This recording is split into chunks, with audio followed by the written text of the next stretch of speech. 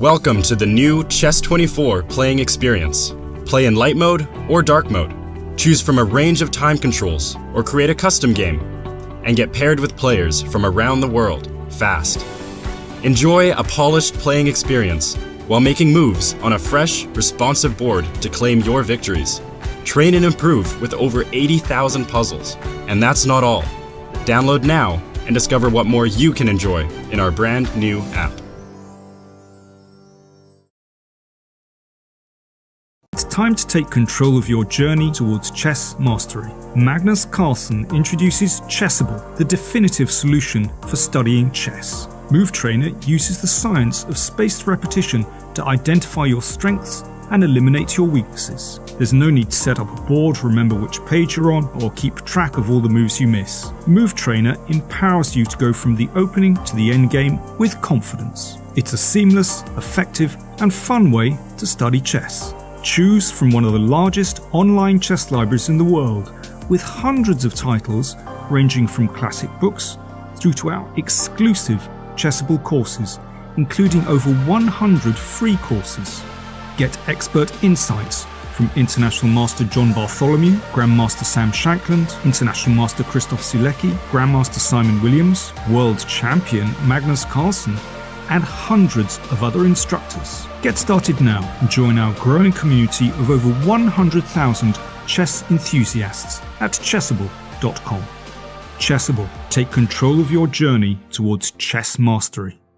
Welcome everybody! My name is Jan Pomnishi, former world chess champion. Are starting a new course here for Chessable. A very special Chessable course. Master your chess with Judith Bolgar. You know what? I learned a lot.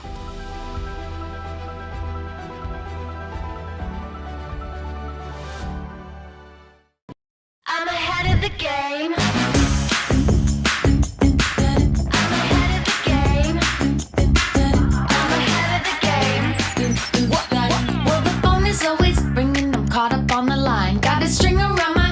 Remember who am I? I'm a boss and I'm honestly off my rocker, but follow me, I'm ahead of the game. I'm ahead of the game. I'm only ever slinging, I'm working overtime. Got the song and I'm the singer, the melody, the vibe. I'm a prodigy, logically, I'm impossibly wanted, and they'll remember my name. They'll remember my name.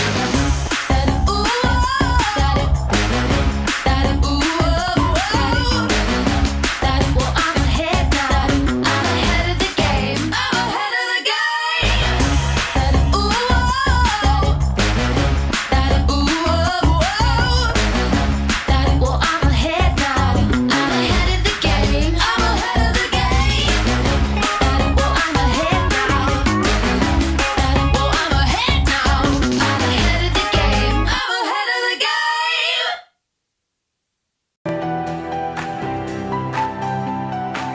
Okay, so let's send a challenge.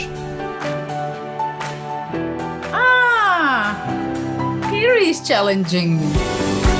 Nice graphics, easy to see. Oh, what are you thinking about? You're looking how it can be the most painful? Exactly. Okay, fine. That I give him up a phone. He wants to be even rude. As a kid, I spent hours every day reading about chess, about openings, chess history, and games played between world champions, grandmasters, all of them.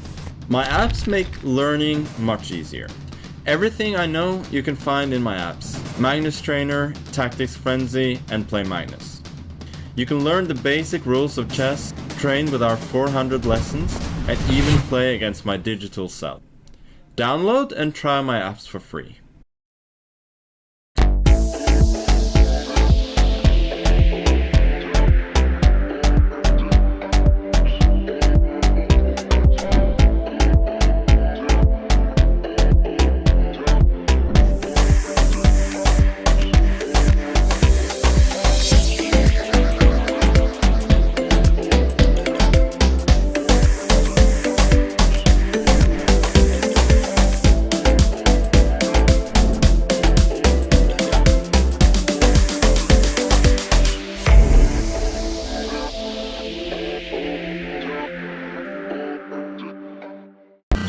This is John.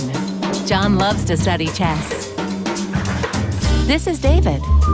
David loves to study chess as well, but efficiently. John spends more time setting up the board and figuring out what's on the page of his book than he gets to study. David likes to take it easy and use his time wisely.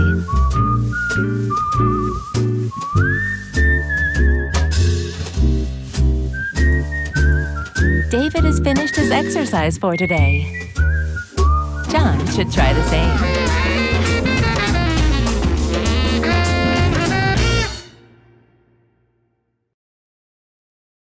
Hi there, it's me, John Chess, inventor of chess. And are you sick of sucking at chess? Well, lucky for you, I have also invented AIM Chess. Look at this chess puzzle.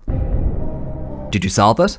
Of course not, that's because you're not using AIM Chess. AIM Chess is a digital chess trainer that helps you improve by creating unique lessons based on your recent games. Just link your chess.com or Lichess account and feel that brain wrinkle. Yeah, see, you shouldn't have blundered your queen just there. Now I know! Thanks, AIM Chess! Now all that's left to figure out is how that funny horse moves. They even got acquired by that one chess player other than Hikaru, so you know it's good. Hi, it's me, that guy I just mentioned, and I am the best chess man in the world. But thanks to AIM Chess, I also have a girlfriend now as well. This could be you! Personalized training, game reports and analysis disease, study plans, thick, luscious hair, intuition builder, all this and more available on AIM Chess. Hello? Courtney, did you know that AIM Chess users improve their ratings 43% faster than average? What? So what are you waiting for? Join AIM Chess today. Links will be somewhere, probably. I don't know, I just made the video. AIM Chess. Sign up now and get 50k silver and 2 free months off your VPN. Now that's what I call a Queen's Gambit. That's so fucking dumb. AIM Chess. For when you aim to chess. That's their slogan. It's what they say. Ready, aim, chess. That's another. Look, just sign up for AIM Chess, okay? Just, come on, literally, why not? Alright, just stop being a dick for like 5 seconds and just go, alright? Jesus Christ.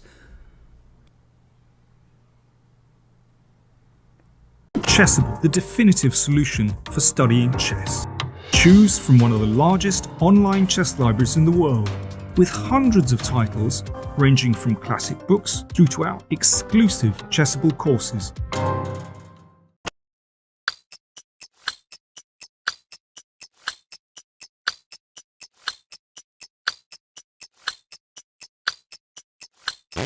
Black king is definitely in trouble. Did you see checkmate here? Let's start with the most forcing move, Queen f8. Now, only move, King h5. Full credit if you got the next one. Fantastic move. This sacrifice clears the key squares. If h takes, Queen h8 is mate. So King takes is the more difficult line. Always trim the branches that are shorter first.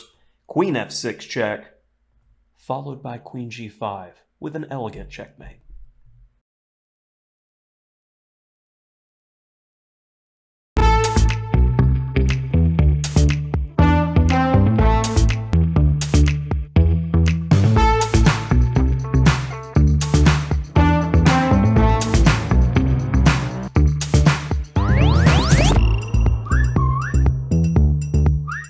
The greenfield is a very good opening for those of you who are striving to get a double edge. In this video we're going to look at the latest developments in the 6 bishop g5 knight off. I'm gonna start with sort of my first official Stonewall game. The idea is not to fight against any opponent move, prevent everything, defend and so on. No, it's just to move.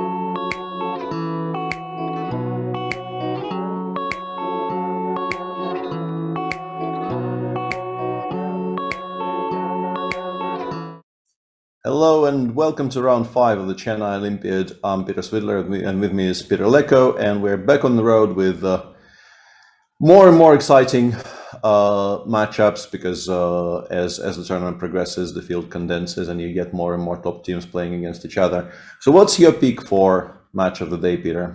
Well, I mean, I definitely feel that India too, the Indian youngsters match versus the very, very experienced and very dangerous Spanish team. I think this is definitely a very big highlight. And it's also board number 1, right? Because the Indian kids have the most board points. Yeah, India, I mean, the India 1 team will still occupy the, supposed top board because they're always there. They've been parked there for the entire event, which is understandable. This is what often happens when the host team is playing well. But yeah, India 2 is on 15 out of 16. They made their first 2 draws yesterday. So far, absolutely crushing the event. Really exciting to watch them play.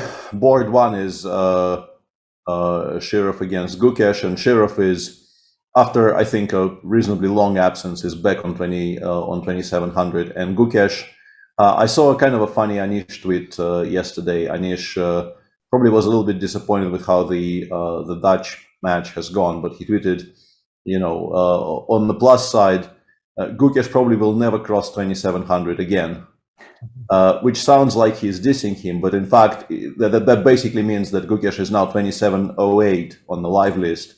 And Anish is saying that throughout his career, he will never go below 2700 again, which I think is a sound bet. Like, I'm not sure, if Gukesh continues playing until he is 50, maybe something will happen. But for the next foreseeable future, I think he will only really go up from here. So it's a very interesting pairing. And yeah, this is what you're watching on your screen there, Alexei Shirov. With white against Gukesh, but the rest of this match is also very, very exciting. Yeah, it's also clash of the generations, yeah, because Shirov really incredibly, I mean, having 2700 plus, and you remember that you were surprised at how on earth is Jordan Van Forest under 2700. Well, basically there was this match beginning of June, yeah, when Alexei Shirov crushed Jordan Van Forest in that classical match and simply collected all the rating points from Jordan. And I would very, very much warn anyone trying to challenge Alexei Shirov for a match, because he's brutal in match formats. Yeah, and he's also playing, the best chess he's played in a while. Probably not the best chess of his career, because, in his absolute heyday, he was, undisputed world top 5 player, and I think at one point was very close to world top 2. But he definitely hasn't played as well as he's playing right now for a bit. He's enjoying some kind of a resurgence for the past, I don't know, year and a half, and it's extremely nice to see, because when Shirov is playing well, it's just such fun to watch. Because basically nothing changed. Like, in his approach to chess, nothing really changed since he was a young kid. He still plays extremely, fighting, dynamic chess with both black and white. He, whenever possible, goes for sharp, unclear positions. Plus, as we've been discussing before, he's also, I want to be the first one to use the word underrated, but I think it's untrue. I think people actually kind of by this point know how good he is at endings. So an extremely strong all-round player, and yeah, a joy to watch when he's playing well. Yeah, absolutely. And I knew that Gukesh definitely will play e4, c5, knight fc, knight c6, because he loves to play the Sveshnikov, and also he plays a lot of Rostolimos. And I really like Alexei's choice of going for third move knight c3, because I don't recall Gukesh having so much experience with it. And being a Sveshnikov player myself, from earlier years, I know that it's kind of a tricky spot, because if you play the move g6, then you go to dragon type of structures, yeah, with d4, the accelerated dragon. Business very, very sharp, which has a tendency also to simply transpose to some very, very sharp main lines. Otherwise, you are supposed to play the move e5, which I also played a lot in my career. But if you are a Sveshnikov player and if you are a young player, I'm not sure that you are so familiar and so happy with such structures. And I also want to briefly mention that today we are seeing something that you don't often see these days, which is basically quite clearly team preparation against team preparation, because this is board 1. On board 3, we have exactly the same, but slightly further progressed in the game between Santos Latasa versus Prague. Prague not hesitating to play e5, and actually Gukesh now already played e5, so we might have this kind of a really mirror, well, not mirror, but kind of an identical opening here. And we're also potentially going to have 2 very similar Nimzos on the boards where India 2 are playing white. We have this Nimzo in the game between Adiban and Iturizaga Banelli, and Anton David is thinking on move 4 here against Nihal Sarin, and if he castles, I'm sort of expecting Nihal to also go a3, and you really don't see this very often, where not only both white games for a team are very similar, but also, for the time being at least, both black games are potentially going to be repeating each other for the opening phase. Yeah, this actually adds a lot of pressure for the players, because the stakes are doubled. Yeah, imagine if white gets advantage, then it's fantastic. But if you don't get any advantage, or one of the players shows the right way, yeah, so and then the other one can simply follow. Yeah. But no, Nihal Sarin opted for castles bishop d3, so there we will be seeing a different approach. I mean, just one little remark to the Adiban Iturizaga game, because this is quite striking that suddenly, I mean, we see all kinds of a3s happening, and this move order with playing 4th move e3 castles and 5th move a3, I think simply did not even exist until very recently, when Grishchuk started using this move order, and he has won a couple of important games. He's mostly using it in rapid events, online rapid events or blitz events. It's a very tricky kind of move order, because you are inviting black for millions of different transpositions, and if you are kind of surprised, then making the choice or deciding on anything, it's not so simple. Yeah, and as someone who at some point looked very, very seriously at a3 on move 4, that was basically my preparation for the London candidates in 2013, and I even beat Levon in that line in the candidates, which was kind of a nice thing to happen for somebody who just basically began playing 1d4 for that tournament. A3 followed by e3 is something you can do. You normally try, like a3 in general is connected with faster systems, like trying to play f3 and d4 as quickly as possible. But e3 definitely does exist in a number of lines there. So yeah, it's an interesting kind of a change up. Perhaps trying to provoke it sounds a bit strange to say you're provoking an early castling, but maybe in some lines black doesn't want to hurry to castle kingside so early, and maybe like b6, bishop a6, and knight c6 would be more useful instead of castling. So yeah, it's Nimzo is a very, very complicated opening. I don't claim to understand it properly, but there's a lot of things which used to be considered completely harmless, which probably aren't so harmless if you study them from the white side quite well, and you know which questions to ask. Oh, wow, and we are actually getting now to the Botvinnik structure, and I believe that usually if you play like this is exactly what you are hoping for from the white side. Yes, c5, bishop d3, d5 was played, now white captures cd5, and after ed5 we might be getting that position that we discussed in the very, very first round of Wesley So's game, when black is trying to go b6, bishop a6, but white has this very, very dangerous idea of breaking in the center with f3, e4. Yeah, and as that game showed, even endgames are very, very tricky for black to navigate there. I was expecting Wesley to go for some kind of a middle game plan there and try to deliver mate on the king side. Instead, he quite happily traded queens off very early and still won. And now also because Iturizaga is in fact thinking, yeah, it's not like he wants to blitz out the move ed5, but already if you don't take ed5, then what do you do? Because otherwise white has also tricked black a bit.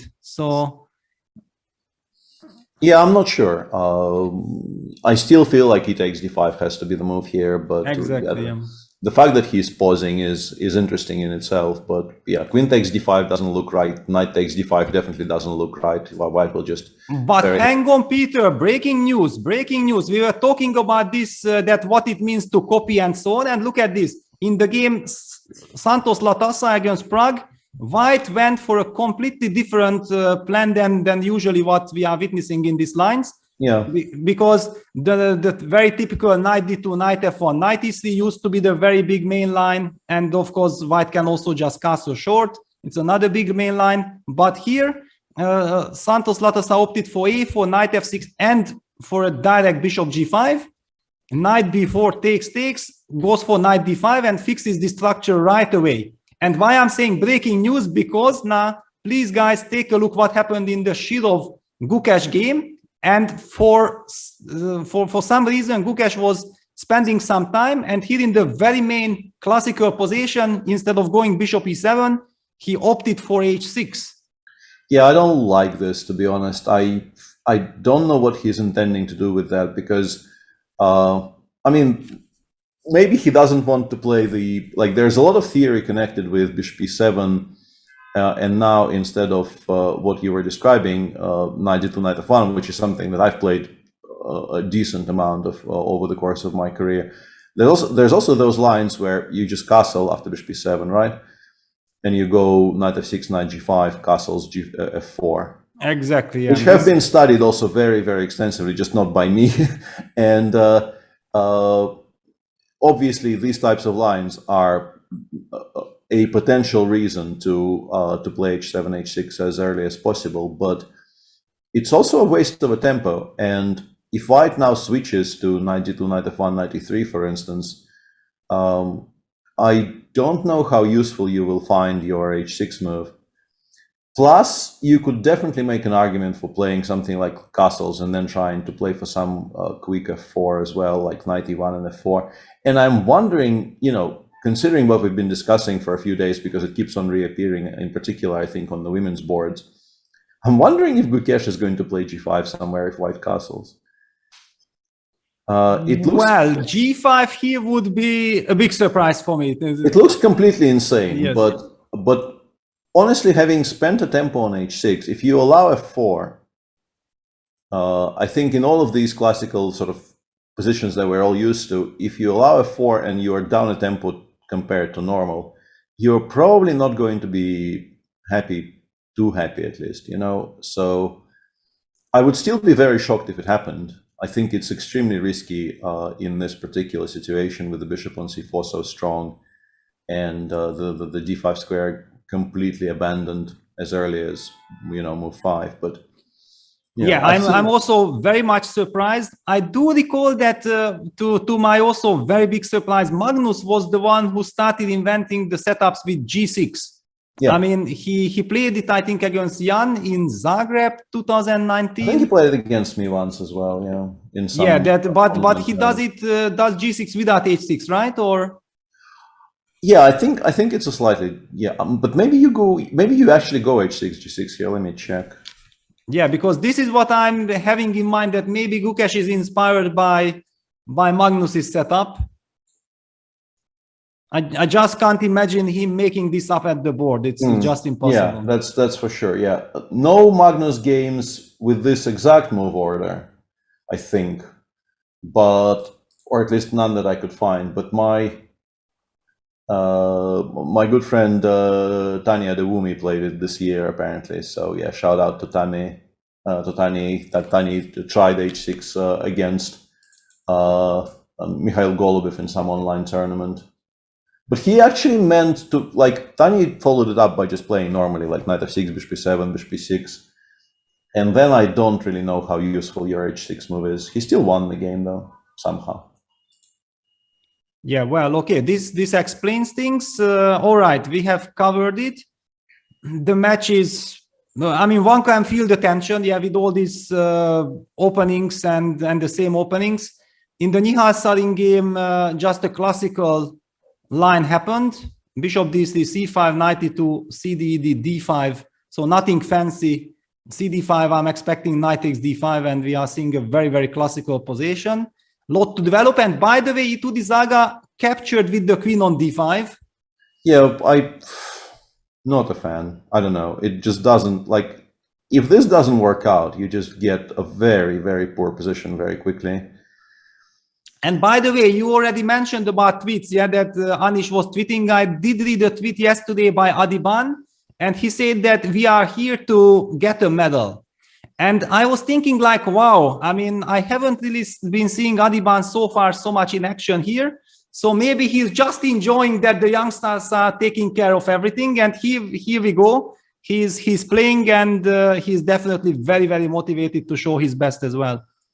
Yeah, absolutely. And I think it's a kind of a very fun environment for him to be playing around these kids, because they are incredibly enthusiastic about chess. I think this entire group of Indian players gets along really, really well.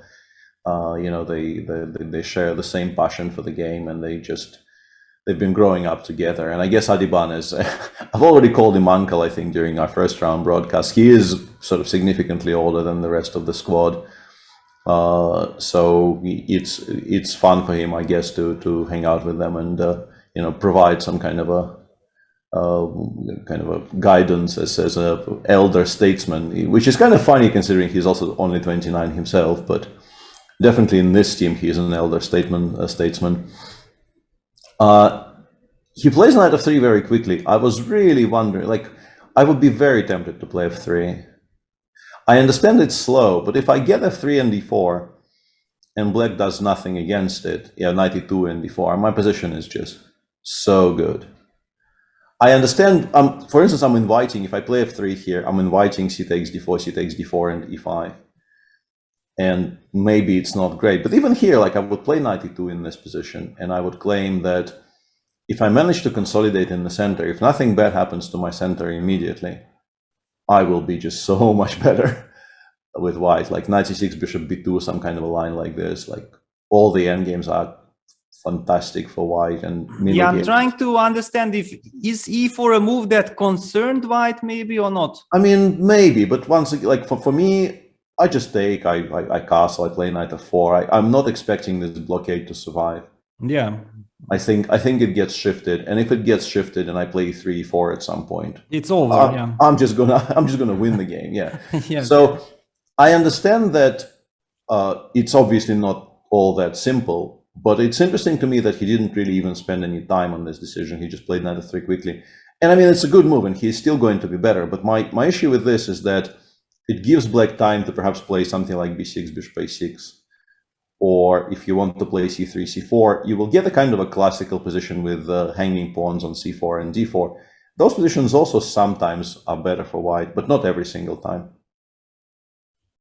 Yes, I understand. Yeah. All right. So we covered the first match. I mean, this is a match of the round for us. Yeah, the Indian youngsters versus the very experienced, fantastic Spanish team. And what about the main Indian team, the India #1 versus Romania? I mean, Romania is a very, very tough team to beat. They are extremely solid. If you look at the ratings, you might not find anything special.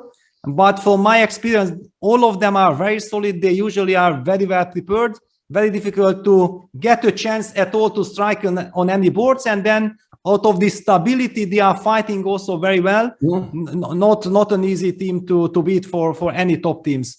Absolutely, but the positions, basically, we have three kind of a dry-ish theoretical positions there on board one. We're having this kind of a very old school. I don't even know what to call this. This is just Queen's Gambit declined with a very slow development from black, I guess. You know, it's not the classical Tartakover, Makagonov, Bondarevsky, the TMB as we used to call it in my childhood. Because I think that starts with b7, b6 before you play b7. Yes. But I think it's likely to transpose into something along those lines. So I think we can leave this be, because the next 5 moves will, I think, determine what the structure will be, and then we can talk about it some more. There is some kind of a Carlsbad structure, but with the bishop on c1 on board 2. I would assume Vidit is just completely fine, because generally speaking, these structures are not so bad even when white has a bishop on g5. And with the bishop on c1, you really, I think, aren't pushing for very much, at least not straight out of the opening. Yeah, however, there is an important story here, because this is my opening. Yeah, this is the Nimzo and my move order. Yeah, this is what I'm always playing with black, because we have seen David Anton has, for example, here after bishop d3 played the move c5, which leads to much more quieter games. I always like to play d5 and provoke white for this cd5, ed5, and then okay, that's why I'm playing the Nimzo from the black side, to get also interesting fighting positions. Ace-3, this is the modern kind of stuff. Yeah, ace-3, bishop d6, queen c2, c6, knight e2, rook e8, castles, knight bd7. Yeah, for example, yeah, black plays the most classical way. However, the reason why I was telling you this, that I read an article, a game annotation by Shankland, and Sam was saying like what to do against the Nimzo. I mean, it's such a solid opening, but people suddenly play this c takes d5, e d5, knight g2 structure. They go ace-3, queen c2, and they are kind of often worse with white, but they keep on winning. And Vidit is exactly the person who lost, I think, 3 games just this year against these very systems in the black pieces. Yeah, it was really striking that Vidit lost a very, very crucial game to Rapport in the Grand Prix. Then he lost, first he lost to Aronyan in the very first Grand Prix. He lost in the second Grand Prix to Rapport, a very critical game in Belgrade. And then he went on to lose in Prague to Hari Krishna as well in the very same line. However, in all those games, he was perfectly fine out of the opening. So it had nothing to do. It's more like a psychological situation. But I feel like after losing 3 games, and then Lupulescu is not trying to use for the fourth time, it's not going to work. I mean, this is exactly the moment when Vidit will start to score some points in this system. Probably, yeah. And it still kind of confuses me why this is supposed to be good for white, but I will accept your wisdom. I wasn't following it as closely as you were. I wasn't aware of the whole, subplot of Vidit having trouble against this particular line. There's also a very theoretical position on board 4. It will look maybe slightly strange to our viewers, but this is all, I think, reasonably old and established theory. And despite the fact that the pawn on d5 is about to fall, even though interestingly white hasn't taken yet, he's been thinking here for a bit, and rook takes d5 is available, but he is clearly considering other options. But rook d5 b6 is a very, very well-known position where black gets a lot of play against the white weaknesses on the queen side, and I think generally is considered to be completely safe as far as I remember. Well, there is a slight twist that this used to be the old decision. Yeah, and I do recall that when we discussed this with Kramnik back in 2008, we kind of discovered some ideas for white, and I believe that he even went on to beat Halifman maybe in a rapid game. Showing those ideas that we discovered. And afterwards, because for sure not all our viewers are familiar what we are talking about, this is a very important line in the Ragozin, when white goes for bishop g5, h6 takes line, e3 castles, queen b3. So it's a system which was also very, very close to Kramnik's heart, and also to my heart, that if white could force some endgame, and in endgame we can find something that's actually lovely, because Ragozin players usually are looking for some very interesting double H fights, and this is kind of a forcing variation. You take everything, and after knight d7, rook d1, I think that the move that killed the line completely was actually knight f6.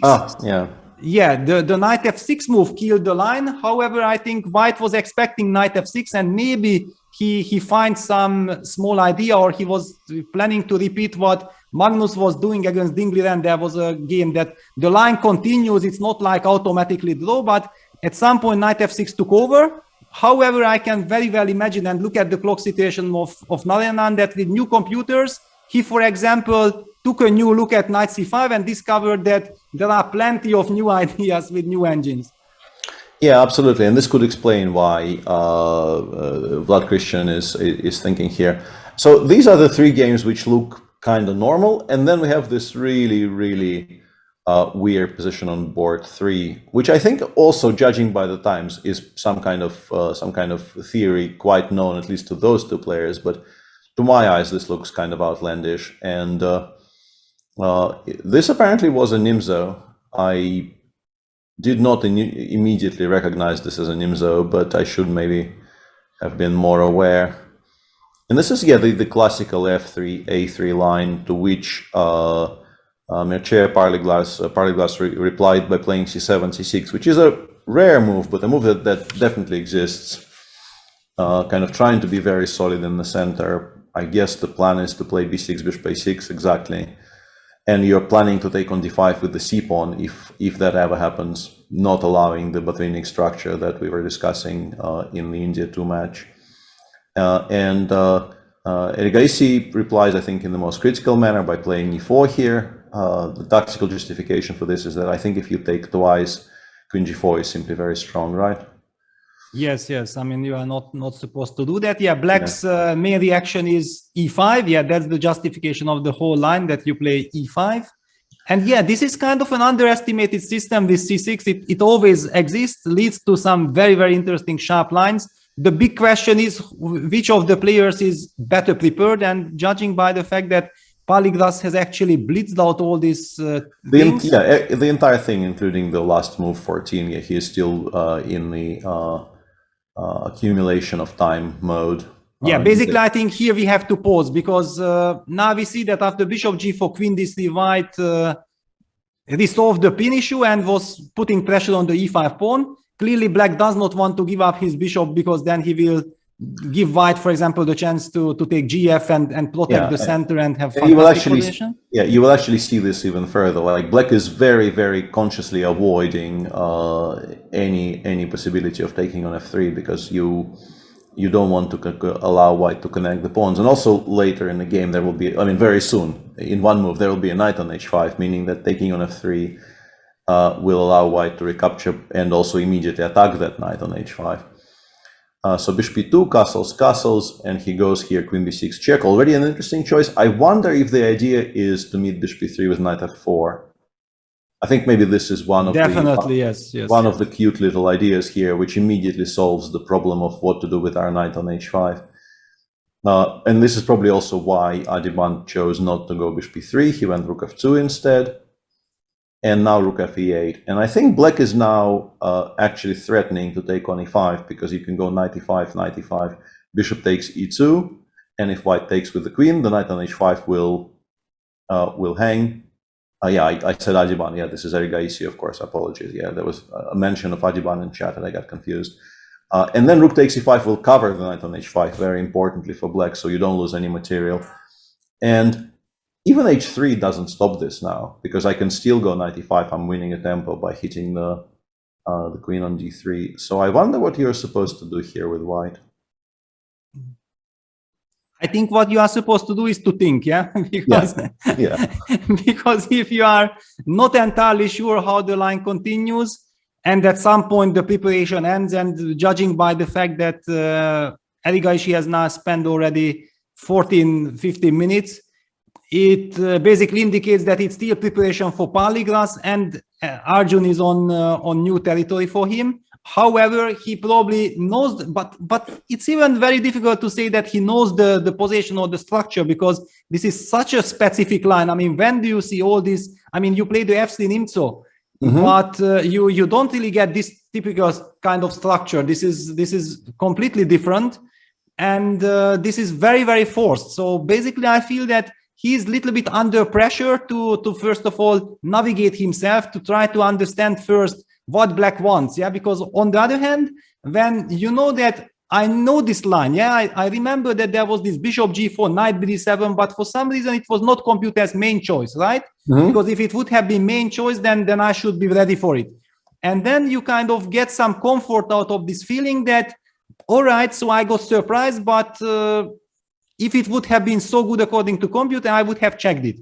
And and now you are trying to make sense. You might be also critical that maybe the guy had some better computer or whatever. Yeah, those are the thoughts that modern chess players has to constantly deal with, and then calm himself down and then try to think quietly about the position. Yeah, absolutely. I'm still kind of unsure how to proceed here, because obviously if you allow knight takes e5 and a lot of pieces come off and the knight on h5 is somehow not in trouble, you start preferring Black. White has a lot of pawn weaknesses to potentially, you know, for Black to play against later in the game. So yeah, the next. Okay, hang on. Let's make a couple of moves then. If you play h3, you have knight takes e5, right? I think this is I can. Yeah, I think I can take. Yeah. Yeah, this is what you mentioned. The line sort of continues though. Like if I take, let's take. I also have some move like queen d, but then you just take on f3. Yeah, it's or you just don't. Okay, how do you react to queen d4? I guess I have to play bishop f3, right? But I'm maybe not that unhappy about it. Because yes, who knows? Bishop f3, gf3. Okay. Yeah, I wanted to go rook d8, but then all of my knights will be hanging after the queen trade. But hang on, you also have maybe some c5 move, yeah? The tempo. Okay, I mean, basically that's the situation. You have to calculate like crazy. One move away from something can have really. Yeah. Also, I want to mention a quite cute line. I don't know if it works, but just in current position, somewhat weirdly, even if you play rook b1, maybe you can take on e5, but he actually chose bishop e3 already. Yeah, he chose bishop e3, queen c7 back. Played instantly once again by Mircea. Which indicates that probably bishop e3 was one of the top moves from computer. It has to be. It's a very logical choice. Yeah, you push the queen away, you unpin your rook on f2. It's a very, very logical move. Yes. Yeah, well, I mean, okay, a lot to look forward to. Yeah, it's clear that white is white, so yeah, black is well prepared. It doesn't mean anything. Yeah, it might be also some kind of a bluff. Maybe objectively, it's not even enough to equalize the game, but the surprise value, yeah, that's what means a lot in a practical game. All right, so we have covered these first two matches quite nicely. Let's take a look at match number 3. Yeah, we have a very interesting classical clash between England against Armenia, and sorry and apology for everyone because we got fooled by the game notation yesterday. Armenia went on to win 3-1 against Austria, so we simply had the wrong games and then gave you the wrong information about the result. We're still not entirely sure what happened there, but clearly. I mean, the most likely explanation is that the colors were somehow reversed, because otherwise it makes no sense whatsoever. And yeah, today Armenia is playing against England. Yeah, Gabi Sargsyan playing against Miki on board 1. Both of them almost but not quite 2700 right now. Both of them have been 2700 in the past. Very, very strong players. Miki needs no introduction, but perhaps some people don't know Gabriel as well. And he, it's a kind of a very specific case. He, I think, best known actually as, first of all, he's worked with, I think, with Levon for quite some time, but also I think he's best known as just an unbelievably strong team player, specifically for the Armenian national team in Olympiads and European clubs and European teams and so on. And all on the back of his very, very strong performances, I think the Armenians have won a number of Olympiads. Not only his, but I think his in particular. Yeah, this structure always kind of confuses me because I don't quite understand why white is supposed to be better. But I see it being tried all the time. I also tried it myself. Like, one of the reasons I don't see why white should be better is that I tried this myself more than once. And I never got anywhere at all. Like, I just don't really understand why you are supposed to have any advantage here. But sometimes we are from the same school, Peter, because I also have exactly the same thoughts. I mean, okay, with black, I just cannot imagine to have problems. And with white, I would just not be able, because I'm not a believer. Yeah, you really have to be a believer in this to understand what you are doing. And what was a shock for me, that in fact it was Vladimir Kramnik who brought it back for the candidates against Levon Aronian in 2018, the Berlin candidates, and he went on to win a very, very interesting double-age game. But also I feel like it had nothing to do with the opening. Yeah, I just don't think we're aiming for much. In this particular case, though, black has already invested a tempo in a6 and a tempo in h6, whereas white so far made sort of 0 unnecessary moves. White just developed and played bishop e3. So maybe this is why we're supposed to have a little bit of something. But on the other hand, we probably are supposed to care that knight a5 is a threat now, right? I would assume that we are not very happy about this bishop being traded for a knight. And that means that we might have to spend a tempo on something like a3 or a4, one of those moves. And that equalizes the tempo situation quite neatly for black. So I'm not entirely certain how this is supposed to go. Like, the plan for white here is to play queen e1 and then to play maybe knight h4, queen g3, some kind of a setup like this, try to establish some pressure along the f file, in particular if black castles kingside, which Gabi hasn't done yet. So he still retains the option of maybe castling queenside at some point. But yeah, there is also always the big question. Yeah, clearly, as you said, yeah, as you indicated, and wow, Mickey actually tries to use the momentum with d4. Yeah, that's the other way of dealing, also with the knight a5 threat, of course, because we're giving ourselves additional squares. Yeah. Yeah, maybe exactly, because usually now the pawn should be on h7 and we should have been already castled, and then all this opening up the center with d4 is not dangerous at all. Yeah. It might be different. In any case, yeah, it's not to play for. Sure. And another important thing about the move d3, d4 here is that I think much of my kind of a pessimism about this structure comes from the fact that black very often just goes bishop e6 himself, and everything becomes entirely symmetrical because you're finding it hard not to take on e6 when that happens. And by playing d3, d4, we are, at least for the time being, basically making it very difficult for black to play bishop e6, because there will be a fork with d4, d5, of course. So that actually maintains some, disbalance and asymmetry in the position by stopping the move bishop e6. Yeah, we'll be watching this one. I mean, white so far is better developed, but black's structure is incredibly solid, and okay, maybe just very, very quickly from the start to understand how did and why did black lose those tempos for h6 and the a6, yeah? Bishop c5, knight c3, yeah, because, okay, there is a little bit of a confusion, yeah, that if black plays d6, then white can go for knight a4 and try to take the bishop. And for this reason, then there are two options, that if black plays a6, then it does allow some bishop g5 sharp lines. And maybe Gabi just felt like, no, I did not expect this line. I haven't checked it recently. I don't want to go into it. Anyway, I have a very solid position, so let me just avoid anything. So he opted for a6, and after castles, now he again opted also for a6. And then Mickey used the chance immediately that, okay, so you have covered my ideas with knight a4 and bishop g5, but you lost tempi. Tempis, then I'm gonna use it with bishop e3, and that's how he grabs the initiative. Okay, yeah. On board 2, we have Leko commentate playing with white against Luke McShane, and it's a kind of a classical Queen's Indian, which sort of stopped being very classical in the last couple of moves, I feel. Although I'm so much not an expert on the Queen's Indian that I will just give this to you. To be honest, I'm an expert, or I used to be an expert on bishop a6, yeah?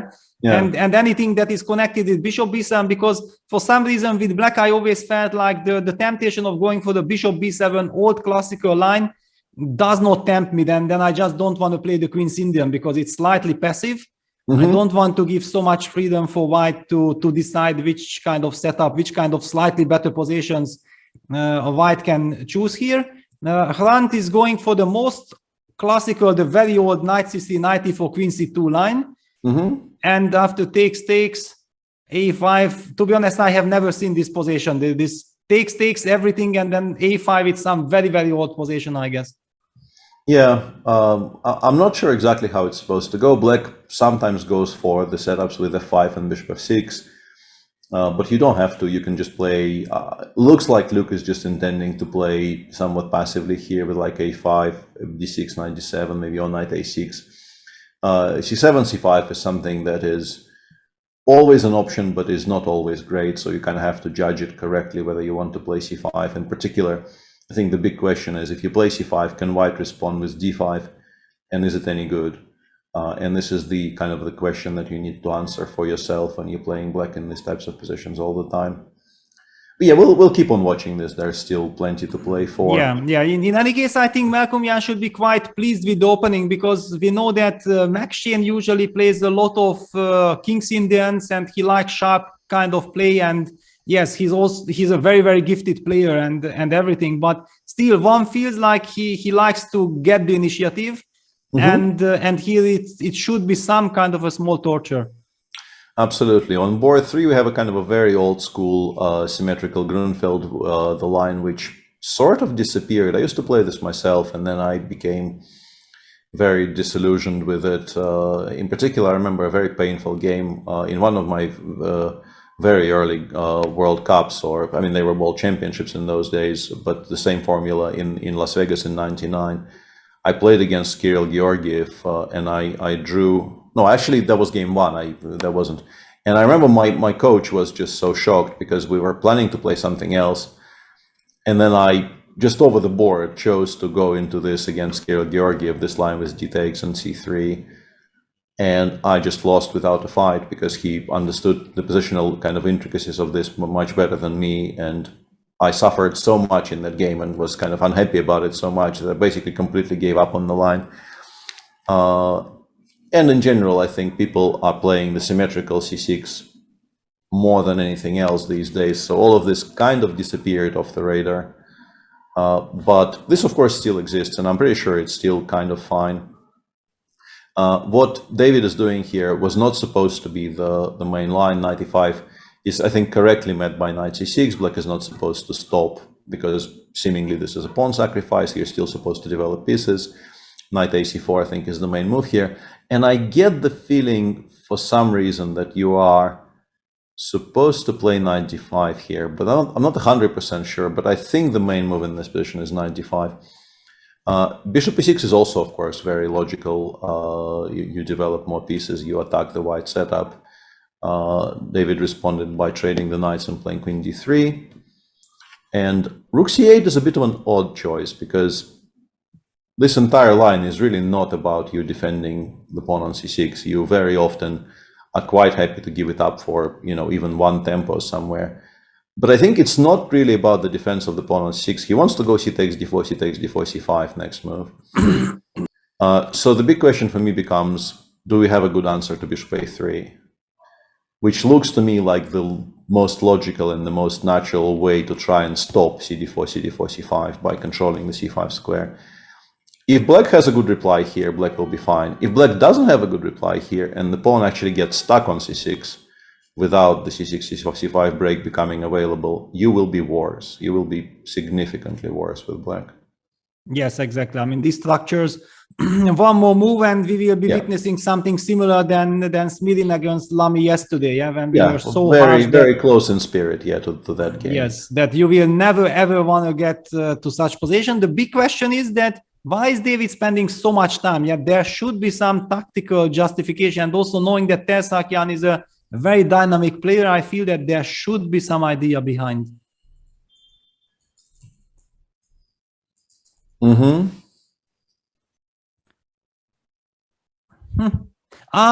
on. This bishop a3, cd, c5, does it exist or not? Anyway. Well, this is clever. Bishop c5, knight d7. Yeah. If I take the pawn, you still have knight d7, maybe, or something. Yeah, maybe. Yeah, I'm just trying to. Yeah, that maybe this kind of stuff works. And I mean, there is a reason why David is thinking. Yeah, if he would know. I mean, if he knows that he can just play bishop a3 unharmed, then he would have done it already 15 minutes ago. Absolutely. Yeah. And that would be the explanation for Samvel's decision, because I mean, he also understands that you can't play this passively. You will just, you lose very, very many of those games if you don't have the immediate, some kind of a freeing break in the center. You just suffer and suffer and suffer, and you often never equalize. Yeah. So okay, this is David has to think about. And board 4, because I see a big theoretical clash here between Robert Hovhanessian and Gavin Jones.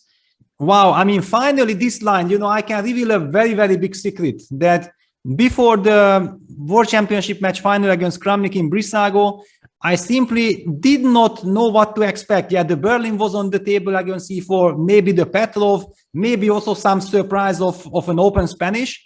And this line I discovered already back then that it is extremely solid for black. Yeah. It's extremely solid, and it's maybe suitable for match situation, because if you prepare it very seriously, and you might just end up making a draw by force. So I was kind of expecting this to happen. Maybe I should have not, and I should have paid more attention to Petrov, because that's what happened finally. Yeah. No, but I've had some experience of this from the white side, because I've never played the Open Spanish. Like, I've been kind of planning to learn the Open Spanish from the black side for the last, I don't know, 15 years, and it never really happened because there was never really any serious urgency to it. But yeah, this is sort of the old main line. They're doing things slightly differently now, like knight bd2 specifically. They are no longer automatically playing knight c5 here, right? They've started playing this bishop c5 stuff, which and also bishop e7, yeah. Also bishop e7, but yeah, the bishop c5 knight takes f2 systems have become quite serious. But knight c5 used to be absolutely the main line, c3, d4, all of this stuff, and yeah, if we discount knight g5, which very much exists but appears to have been, well, not refuted, but I guess the consensus about knight g5 right now is that it's some kind of a forced draw, I assume, right? Exactly. I haven't looked at this in ages and ages, but my assumption is, nobody seems to be doing it, so I guess the computers just say it's a draw. Yeah, after bishop takes a6, knight a6, c takes d4, knight takes d4, a4 is, I think, by far the main move here. And there's a number of things black can do here, but bishop b4 is one of the more forcing ones. And I never knew exactly how we are supposed to get an advantage here with white. We'll see if Robert Ovanesyan has a good idea today. Yeah, takes, queen a4, it's, I think, fairly standard. Yeah, takes, black opts for castles. Rook at d1 c5, bishop e3, queen b6, and yeah, white goes h4, because actually white needs to create some kind of an initiative on the king side, because otherwise, the reason why I was so worried of this line, that eventually black very often will have the chance of just putting some knight on d4 and then trade everything done, eliminate the b2 pawn, and then the tendency of reaching some 4 versus 3 on the king side, simply with rook endgame is just very, very drawish, if not a dead draw on the spot. So yeah, there is a lot of pressure. On the other hand, due to the weakness on a6, it's not so easy for black also to decide immediately when to go for knight d4, when to first put the rook on d8. Then if you trade, you can't really trade with the rook, you can't capture with the rook, because then the a6 pawn is hanging, so you have to take back with the queen. It's slightly artificial. I mean, it's clear that it is black who has to do his homework to perfection to make it sure that he is able to liquidate everything. Yeah, but on the other hand, the position does look extremely solid. The knight on e6, as usual in these types of positions, is like the glue that holds everything together. And yeah, the entire queen side is very likely to just disappear at some point. And worst case scenario, you will have to defend some 4 against 3, maybe on the king side, which should be holdable. But we will see. It's still very early on. So briefly, let's take a look. And people have started asking us for specific matches. But let's briefly take a look at what the United States, the pre-tournament favorite, is doing. Well, actually, it was anyway coming, because it's match number 4, United States versus Israel, and we see that Boruhovsky is again on board 1 for Israel, facing yesterday Anish Giri, today Fabiano Caruana, and it's a c4 opening. Yeah, and it's an interesting line, because you will notice in a moment that white has this really weird looking bishop on h3, but I think I can actually explain how that happens. The point here is that you're waiting for black to play knight f6, and then you want to play d4, e4, knight h4. And that not only attacks the pawn on f5, which is useful, it also, the bishop is not on g2, so the knight on h4 can actually escape to good squares via the g2 square, which is not occupied by the bishop.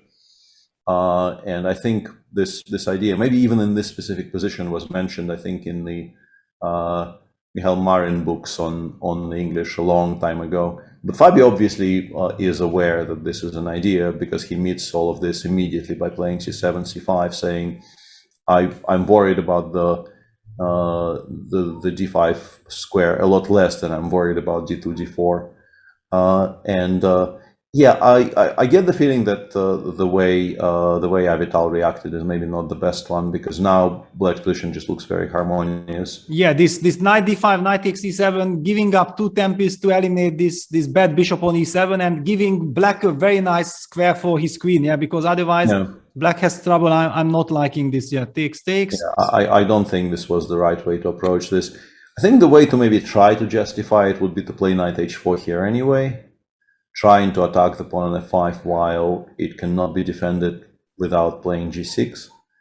I think, unless maybe f5, f4 already works, but I don't know. It needs to be calculated precisely. But Black will not really even be that unhappy about having to play g6.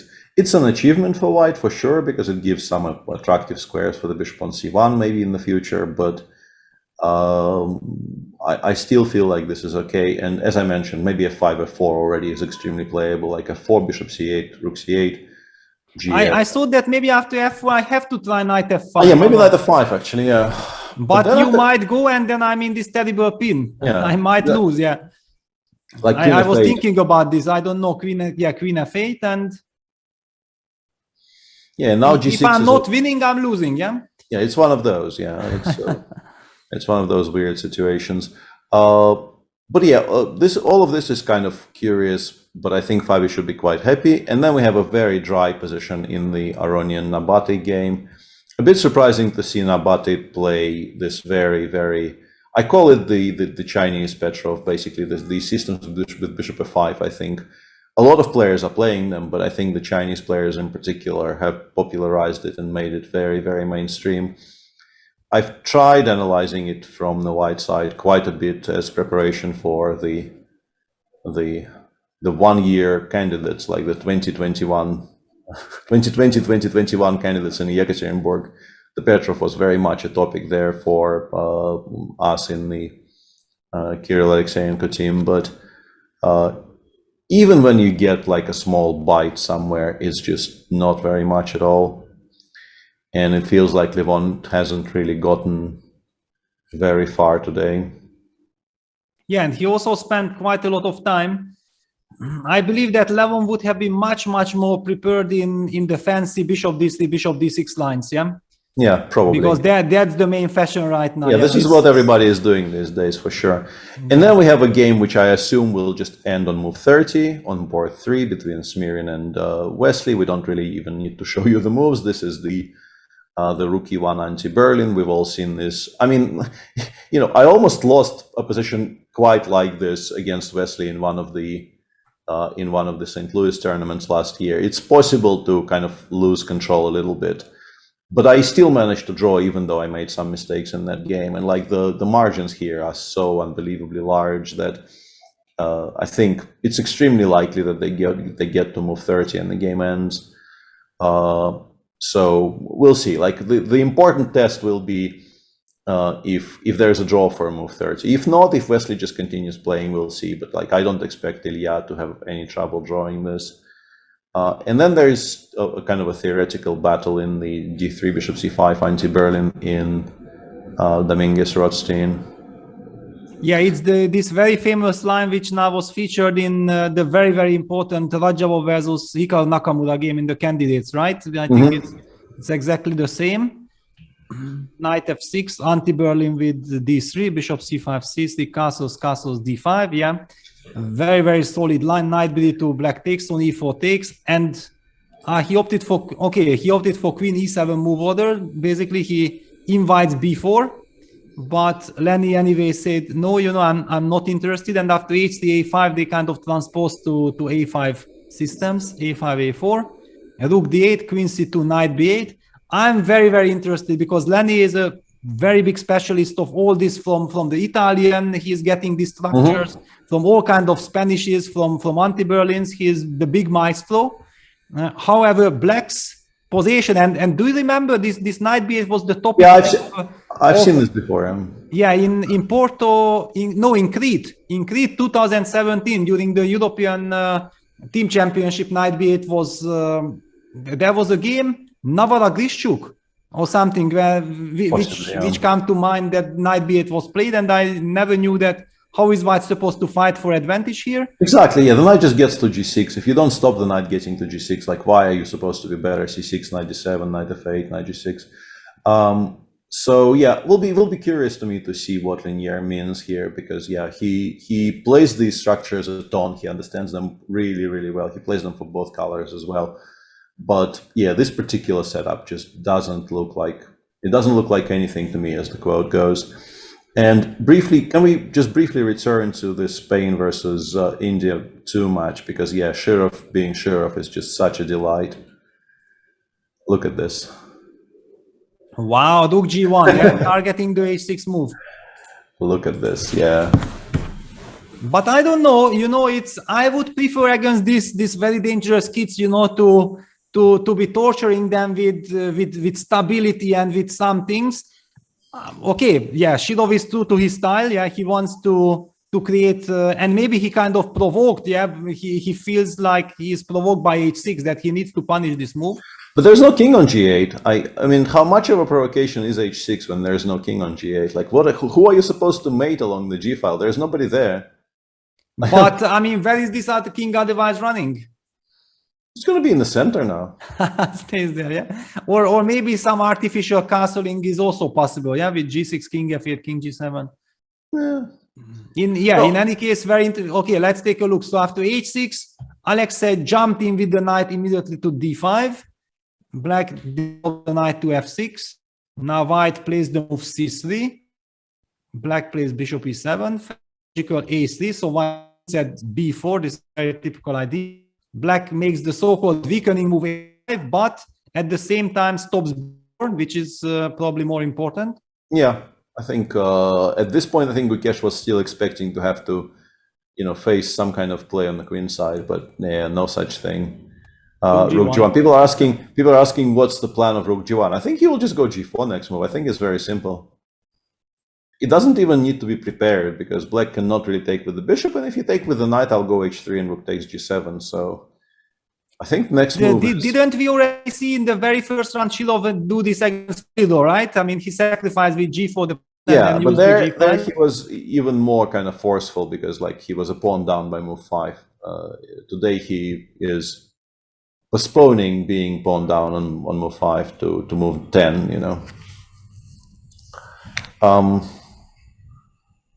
Yeah, it's very curious, because as I mentioned, like without Black already having castled, you have all kinds of options which at least diffuse the threat a little bit.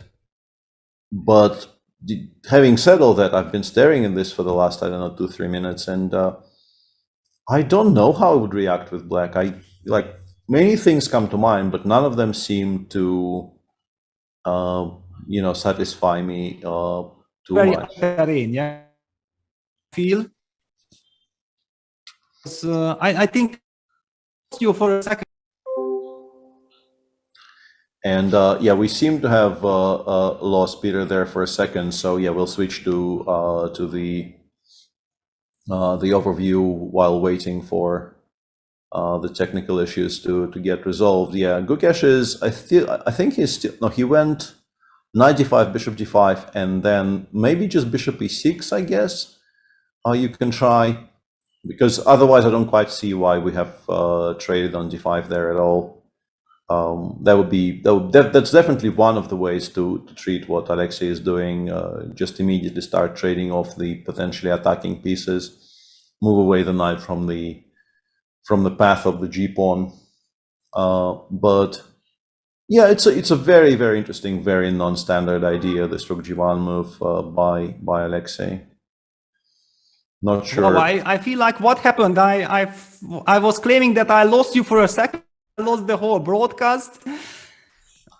Yeah. Oh. And I was claiming we lost you for a second. So yeah, but I mean, did my internet just disappear for like 5 seconds or 10 seconds? So it looked like, yeah. So yeah. Wow. Okay. Happy to be back. We're back, yeah, and Yeah, judging by the video, Gukesh has played knight d5, bishop d5, bishop b6. We still don't have it on our PGN, but I think this is what happened there. And yeah, there it is. Yeah. Still, once again, I feel like we don't really need to go in too deep into one game, but I did think it was very useful to just show it for a second because, you know, as moves 9 in reasonably standard pawn structures go, Rook G1 is one of the more unusual ones you will see today. So thanks for chat to alerting me to. Yeah, especially if it happens in a game between Shirov and Gukesh, we are very happy to join in. Yeah. Wow. Okay. So what do we have? Actually, we also have another interesting detail that Santos Latase against Praga. This is the slow kind of affair that I have been talking about. That, yeah, if you play against youngsters as an experienced player, you might have, you know, this feeling that I would like to play as dry and as strategical as possible because they are so sharp tactically. And I think this is what Latase Santos is doing, that he just wants to avoid any kind of tactical play by Black. So a very standard play, trying to use the knight against the bishop. We have seen this now, this kind of debate in many different openings. One of the games that come to mind is David Anton against Anish Giri, the last round of Vaikanzi 2020. that was a very important game, and we have seen there that, yeah, this Black's bishop has some trouble. On the other hand, Black has two very strong, powerful rooks on the F file. Usually White plays some G3, King G2, tries to get the knight to G4, and then slowly expand with H4, H5. Those are the strategical ideas. Will be interesting to keep an eye on. Where you want to go, Peter? What do we have? Perhaps you know, we've been talking about the open section for an hour. Let's take a look at the women's. All right. Section, and apparently something dramatic happened in the Poland match there. And also people are claiming that Magnus is already better by move 12. At some point we could maybe take a look at Magnus, but let's start with the women's section. Yeah, but also in women's section we have a lot of action. So a specific match, or Poland is playing against that's match number 4, Poland against Romania. And yeah, we were being told that something happened there, but nothing really looks. Wow, on board 4, I guess. Oh yeah, that looks bad. Yeah. Yeah, board 4, Black blunder, knight takes d5. Okay, let's take a look. Wow, this is shocking development. Yeah, because losing the d5 pawn in this very Catalan, it's losing like the most important. Yeah, knight fd7 is already maybe a problem here, specifically for those reasons. Maybe you're probably supposed to prepare it by playing bishop b7, or maybe you're not even supposed to play c6, b6 so early when White goes knight c3. I'm not entirely sure about the move orders here, but yeah, this is the move order that we have witnessed in Hari Krishna against Maslow Vasily's game. Also, it happened that Black played c6. But I think Black played knight bd7 in this position there, because I think allowing knight e5 sort of for free.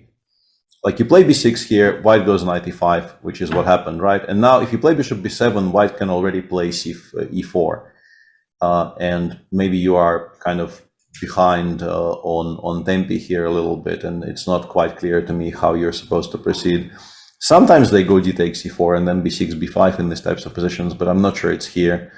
And what she has done, knight fd7, it looks very logical, but it might just lose. Like c takes d5 appears to be winning material now, because I will just take on d5 the moment Black recaptures, right? So, and very simple tactical motif here that the rook on a8 has no move. So yeah, even I don't know if I want to take with the queen or with the bishop. Yeah, it's, just looks very bad for Black. And and then Black just ignored by bishop a6. It's done out of panic, of course. Yeah, after the terrible blunder.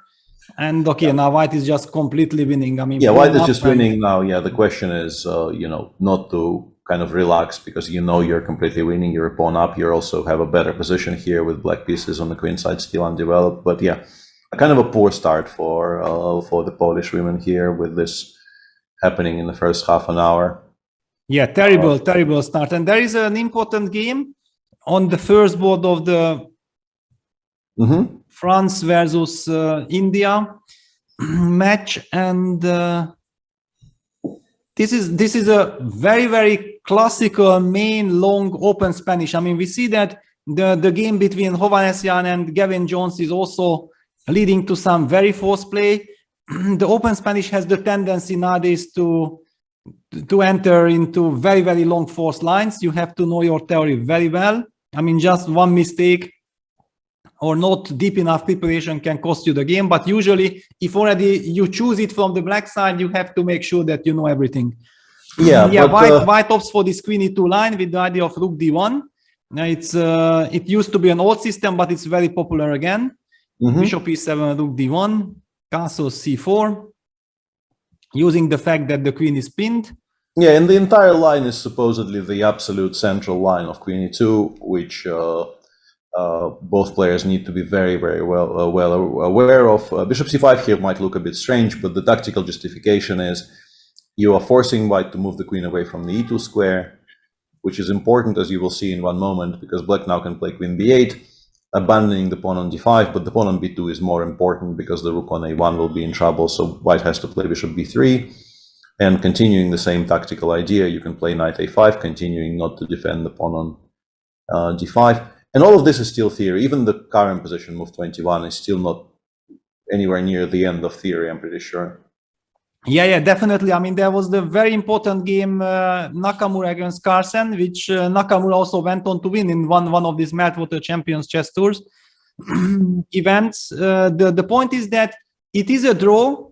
I believe in classical tournament, it's not so difficult for black because you know your stuff. However, I felt like Magnus got fooled by the fact that in a rapid time control, or maybe it was already even in a blitz playoff, white's play is so much easier, yeah, because black has to be precise to finally get that draw. Rook takes c7 happened. White is putting some pressure, but if black knows everything, then it should finally end in a draw. And I'm expecting Hampi to know it, because we know that she's very serious. So what else do we have? Board number 2. Yeah, the rest of this match is still sort of very much in progress. There is a kind of a classical-ish looking London position here with white probably, white will be trying to give mate on the king side and black will be trying not to get mated on the king side. On board 3, we have a sharp, slightly unusual, well, I mean, not unusual, but rare kind of a structure you see in some Nimzos with the bishop on a5 not being traded for anything. Yeah, once again, it's this bishop d2 line, and now we have a kind of a weird Benoni where the structure is basically Benoni, but black has a bishop on a5 instead of a bishop on g7, which is, I mean, it has its pluses and its minuses. Hard to assess exactly how this comes out. Still everything very much in progress. And no, sorry, one thing I want to mention, because as a Nimzo player, I always feel like, okay, what is my bishop doing on a5, right? Because as Nimzo players, we are not used to this. But there are people who play this, what it was called, some dragon stuff. They are doing something like this, yeah? They are going for this Benoni, dragon Benoni with bishop d6, and then they are planning to go bishop c7 and bishop a5 afterwards, I mean, if you get it from this move order, then I feel like, okay, then my Nimzo is just a winning opening, right? But I just want to say, for people who might become sort of sufficiently curious to maybe try this, I think this particular thing has been refuted. I think this more or less loses to like knight f3, bishop c7, d6, bishop a5, bishop g5, and white kind of gives mate or something. Like, as long as you get to play d5, d6, if you allow d7, d6, this is not so bad. But if you play d5, d6 yourself, the position gets kind of cut in half. And I think, at least my impression was that this has been analyzed to a definitive conclusion that some of these move orders are just completely unplayable. Yeah, I just wanted to mention it out of curiosity. Yeah, that there is such thing that as a Nimzo player, you are wondering what is your bishop doing on a5. But then you think about, okay, there are some people who are losing 3 tempi to get there. Yeah, absolutely, yeah. And there is also our good friend Tanya is playing her fifth game in a row because she continues winning. And today she is probably a little bit better against Andrea Navratescu, but not very much. That was actually a classical Cambridge Springs, right? That wasn't an anti-Moscow. Yes, exactly. Yeah. And one game after this, one game that also chat suggested to us is board 4 of the next, actually very next women's match, the one Ukraine versus Azerbaijan, where we have this really weird position on board 4. And white is basically winning now, but it's a very, very striking game because I've never seen this type of a, direct, I'm going to give mate today, I don't care what you do, approach against the classical Queen's Gambit decline. Because if you look at what happened in the opening, they played what appeared to be a very, very normal QGD. And then white went sort of absolute like cave woman. Normally you say caveman, but this is it has to be adjusted here. Yeah, like black castled here, which is a very normal move. And then white said, okay, now that there's a king on g8, I know what I'm doing today, and just went h4, c5, g4, and not even that. It went c takes d4, g5. Just we're not stopping for anything, which is a very, very fun approach when it works out. And it seems like it will actually work out. Black played d takes e3, which is a very clever move here, actually, by Natalia Buksa. Correctly, I think, assuming that gf6, queen f6 is very good for black. But white wasn't, planning to stop for a mere piece. And it's being suggested to us by chat once again that this has been played by Shahryar against Wesley. So none of this is new, apparently. But it's still a very fresh approach to my eyes. Natalia played bishop e7 here. This was exactly my feeling when I saw it. It's very, very much Shahryar-like. I was wondering that did he already play it, or did he simply give the analysis to the other woman team? The position after c5, g4 has been seen actually in 2 games, one this year and one last year, played by Alexander Ryzantsev, who is a very, very good theoretician and somebody who works on chess very seriously. So already this is a kind of a good advertisement for the entire line. I cannot immediately find the Shah game. Also, I think very important to mention that all this is possible because white has not placed his knight to c3 yet. Yeah, that's exactly the kind of big trick. Yeah, that she started with move for bishop g5. Yeah, not to place the knight on c3. And there are now the big questions. Yeah, that Ragozin players usually anyway play bishop b4 check, and you don't really care. Vienna players, I think they will just take d takes c4 and okay, let's continue. But as I said, everybody has his specific reasoning, and probably Buksa is famous for playing Queen's Gambit. Yeah, and then probably, of course she sticks to her kind of weapon, and then suddenly the Azeri tricky or Shahryar's tricky system. And there's also a slightly curious kind of a detail there, because if I'm not mistaken, she's married to Rauf, right? Okay. No, I didn't know this exactly. I think she's married to Rauf, so there's definitely some degree of internal knowledge there when those two teams are playing against each other. So all of this is quite curious. But if we talk about simply the position on the board, I briefly looked, and after g takes h6, the engine suggests playing g7, g6, and says everything is still sort of under control, as much as things can be under control in a position like this. But instead, Natalia played bishop b4 and queen f6, which looks kind of sensible, but also you're allowing hg7, which I don't know how happy you are. And maybe she missed rook h3, because, she went for this position. Maybe she thought she's winning some material here, but rook h3 just protects everything. And now it seems to me that white is just kind of winning because you're an exchange up. And as you see after queen g4 and h5, there's also this very big problem of just what do you do about the h pawn running down the board.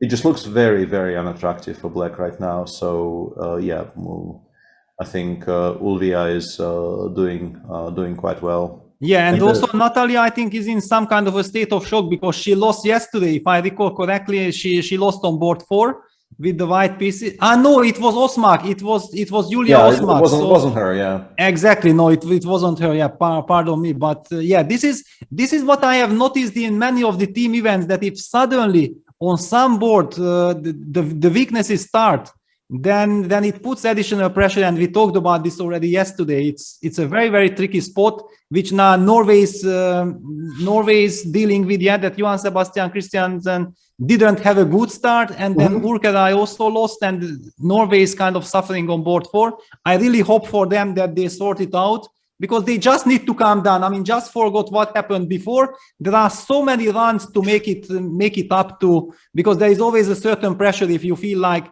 maybe because of me things are not going so well for the team, and then you win one game for the team, and then all this big power comes back, and you feel that, yes, I'm now very important. I really hope for the Norway team as well that this happens as quickly as possible. Yeah, absolutely. And in the rest of that match, I was going to say there are 4 normal positions, but actually Maria Muzichuk, perhaps watching what's happening on board 4, has just played G2, G4 here. I don't know what to think about that. Yeah, it looks like it's a bit premature, but on the other hand, maybe we're kind of in time to play G4. And if the queen has to go, let's say, all the way back to A5, we just go, I don't know, F4, G5, and then the entire thing is very, very easily justified because we start some kind of an immediate attack on the king side. So yeah, a very sharp position. There's also a theoretical fight in a very, very fashionable line of the Grunfeld here with Govar Midulaeva playing against Anna Muzichuk. Once again, no real need for us to go too in depth. I will just say that this is a very, very topical line. There's a lot of high level traffic in this line these days. White wins some games, but I think currently most games are end in a draw. And Anna Oshenina is playing some kind of a. You never know where this comes from, right? I actually had to look at the score. Yeah, exactly.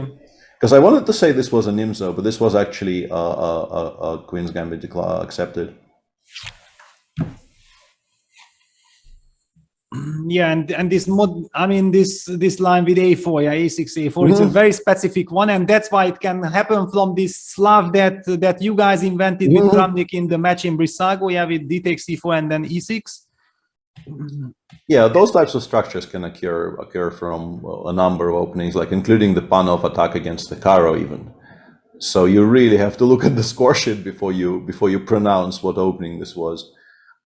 Yeah, seemingly like a very playable position. Black has established some kind of a control over the d5 square, but there's still some issues with developing the rest of her pieces. Bishop a2, I think, is a very kind of an important idea in these types of positions. Planning, I guess, rook a d1 and then bishop b1, or rook ac1 and then bishop b1. But perhaps in the future intending to play along the b1 h7 diagonal. So a very finely kind of a poised match. We don't really need to go too far into those things. People are telling us Magnus is already winning, so perhaps before the game is over, we can. Yeah, winning is strong, but yeah, he is doing well here. Yeah, this is a dream Nimzo come true, right? Yeah, and it's it wasn't exactly a Nimzo, and then from. It turned into a Ragozin, and then it turned back into Nimzo. Yeah, this is modern chess. Yeah, and I think Magnus kind of triangulated his opponent here a little bit, because yeah, some tempi have been wasted. Like bishop d3 here is a little bit naive, I feel.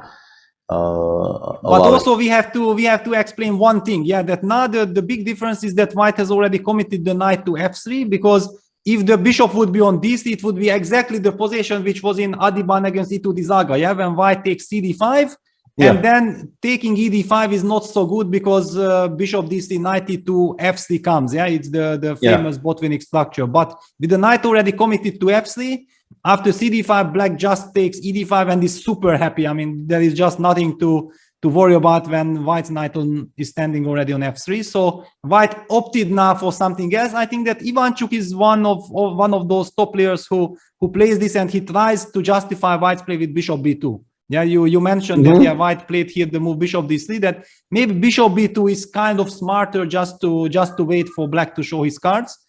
Bishop d3 happened. Okay, it's kind of natural, but now after d4, bishop c4, queen c7. Yeah, and already it's a bit awkward, right? You don't like, you would like to put this bishop back on d3, but then c takes d4 wins material because you just suddenly lose material to queen c3 check here. So he ended up playing knight d2, and knight d2 really is not a move you want to play this early. And he is now getting severely punished for it. Knight c6, castles, rook d8, f4. Yeah, I mean, after rook d8, we should just pause for a second that now Black is already intending to go e6, e5. Yeah, using the fact that his rook is so powerfully placed on d8, the queen on d1 is trapped. Oops, this was not what I intended. The knight has prematurely moved too early from f3 to d2, and then Black wants to break with e5. So White felt like, I need to stop this. But after f4 now, Magnus used the perfect timing with the knight d5 double attack on the c3 and e3 pawns. Yeah, winning is a huge overstatement here. The position is still sort of playable, but yeah, the sort of the direction the game is headed seems very optimistic for Magnus, because yeah, he got a kind of a positional fight with where he will be able to, you know, show his superior understanding, and he didn't even have to play, you know, some kind of an incorrect opening to get it. He just played the Nimzo. Well, not the he played. He actually, yeah, it's an interesting kind of a. If we want to discuss this for a bit longer, it's an interesting kind of a semi bluff here that he went for the pure Ragozin, right? Because the pure Ragozin features a number of lines which are very, very drawish. If White wants to engage in like mainline theory, in particular after bishop g5, like there will be so many lines which are supposedly, if White wants, just more or less completely equal by force, pretty much. But I guess Magnus correctly guessed that his opponent will not be too interested in demonstrating that type of knowledge, and now he has a very comfortable position. Yeah, exactly. The opposite colored bishops. Black has this very, very powerful light squared bishop. White's construction with all pawns on the dark squares and the bishop on c1. I mean, if White would have a bishop on d3, then it would all make sense. Then White would start an attack on the king side. But with this bishop on c6, it really looks like strategically Black is almost winning already. Yeah, you kind of wonder, like allowing bishop f5 looks very, very horrible. But if you play f4, f5, you're also creating potential. I would still probably, like I would convince myself I have to play f5 here. Otherwise, like if the bishop comes out, you just exactly feel But probably Black just plays f6 or something, right? Just to block it. Yeah, and then we go like queen f3, and we hope that, you know, somehow our pieces will come out. I don't know how exactly. Like it's not good. I'm not trying to convince anyone this is good for White. I know it's not, but yeah, this is. Yeah, I think we should say a couple of words about Zambia, because this African team is really so far outperforming. They have beaten Denmark. That was the first shock, and then you would expect that, okay, if such shock happened, it won't be repeated again. But then they went on to beat Egypt yesterday. And okay, I mean, when I heard that Zambia also beat Egypt, I was like completely shocked, because okay, this is really huge. And knowing that Egypt is always the African champion, I can imagine that how much happiness Zambia was getting out of this big victory over Egypt. Absolutely, yeah. And in terms of pure rating, it would have been, you know, heavily favored for Egypt, because you know, they have some very strong grandmasters there. But yeah, Zambia so far is definitely one of the stories of the Olympiad. Today they probably will, you know, judging by how well Magnus is already doing on board 1, and we were also told that board 4 for Norway is finally having a very good game. Well, this one we don't actually have in our program, but actually interesting. Who is playing on board 4 for Norway today? Can we get this information? Yeah. Let me check. Board 4, Johann Sebastian is back, yeah? He's back and is doing really well in some, what I assume was probably some French or Caro. Yeah, I mean they are such good. I mean they are very good friends of mine.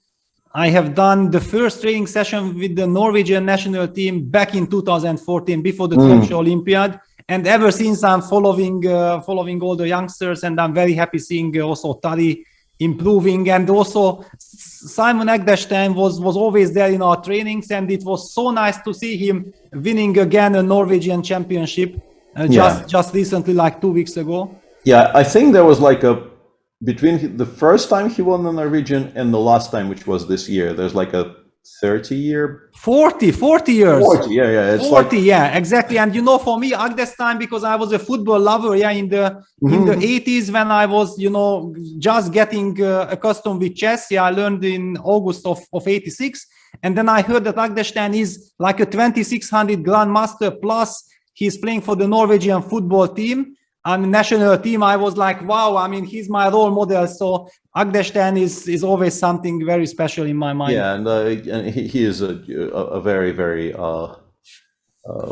nice all-round person. Yeah, I've known him for ages, and he was his brother is still very involved with Magnus, but he was helping Magnus at the early stages, and yeah, very, very nice. Obviously, some strong players haven't played in that Norwegian championship this year, but that shouldn't really take away anything from Simon's success. If we go back to our top match, I think the biggest development there is that the position in Mircea Pardegras's game against Arjun Erigaisi has settled, and it settled, I think, very much in Black's favor. Yeah, with this f4 square. Yeah, the two knights versus two bishops. Yeah, this is always the big question. That does the two knights have some nice squares? Yeah, and here it looks like the f4 square is there for mostly for the h5 knight. I'm expecting the h knight to jump to f4 and the knight on g6 covering nicely the g file, stopping any kind of counterplay, and also taking control of the e5 square as well. Yeah, white is not defenseless here. Of course, ideally you would like your other rook on g1, the bishop on e3 probably goes to d4 to at least like hint at some play along this diagonal. The second bishop, like if nothing is happening on the king side, I'm guessing the other bishop goes to c4 and then maybe a2 if it gets attacked, and then you can hope that maybe some of this will produce something on the king side. But Black has full control over the dark squares for the time being, and yeah, I like Mircea's position here quite a bit. Yeah, let's take a look. So it happened. The update was bishop e3, queen c7. White finally opted for c5. It's basically also probably he simply didn't know what to do. Yeah, he got out prepared. Yeah, here he got out prepared clearly. Takes. Yeah, and here he didn't even play. Maybe he wanted to play queen d6, and then he realized the queen just gets stuck there after queen c8. And doesn't really go very far, I guess. I don't know. Yeah, because f4 is led by knight g4.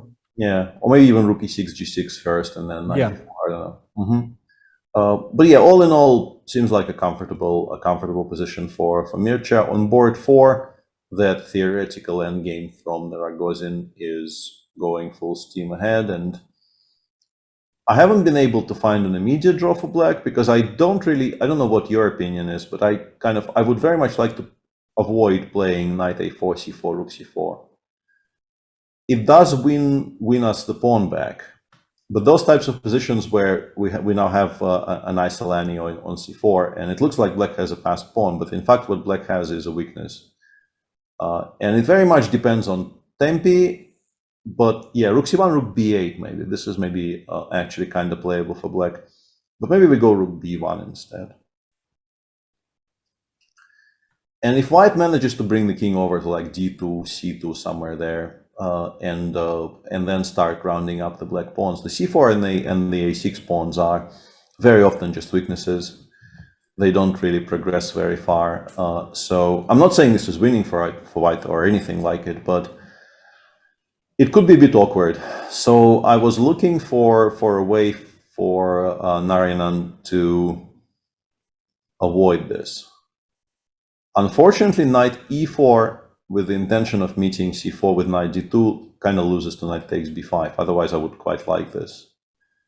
And also some knight f5, knight e7. Yeah, or knight f5, knight e6. Yeah, like it has tactical drawbacks, unfortunately. Otherwise, that would be the solution. Knight e4 just wins the c3 pawn back without forcing us to take with the b5 pawn. So yeah, I still feel like this should be equal, but I haven't been able to find what I completely like for black here. Yeah, and what about Vidit? Yeah, Vidit has maneuvered his knight to g6. Yeah, very standard. What happened? So castles, knight d7, b4, b6, bishop d2, knight f8, knight f4, knight g6, knight c2. Yeah, both sides are playing the thematic moves. Bishop d7, and well, I just feel like, okay, I would be very happy. I mean, I would be more happy with black because simply I agree with Adorian, yeah, very much that if black has equalized, then actually it's more pleasant to be with black because you just keep on playing. There is no pressure on you because you play with black. It's white is supposedly the one who has to try to do something. And if you equalized, in fact, the game is only beginning and the psychological advantage might be turning more towards black if it's a playable position. Of course, there are sometimes... I understand that reasoning for sure, yeah. Yes, sometimes you equalize and it's a direct draw, then of course it doesn't mean anything. But in a position like this, which is like double-edged and probably dynamic equality, then maybe it's easier to be psychologically be black. Yeah, and by the way, another kind of a small mystery, if we can call it, that has been resolved by this point. I did say that the Smirin saw game. The big question is whether it will last past move 30, and it hasn't. So. So yeah, that mystery has been very much resolved. Yeah, they were very professional because look at this. On move 27, it started knight c5, knight d6, rook e6, and then the move they repeat. I mean, it's double draw, right? I mean, move 30 and the repetition, the repetition, yeah. So yeah, as expected, this game did not survive past the cutoff. Another game which also is sort of headed in similar direction, it seems, is Levon's game against Tamir Nabati. Also doesn't look very exciting. I guess Levon knight g5 is kind of indicating that he wants to go knight h3, knight f4, but by that point, black should normally be in time to consolidate. Although the thing I wanted to suggest doesn't actually work as well as I thought. Like if you play queen d6 here, I go knight h3, I play king f8 with black, I thought, knight f4, knight e7, and in my mind, kind of draw is offered and accepted, but actually b2, b4 is kind of annoying here, right? Yes, exactly. This is a very tricky kind of move b4, yeah, because if a b4, c b4 happens, then suddenly white gets this very powerful pass pawn. Despite the fact that a lot of stuff has come off the board, you're still far from being guaranteed to make a draw here with black, because the outside passer on the a file is a very serious problem potentially. Yeah, and I noticed that sometimes, seemingly completely harmless positions, the computers are finding the small little ways of putting the pressure, and usually I'm expecting that in a classical game you spend your time in the critical moments and you kind of neutralize the pressure. But for example, in a rapid or blitz game, these small questions can be very unpleasant to deal with. Absolutely, yeah. And Fabi's game is, I think, the critical game for today. Yeah. That's where I feel that the match can be decisive or can be decided, and Fabi is doing very well. Yeah, and actually what we were describing happened, and after knight h4, f4, Avital, I guess, could not find the way to play knight f5 safely, so he chose to take on c8 and take on f4. But this is just kind of bad for white, because you're behind in development, you're only one pawn up, you're king on e1, like you're dreaming of castling queenside somehow, but you're so far away from actually being able to castle queenside. And now that black has played d6, d5 as well, even on the queenside you will not find too much peace probably, because everything is about to get blown up. So yeah, Fabi is in control here. in the total control. And actually, looking at all the other boards, I feel that this Israeli team can be very, very upset because exactly on the white board, you just feel like, okay, you want a little bit more stability. I feel like Boruchovsky with c4 wanted to, avoid any big theory and let's just play chess approach, but Fabi's kind of provocative way of dealing with this c4 provoked him for this knight d5, knight takes e7 action, and he lost the thread of the game. A little bit, yeah. And now, we have one draw already, and then there are two positions where the American players are playing the white pieces. Levon, I think, is at least a little bit better, judging by what we've discussed. There doesn't seem to be an easy way to equalize immediately. And I mean, there is a kind of a balanced position in Linier's game, but everything to play for, and Linier really understands these types of structures really well. And then there is this position on board one where Fabi is kind of cruising, I think, by this point. The States are doing very well 2 hours as well, an hour and a half into the match. In the meantime, the game that really attracted our attention earlier was the Shirov game, and it kind of worked out fine for Gukesh, I think, because currently, Shirov still played g4, g5, but there's nobody there. As expected, the king went to c8. One small potential problem for Black is that they had to play a7, a5, but I don't think it's a big problem. And Black has two very active, two very nice rooks on two semi-open files, weaknesses on f2 and h2. The king will go to b8. I don't think there will be any serious attack on the queen side for Alexei to attempt. I think Gukesh is just completely fine.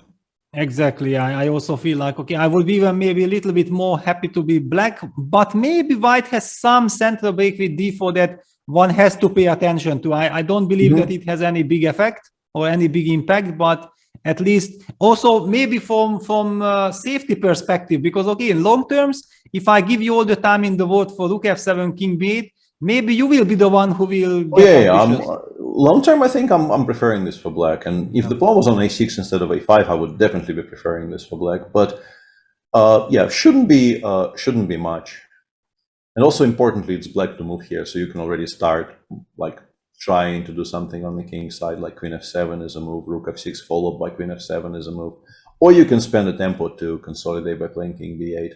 But once again, no. So actually, what happened? So a3, a5, rook g1, knight d5, bishop e6. Yeah, I remember we had this conversation and you were saying that no, Black king will not castle short, clearly, and it will go long.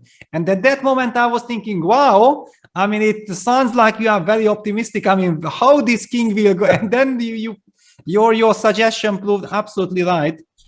Because, in fact, now in this structure, slowly we can imagine g4 queen d7. Now it's just very easy to castle queenside, Yeah, and you remember you also asked, where is this g pawn going when Black's king is not yet castled? Yeah.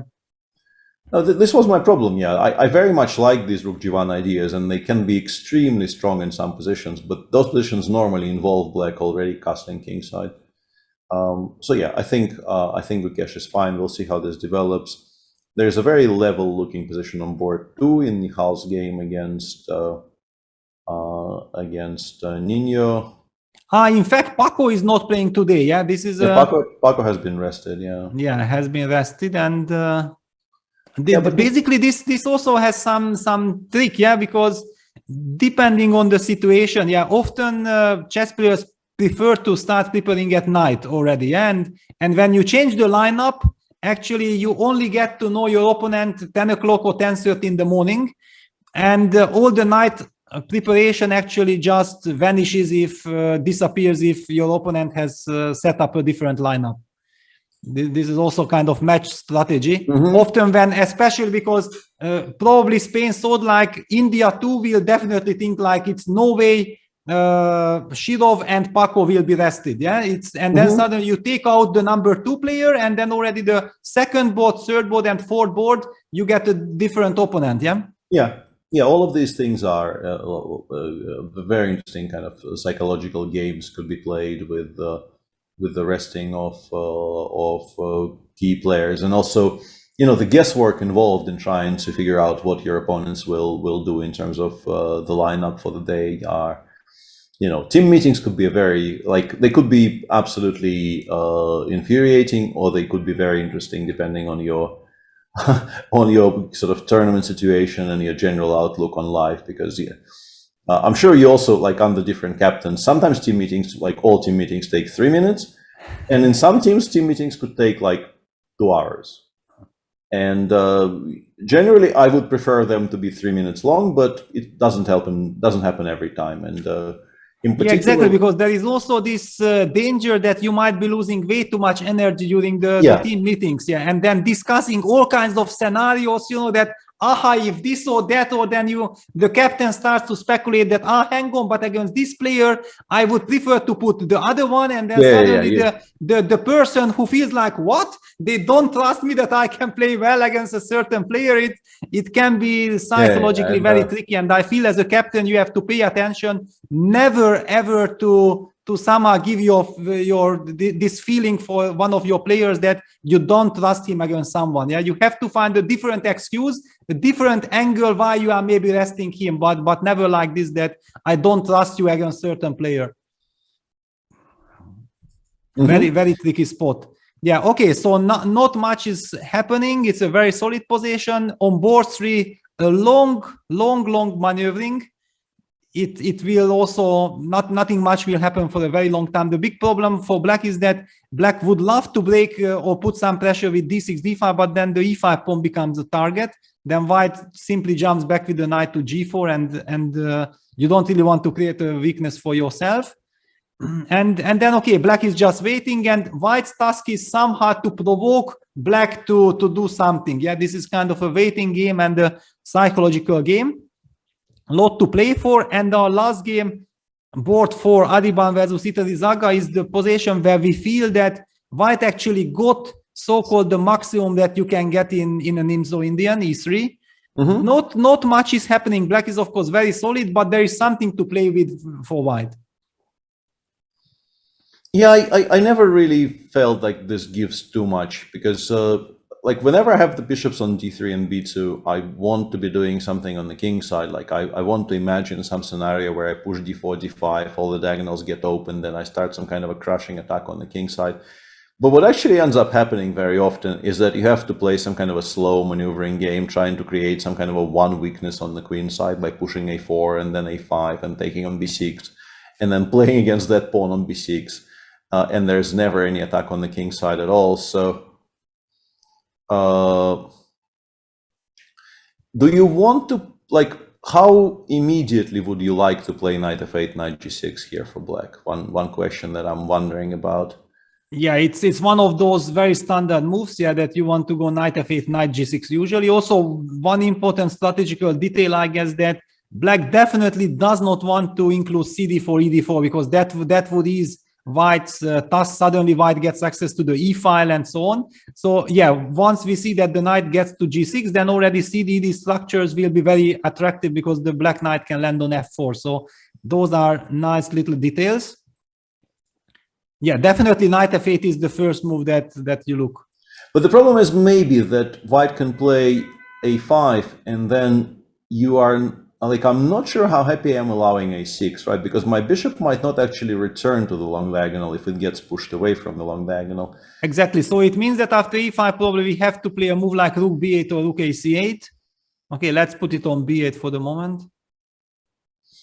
Yeah, something like this makes sense for me, We're definitely not worried about d takes c5 followed by bishop takes f6, because if white wants to give up the bishop pair in order to slightly spoil our structure on the king side, I think we always take that as black. d5 seems to be doing nothing. So, I mean, this looks logical to me. I don't know if this is best, but it looks logical to me at least. Absolutely. It's very, very logical. I mean, also lot to play for. That white is maybe a tiny bit better, but actually if black gets his setup and white is not doing anything, then long terms black is perfectly fine. So, very solid match. I mean, looking at all the 4 boards, it looks like a lot of fight, still a lot of maneuvering ahead, but all positions are fairly equal. Yeah, and there's a kind of a lively discussion in our chat regarding like the board order and all that, and I've been trying to kind of quietly type the replies in chat so that not to distract us from discussing the positions, but maybe we can have this discussion on air. Like people, for instance, asked us, which boards we played for the national team. I started playing in '94 for the Russian Olympic team when it was actually not 5 players on the team, it was 6 with 2 reserves. And I was very definitely and very clearly second reserve. So I was board 6, arguably. Like if it would be like in terms of medals, I would be board 6. And I slowly progressed up the order, and I definitely played board 1 a couple of times. What about you? I also started in '94 in Moscow. I don't recall if I was also second substitute or first. I was 15 years old. It was, of course, an incredible feeling debuting in the legendary Hungarian team with Portis played, Ribley played, Judith was also, of course, already in the team, and Zoltan. So it was like the new generation, our generation came, and still the Hungarian legends, the established legendary players were still there. So it was a very interesting mix. Of course, when you have this big generation gap, it's also not that simple. Yeah, you have to find for example, I was spending almost all my time with Almashi, and we were also in the double room. Yeah, that was also a standard thing that I played my first Olympiad, and we were in the double room with Zoltan. Afterwards, already in '96 in Yerevan Olympics, we definitely were given a single room already. Yeah, it's been a while. Like both of us have been doing this for a bit. But yeah, I mean, and apparently there is still some lack of clarity for our viewers regarding how nailed down the order is, because apparently some people gave interviews which, judging from what I'm reading in chat, were slightly unclear, and some people still have the impression that you can kind of rejig your board order from match to match, which you definitely like, unless they sneaked in some really revolutionary changes into the Olympiad regulations, which I really don't think they did. You are not obliged to order your players before the tournament starts in any kind of a rating or title or any order like this. This is up to the team captain to decide what the order will be. But once you submit that order, it can no longer be changed.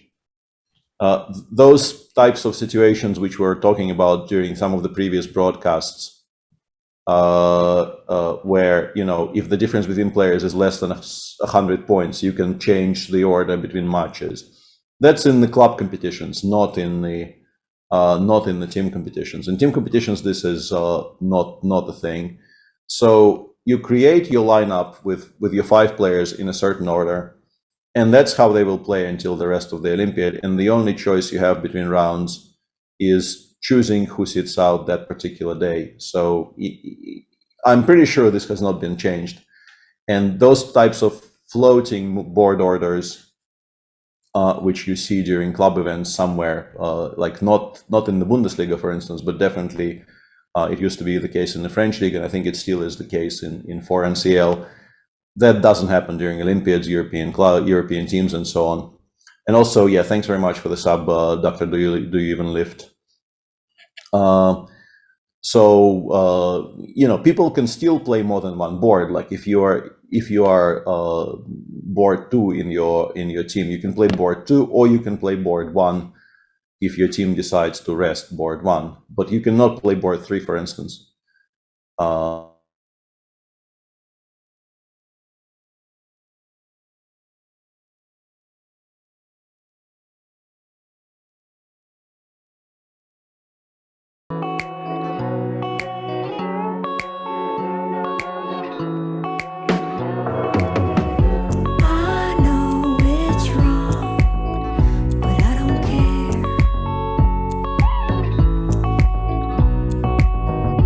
The fire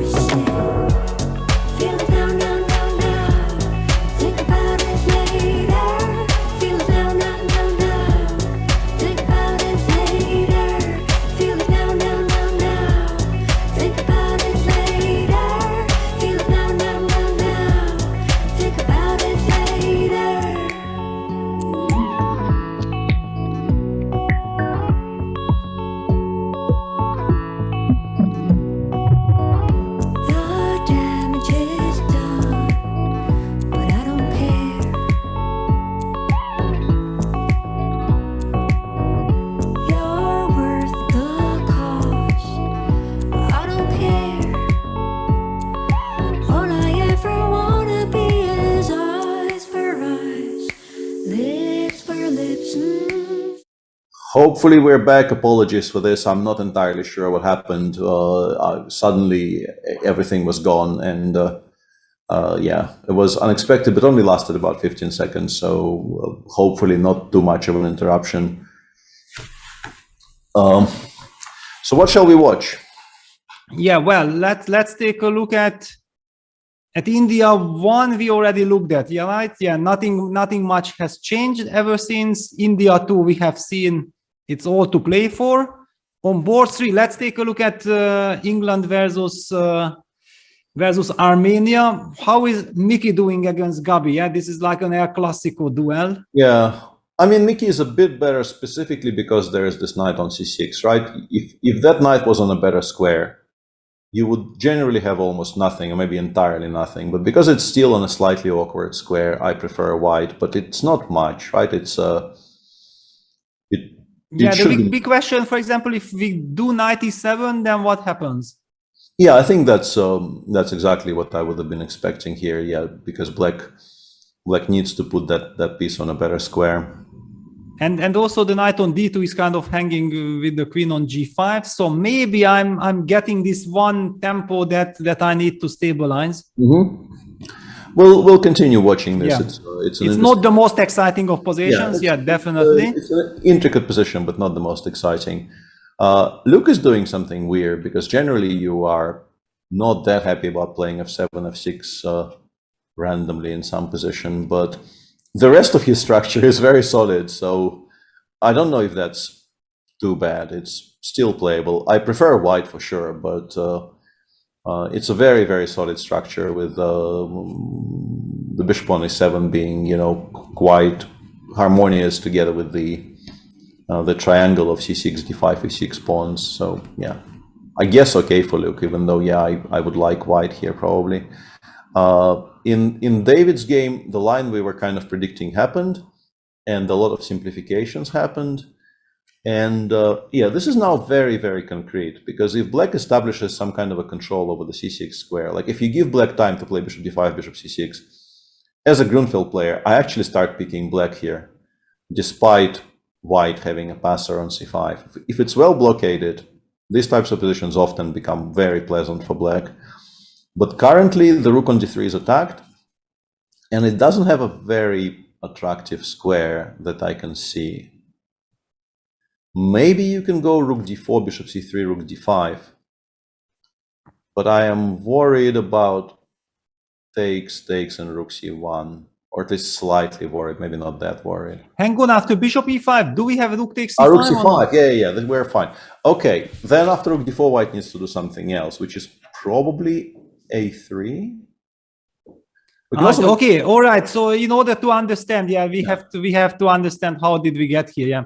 So rook c8, bishop a3 was played exactly as we discussed. CD, c5 was certainly played. Clear. White opted for dc5, and this is the moment which you already mentioned. And then we did not come back because we thought like, okay, if it happens, we will deal with it.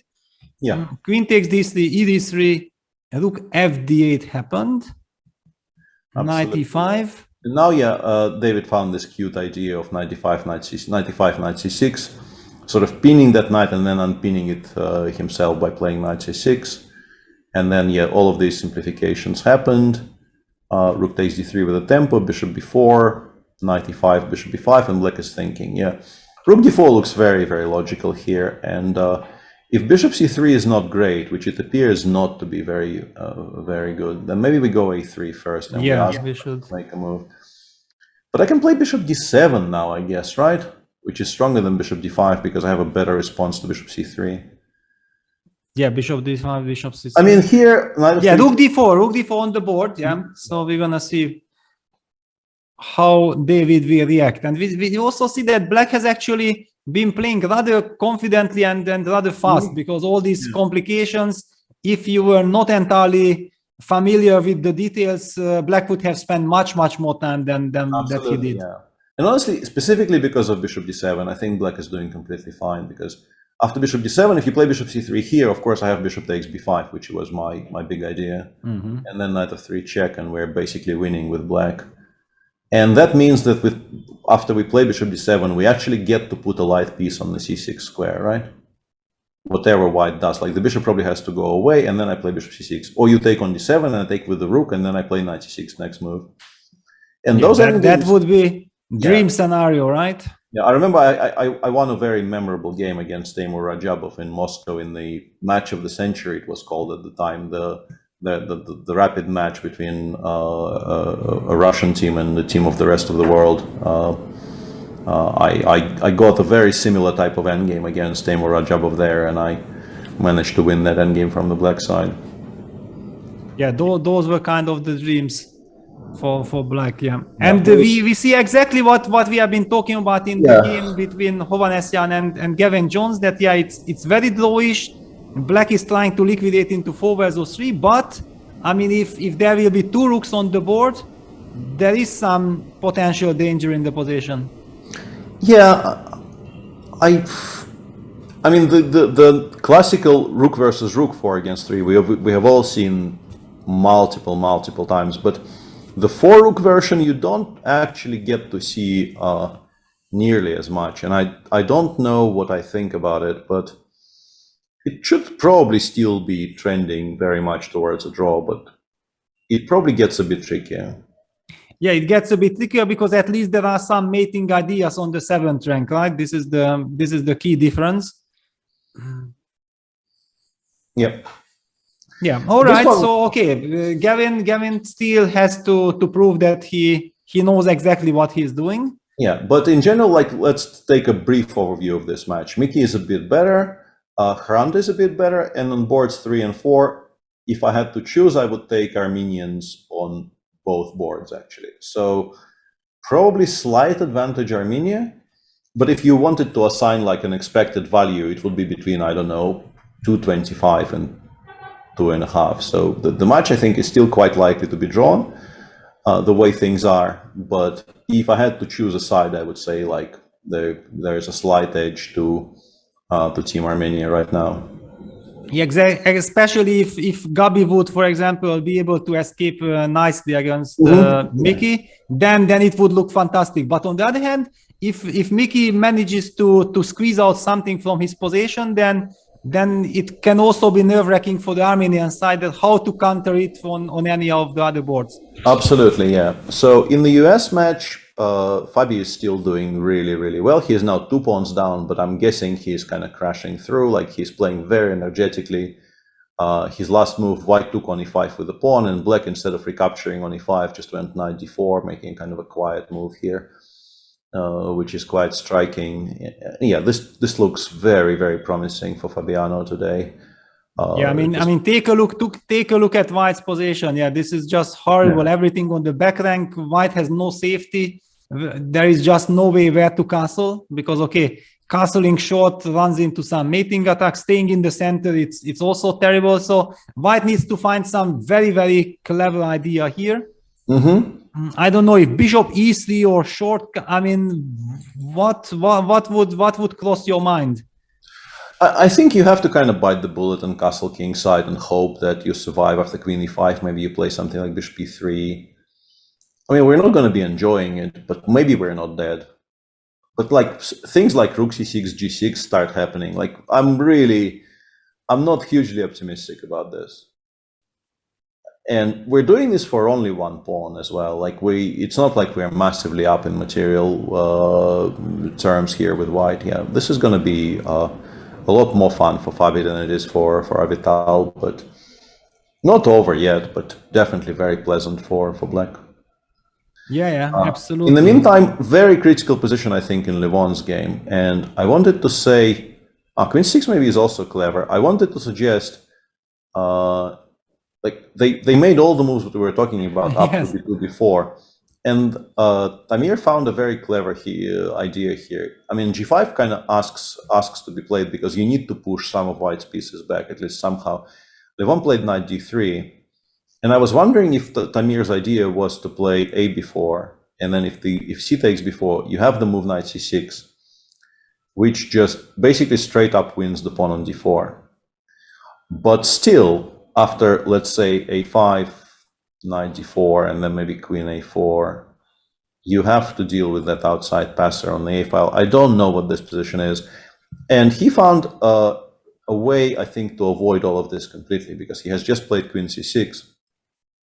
And now if white takes on a5, we will take the queens off the board and we will go ba. And it is actually black who has the outside passer. And I think white has to prove they have equality now. It's definitely not black who runs any risks here whatsoever, which means that you probably have to just take on c6, and then everything probably just gets completely equalized. You have to play b5 here, I assume, and then the knight goes somewhere, and yeah, why should black be worse? Yeah, and then the king comes to, I don't know. The king will come out to d6. Yeah, just to highlight that king comes to d6, and eventually black will also have the break with c7, c6. Absolutely, yes. Yeah. It seems like Tamir found a very clean way of dealing with what I thought was potentially quite an unpleasant situation for him. So, okay, this one is much nearer to equality than I suspected. Board 3 was already drawn. And, I mean, Linear is not better, in my understanding. But it's still 30 pieces on the board and everything to play for. But I would be surprised if this position was actually better for white. I'm expecting here some very, very big time trouble because... And that as well, yeah. Yeah, I mean, both Lenny and Maxim are very, very big strategists. They are also the type of players who want maximum precision. And in such positions, in order to keep that very, very high standard that they set, you have to spend a lot of time. I'm expecting that both players will be down to 5 minutes around move 22, 23, and then everything will be decided later in a time trouble. There was also a mention of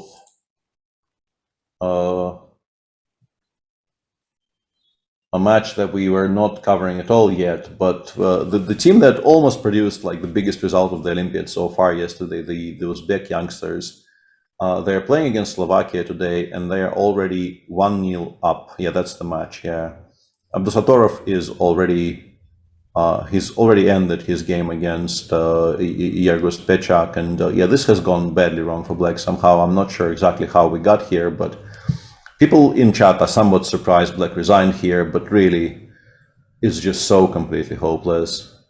Your structure is just never going to recover. This knight on c4 is never going to get challenged away. The bishop on f6 has no prospects, and eventually everything will fall. I mean, people still normally make another 20 moves here, but the result never changes. So I can definitely, as someone who has resigned in all kinds of positions in my career, I can definitely understand why you just kind of say, okay, enough is enough. Yeah, so Abdusatorov gets the lead for the Uzbek team. Let's take a look at the other games, because now then Slovakia needs to compensate, and I feel like in the Viktor Gajic Yakuboev game on board 2, there is at least some chance. I mean, it's a very double-edged. Yeah, the engine seems to like this for white, even though it doesn't really seem at all clear. But exactly, that's why I used the term double-edged, because I wasn't sure that white is any better, because whenever we see a black knight on b4 and the structure with a5, a4 pawns, we have to be very, very careful. Yeah. So this is unclear, but quite double-edged. Sindarov, I think, is slightly better on board 3, maybe even more than slightly. Yeah, this is going to be an unpleasant defense for black, because a6 is just weaker than b2, in particular because this bishop on d6 will be controlling the b8 square for quite some time, meaning that attacking the pawn on b2 will be quite difficult to even organize. So yeah, it looks like the Uzbeki team will win today. And yeah, there is a very messy position on board 4, which, yeah, at first I thought, why am I not just winning here with white if I take on f8 and I play f5? But I think the point is, if you take on f8, black will take with the knight. And then the bishop will have squares again to run away from f5. And then it's quite unclear. You can start by playing f5, but then I guess we can take twice gf, ef, bishop f5, and then the bishop on e2 is hanging. And once again, we are, I mean, it's unclear. That you can definitely play like this with white, but I don't think you're winning. Yeah, it's quite a sharp position. I don't know how to assess it properly. Christopher Repka here clearly needs to, try to get somewhere because the match isn't going well for the Slovakian team. So he needs to try and find something, but I don't know if that something exists. And by the way, this is 5 out of 5 for Nodirbek. Yeah. Well, if Nodirbek starts to win, it's not so to stop him. Yeah. So the Uzbek team is doing fine. We have the Netherlands versus Canada, and I see that Anish Giri has sacrificed an exchange on c6 with big happiness. I mean, it looks lovely. I mean, an incredible joy. Just very quickly, we're gonna see. It certainly was a Catalan that we can judge by the current position. And yeah, Anish is such an excellent, and he goes Queen A4. Yeah, this is another move order when you show respect to B5 line, then you can play with Queen A4, Bishop D7, Queen C4, Bishop C6. But okay, come on, Eric. I mean, Eric got fooled, Eric got tricked. I mean, the whole point is that, I mean, you do this with black after Queen C2, A6, A4 included, and then you play Bishop D7, Queen C4, Bishop C6, because here at least, for giving up your center, you kind of provoke the weakness with A4 in White's camp. But after Queen A4, Bishop D7 is an absolutely no-go. I mean, here black should play A6, and after Queen takes C4 should play B5 and play the classical way. And oh my God, I mean, what happened? Queen A4, Bishop D7 takes, and against Anish, I mean, you can't make the luxury of giving him this free hand. Knight D7, Knight C3, A6, Bishop F4. Thank you very much. The pawn stays and remains on A2. Rook C8, yeah, A3 is a different story because White wants to go B4, and once White gets the pawn to B4, there will never be the freeing break with C7, C5, and then Black will remain with a very cramped position. So Black was trying to trade some pieces with Knight D5, B4 played, Knight 7, B6, Queen D3, Knight takes C3, Rook C3, Knight D5, and of course Anish captured on C6. I mean, this is a move that you just don't even hesitate. You just take automatically. Yeah, BC. I mean, Eric included Knight F4, GF, BC. Yeah, this is kind of ugly. Yeah, Knight E5. You can take on A6. I don't think it's a mistake, but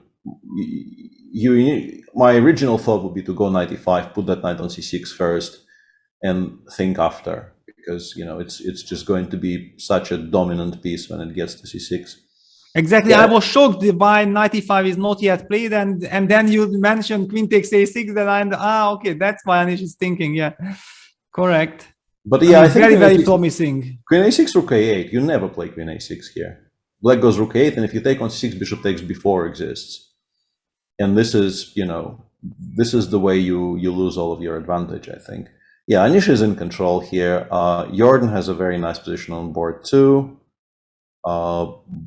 Wow, actually, hang on, guys, because I misled everyone. Simply that what Eric was doing was so strange and I mean, just so incredible to even explain, because the point is that Black played Bishop B4 check. Black was not playing the classical system with Bishop E7. Yeah, because what I've been talking about is Bishop E7, Bishop G2. That's how you are supposed to play this line, that D takes C4, and after Queen A4 you play A6.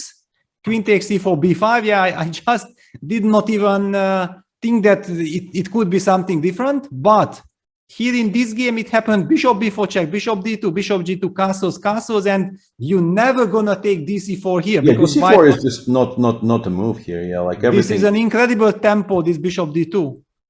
It's useful in so many positions, exactly, yeah. Because, for instance, so in fact, yeah, just to show this what I already started, that in this main position, B5, Queen C2, after Bishop B7, White's main move is Bishop D2. Yeah, it's actually the main move, yeah. Yes. And it's already on that square if you do it the way Eric has done. Yeah, I don't know, he just had some kind of a brain fade. Yeah. Because, I mean, he knows all this. It's absolutely, Catalan 101. It's impossible that he doesn't understand this if he is thinking clearly. So yeah, some kind of a strange glitch happened here, because yeah, you're not supposed to get this position. Yeah, I'm always, I almost feel like he touched the pawn on D5, because something like this. Yeah, something like this. That is, otherwise, Eric will tell you, I will never ever even consider the move D takes C5. it's just unbelievable, because suddenly, you know, you for some, or you did not say Jadub or some, I mean, okay, but this DTX C4 move is the most mysterious move that I have ever seen from a 2600 plus player. This is just, yeah, it's weird. Yeah, it's weird and unexpected. And in general, the Netherlands are doing really, really well today with, I mean, maybe only the Max Farmadam position is giving me some kind of a weird vibe, because I should just show this one, not nothing else, but yeah. Apparently the engine doesn't like this for white, but it looks kind of attractive, right? With the bishop on b7 completely killed off and the king on d8, like, sometimes these types of positions are very good for white, but I guess here you don't really have, your bishop on b3 is also very stupid. Yeah. And black wants to play like bishop c5, d7, d6, and then everything gets completely, you know, cemento. Yeah, if black develops, then it's game over. Thank you very much. Of course, yeah, white needs to be very, very energetic. The big question is, can he be energetic, or it just does not work at all? Yeah. I also feel that yeah, the Dutch team has everything under control here. Also, yeah. The second board, I'm loving the position of Jordan. I not okay. Just for a second, I'm gonna show that we already discussed that we love this type of positions for black. So everything under control. What else do we have? Okay, the German team. Vincent is playing. Let me see. Let's take a Vincent. look. People were asking for that, yeah. Yeah, and Vincent under some pressure, and he plays against the young Slovenian player Jan Subej, and Jan Subej actually beat Vincent in 2018, right after Vincent won this sensational the Grenke Open. There was an under 18 team competition which Vincent played for his country, for Germany, and he probably underestimated Subej. But to be honest, Subej played a wonderful game, and afterwards I was expecting that Subej will be 2500 plus very, very soon. It wasn't the case, but slowly he's climbing, and now he's already almost 2500.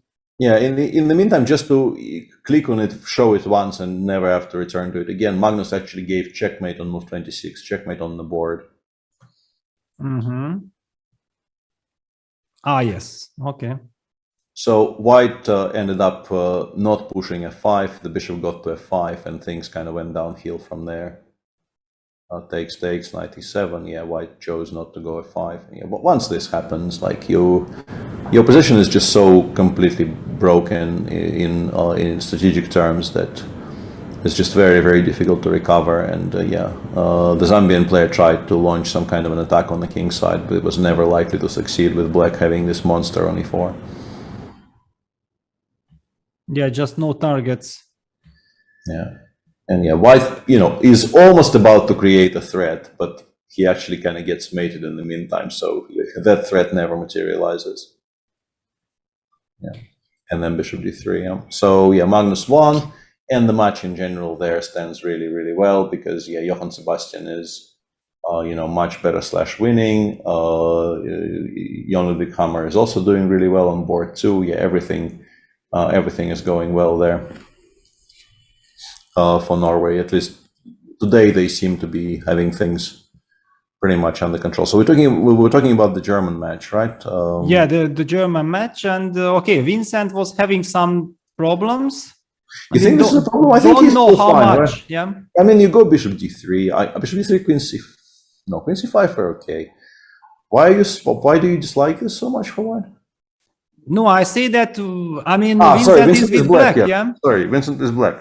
Okay. Yeah, that's why I'm a little bit worried, yeah. Let's very quickly take a look. Yeah, I'm guessing that it was bishop b5 check. Yeah, bishop b5 check. Always very, very unpleasant if you want to play the knight off and the opponent plays bishop b5 check, because it's clear you are not getting those dynamic positions. And white plays this short castle, which leads to this very, very forcing line that we have been seeing already in different positions, and Vincent avoided the main clash that we have witnessed very understandably, yeah, because he obviously wants to play a game of chess today, and that main line appears to be a forced draw. Like the line that they're all discussing, they just make a draw there by force, and Vincent is not interested in making a draw today. Yeah, but thanks to this, then white gets a very stable position. And we see this Maróczy structure appearing. Yeah, this is actually quite quite nice for white. I'm surprised he played bishop knight d5 so early. I wouldn't think it was forced, but it's still fine, I guess. Yeah, he just went knight c3 and knight d5 next move, which is interesting, but yeah, I can understand it. Yeah, but the trick in trying to figure out what you think about these types of positions is, at least for me, like it looks kind of nice for white to have this pressure against the e7 pawn and potentially some attacks on the king side, but the bishop on f1 is not a great piece. So there needs to be some kind of a, you have to weigh what you value more, your potential play against the pawn on e7, or the fact that black definitely has the better light piece, because like in endgames here, if white hasn't progressed very far, black, I think, sometimes actually enjoys the better of it a little bit, because the bishop on wherever you put that bishop, it doesn't do very much. Yeah, I'm slightly surprised that bishop d6 is not blitzed out. I think maybe he is worried about e5. He's worried about e5, yeah? I would be at least, I mean, worried is maybe a strong word, but like he needs to make sure he has a good reply to e5. Because I think if you take en passant, and yeah, I take with a knight, and if you take on d6, I think rook a d8 followed by queen d2 is extremely awkward. Yes.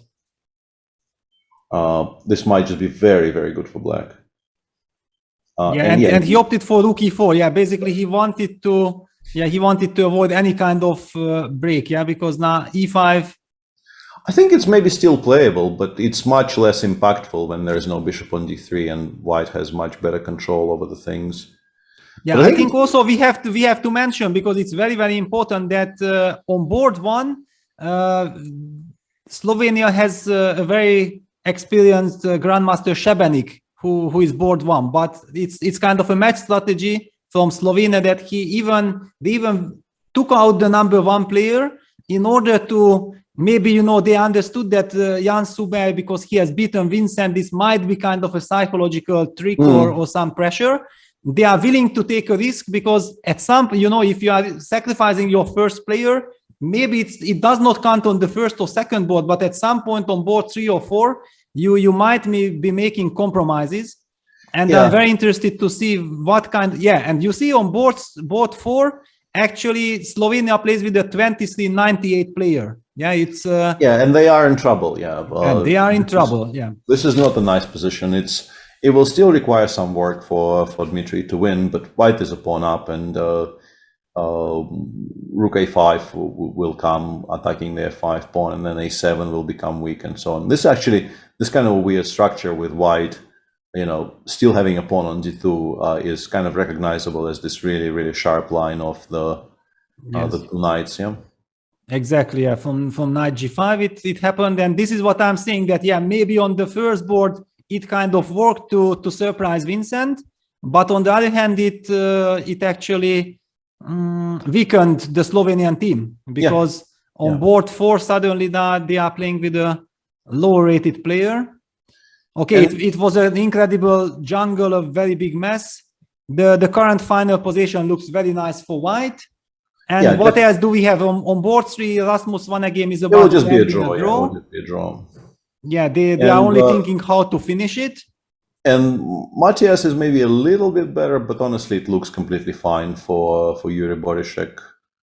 Seems like black should not be in too much trouble here somehow. You just need to play precisely for a couple more moves, I guess. Not entirely sure exactly how, but I would suspect that this is not very much for white. I will just mute myself for 30 seconds because there is some noise outside. So please go on. Sure. Yeah, this position I'm really not very excited to talk about. So let's move somewhere else. Let's check out some of our top matches. I think maybe there is something new there. Or okay. Let's take a look at India 3. Yeah, India 3 is the next match. Surya is completely fine. At least if I had to pick here, I would pick black. Black, I think, has the more active pieces, total control over the open d file.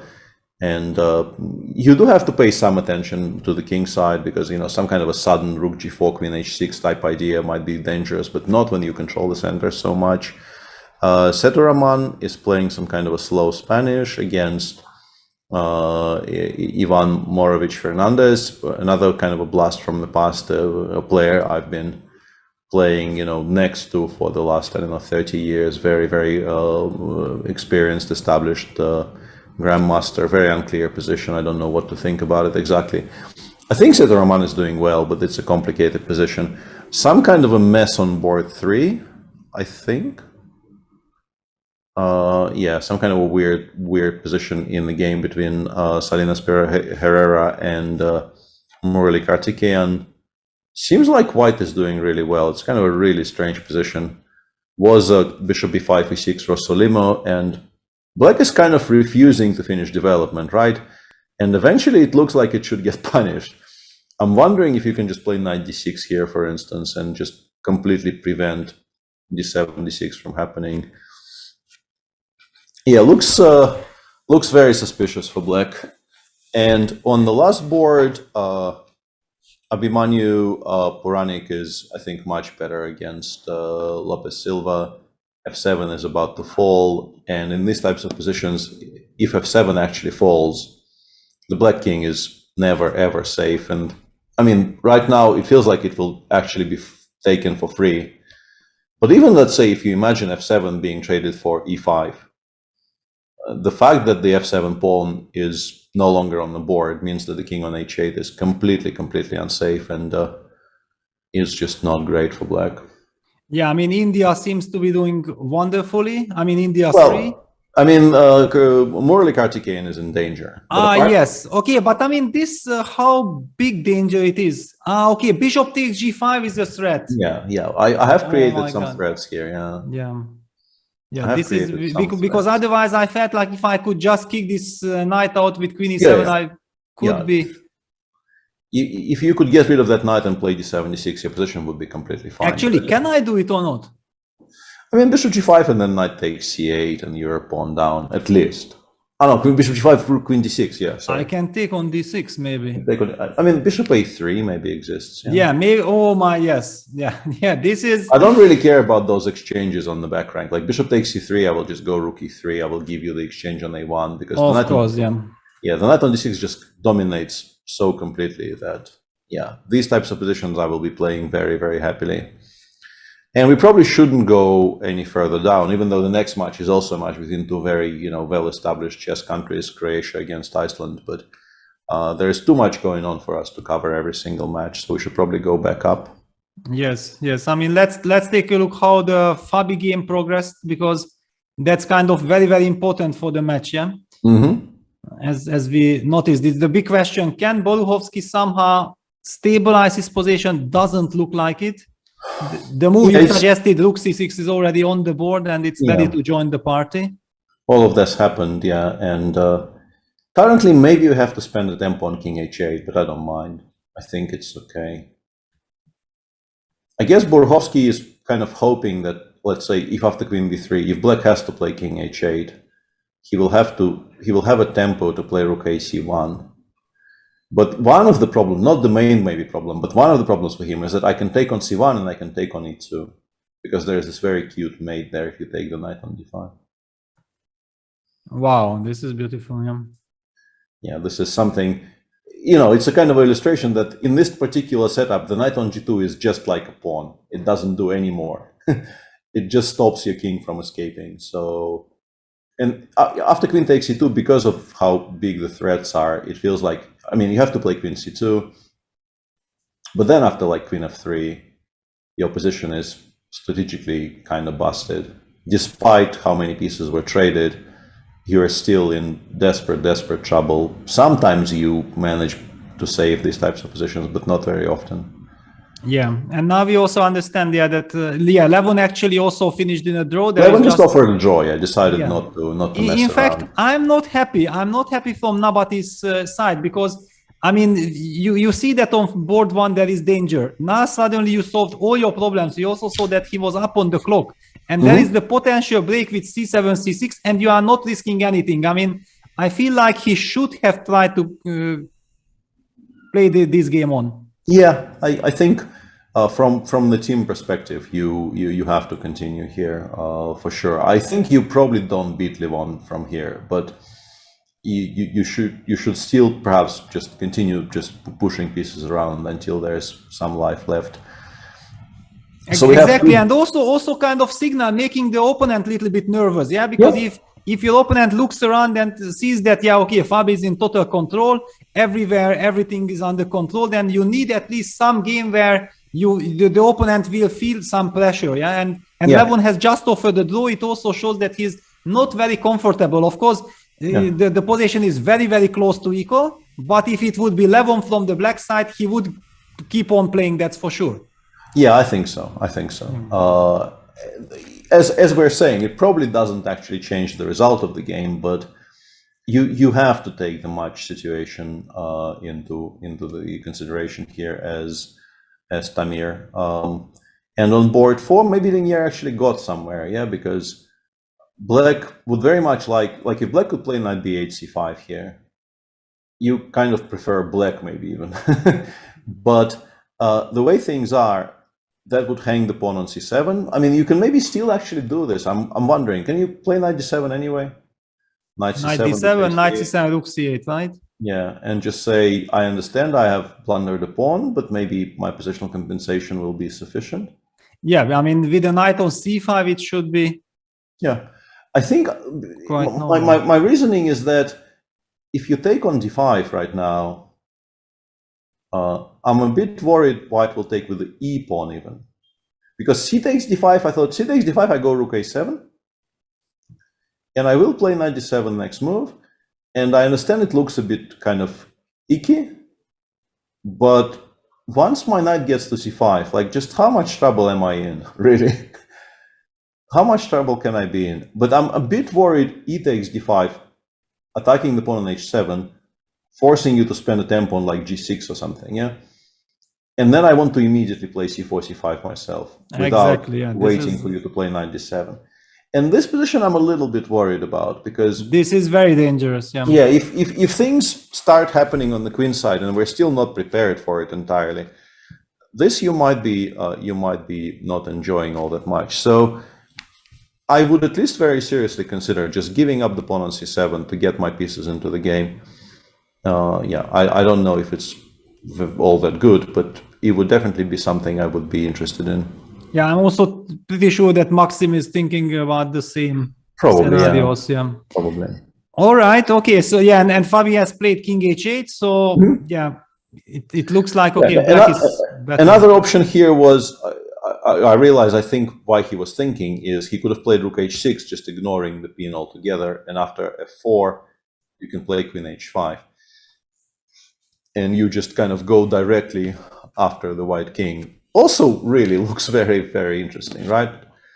But maybe very tempting. On the other hand, maybe he was H3, worried rook that of 3, yeah, or rook of 3 and then H3 or something. Yeah, if he is not mating, then he will regret giving up his total control, right? Yeah, yeah. Maybe that's the problem. That's the trick. All right, so okay, it's still, I mean, this Dominguez game is a very messy position, because I find it even very hard to evaluate this position after knight d7. It's difficult for me to judge. In the meantime, just kind of briefly updating our viewers, David Howell did the right thing and just got everything off the board and drew. I think it's a very, very good decision by him. And he just went, after rook d4, he realized he just needs to make sure he doesn't lose, and he went bishop c3, understanding that he will be slightly, I mean, not really worse, but like, he's definitely not playing for a win here, but he makes sure that he doesn't lose, which is quite important.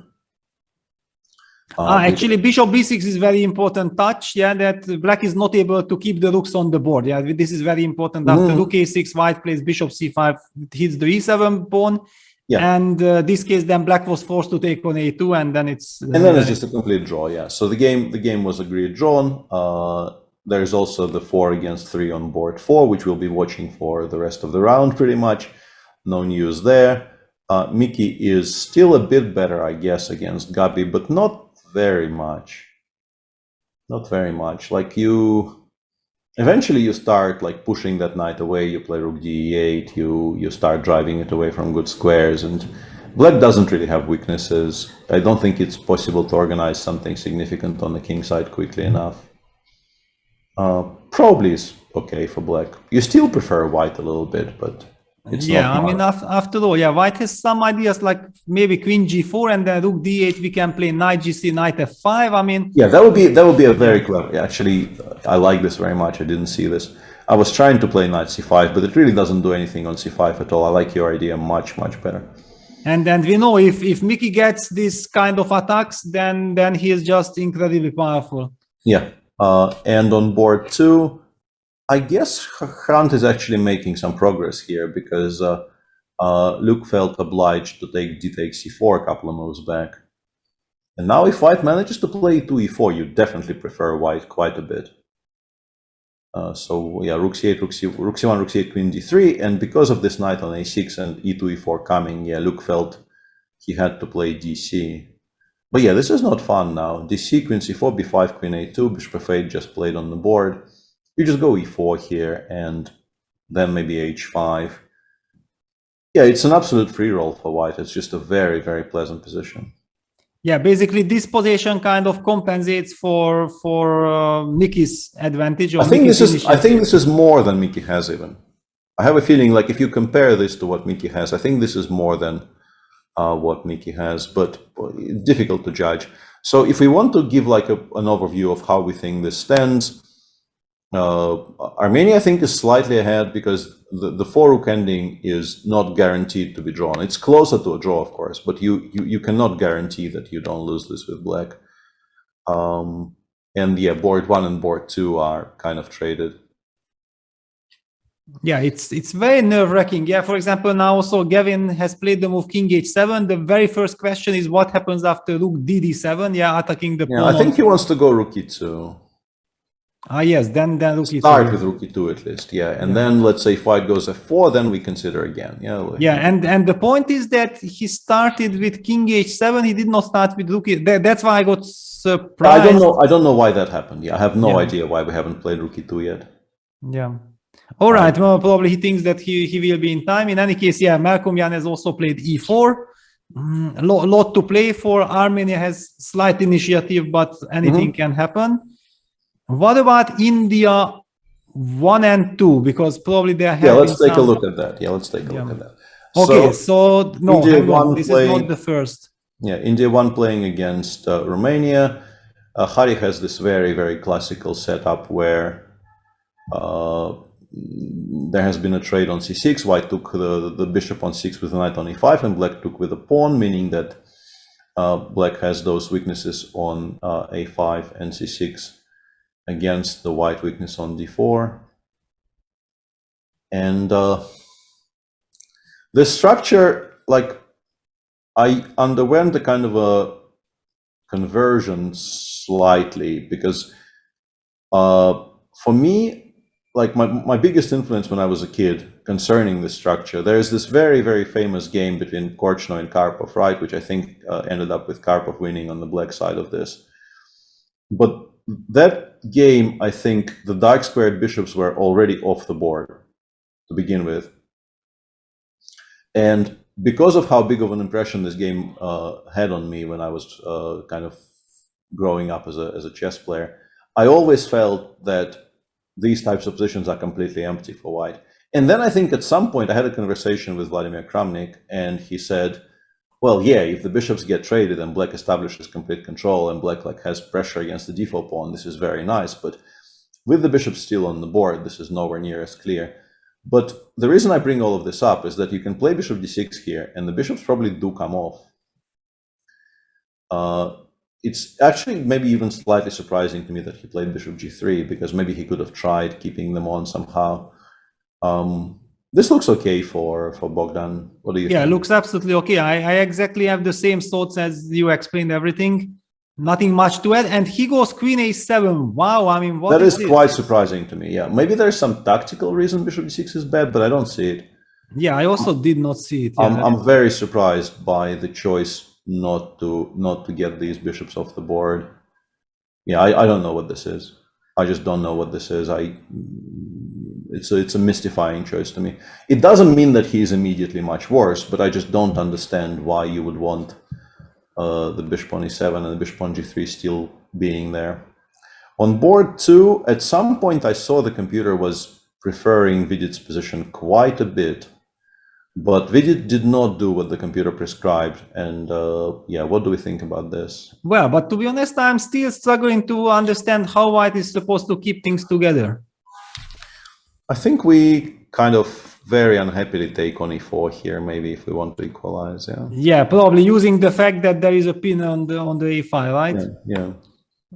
And just to illustrate how little I understand about this position, I want to tell you exactly where I looked and exactly where the computer was in love with black. It's after bishop e1, move 17. The engine in front of my eyes was suggesting you should just play b6, b5 here, just to close down the queen side completely. And b4 is now hanging, and I guess the reasoning is like all your normal Carlsbad type of play that white goes for on the king side if the queen side is closed is now much more difficult because black is extremely well prepared in the center, and also b4 will constantly be hanging in every single position, and it was giving like a large advantage to black here. It's not a very strong engine, so obviously those evaluations have to be treated with caution, but it was giving like +1 to black in this position. But instead... Yeah, definitely a very interesting move. But I understand with it that this bishop takes f4 is so tempting, because if you are actually forcing white to take bishop takes e4, it's so difficult to resist as a human. No, not yeah, of course, yeah. He will be completely safe, but maybe he did not himself fully believe that he can be much better. I have a feeling that maybe he didn't think there was time to, you know, make a push for a large advantage, because what he's doing is entirely logical. And actually, like, if we wanted to equalize with white, we can also just go a takes b6, right? And just take on e8, take on e4. And I mean, we're not better, but we're also not worse, I guess. Yeah, it should I think this is what he is doing. Yeah, Lupulescu, I think, in the end, is going to just bail out like this. And then we have the positions on 3 and 4. On 3, I think Erigaishi stabilized with all the rooks coming off. But okay, still, for example, a move like queen c8, how do you, or queen h3 will be nothing. Let's take a look at this. It's quite a bizarre. You have bishop g3, and then the bishop on c4 is covering the f1 square, so you can play bishop g3 and queen h3 check, queen h2. Yeah, that's a cute way to hold everything together. Yeah. That's the key, and that's the justification behind white being able to play h4. All right, okay. And on board 4, Narayanan actually went for the line that we were discussing, and I think he's trying to solve the issues sort of tactically here by pushing the c pawn while the king is still not on c2. But yeah, knight e2 surprises me a little bit. But maybe it's clever. Maybe it just works out tactically. Maybe you just, like, how do you preserve the c pawn? Yeah, that's the big question. That's what he's also trying to figure out. Can I play the move knight d1, or it's too much? Yeah, I've been wondering, yeah. Knight d1. Then, I mean, what do you do? Maybe you come back with the rook to b. Probably you come back with the rook to b1, and after c2 you play rook c1, and then you are starting to go knight d4 and take the pawn. Yeah, I think that the c pawn might be in trouble here. Yeah. Okay, Narayanan needs a very, very special solution. I mean, okay, one has the feeling that there are a lot of tactical possibilities. Maybe a move like knight c4, is that a move? Jumping back with the knight to c4. This is clever. I guess if I want to avoid making an immediate draw, I need to at least consider playing king e1. Yeah, but then then at least also we feel that it might get tricky. Yeah, it doesn't feel immediately obvious that this works. Actually, knight c4. I'm loving knight c4. Yeah, because it was so easy to get attracted to knight d1 or knight d3, but in fact knight c4 is the one that pleases me more. To get stability, I mean, get counterplay and then force white to give up on his ambitions. Yeah, I like knight c4. And if you can play knight c4, it's of course much more attractive than playing knight d1. It's a much better square in general. And yeah, I mean, it feels a bit tricky, but still, it's a two-piece endgame where black so far is not behind on material and has a passer which white is still not entirely rounding up. So I guess it's fine. I would have tried to, as I mentioned when we were talking about the position before move 20. If I had the choice with black, I would have tried to avoid this. But maybe there wasn't any particular good choice, and Narayanan is now defending it quite well. Yeah, let's jump into the sheet of Gukesh game, because I feel like Gukesh is making incredible progress. I mean, I'm really worried for Alexei's position.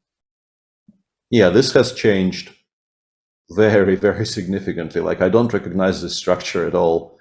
What happened there? Show me how we got here. Yeah, I mean, long castle, rook f7 happened.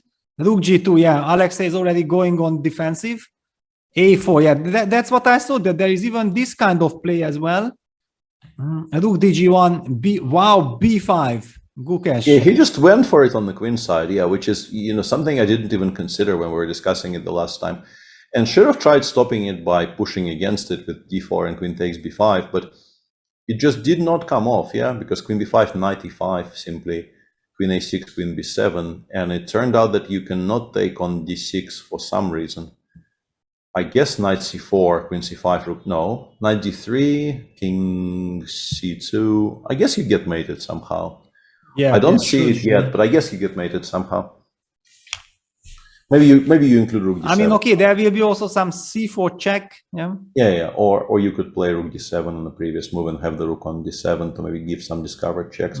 But yeah, it looks kind of horrible. But if this looks kind of horrible, then you're forced to do what Alexei has done, which is take on b7, and then you've given your opponent this passer on d4, which looks quite strong. So none of this incredible pawn structure. I mean, basically almost winning pawn structure for black. So yeah, Alexei tries to go f4, f5. Yeah, at least he's in time to play f4 or 5, so he has some kind of counterplay with the knight on e6. But yeah, the engine definitely suggests that this has gone very pear-shaped for.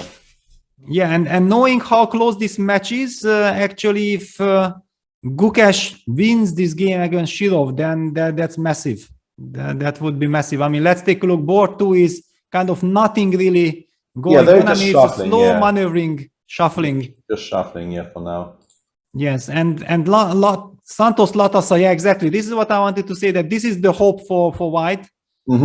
He has definitely made tremendous progress, because white's knight is much better than the bishop. White has the open b5, which is much more important than the a file, because white can invade, while black can't invade on the a file because of the knight on c3. And the pawn structure also is clearly in white's favor. Black's king on h7 can also come under an attack.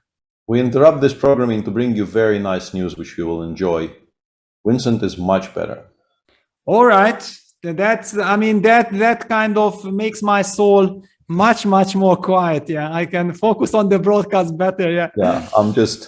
I saw this and I thought, I should just tell you this so that you. Thank you very much. You can relax a little bit. Yeah. Especially because I know this story with Jan Subay, that beating Vincent, and okay, it was like a total shock back then.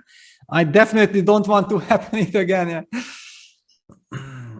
All right, so Gukesh in the driving seat, Santos Latasa against Praga pressing.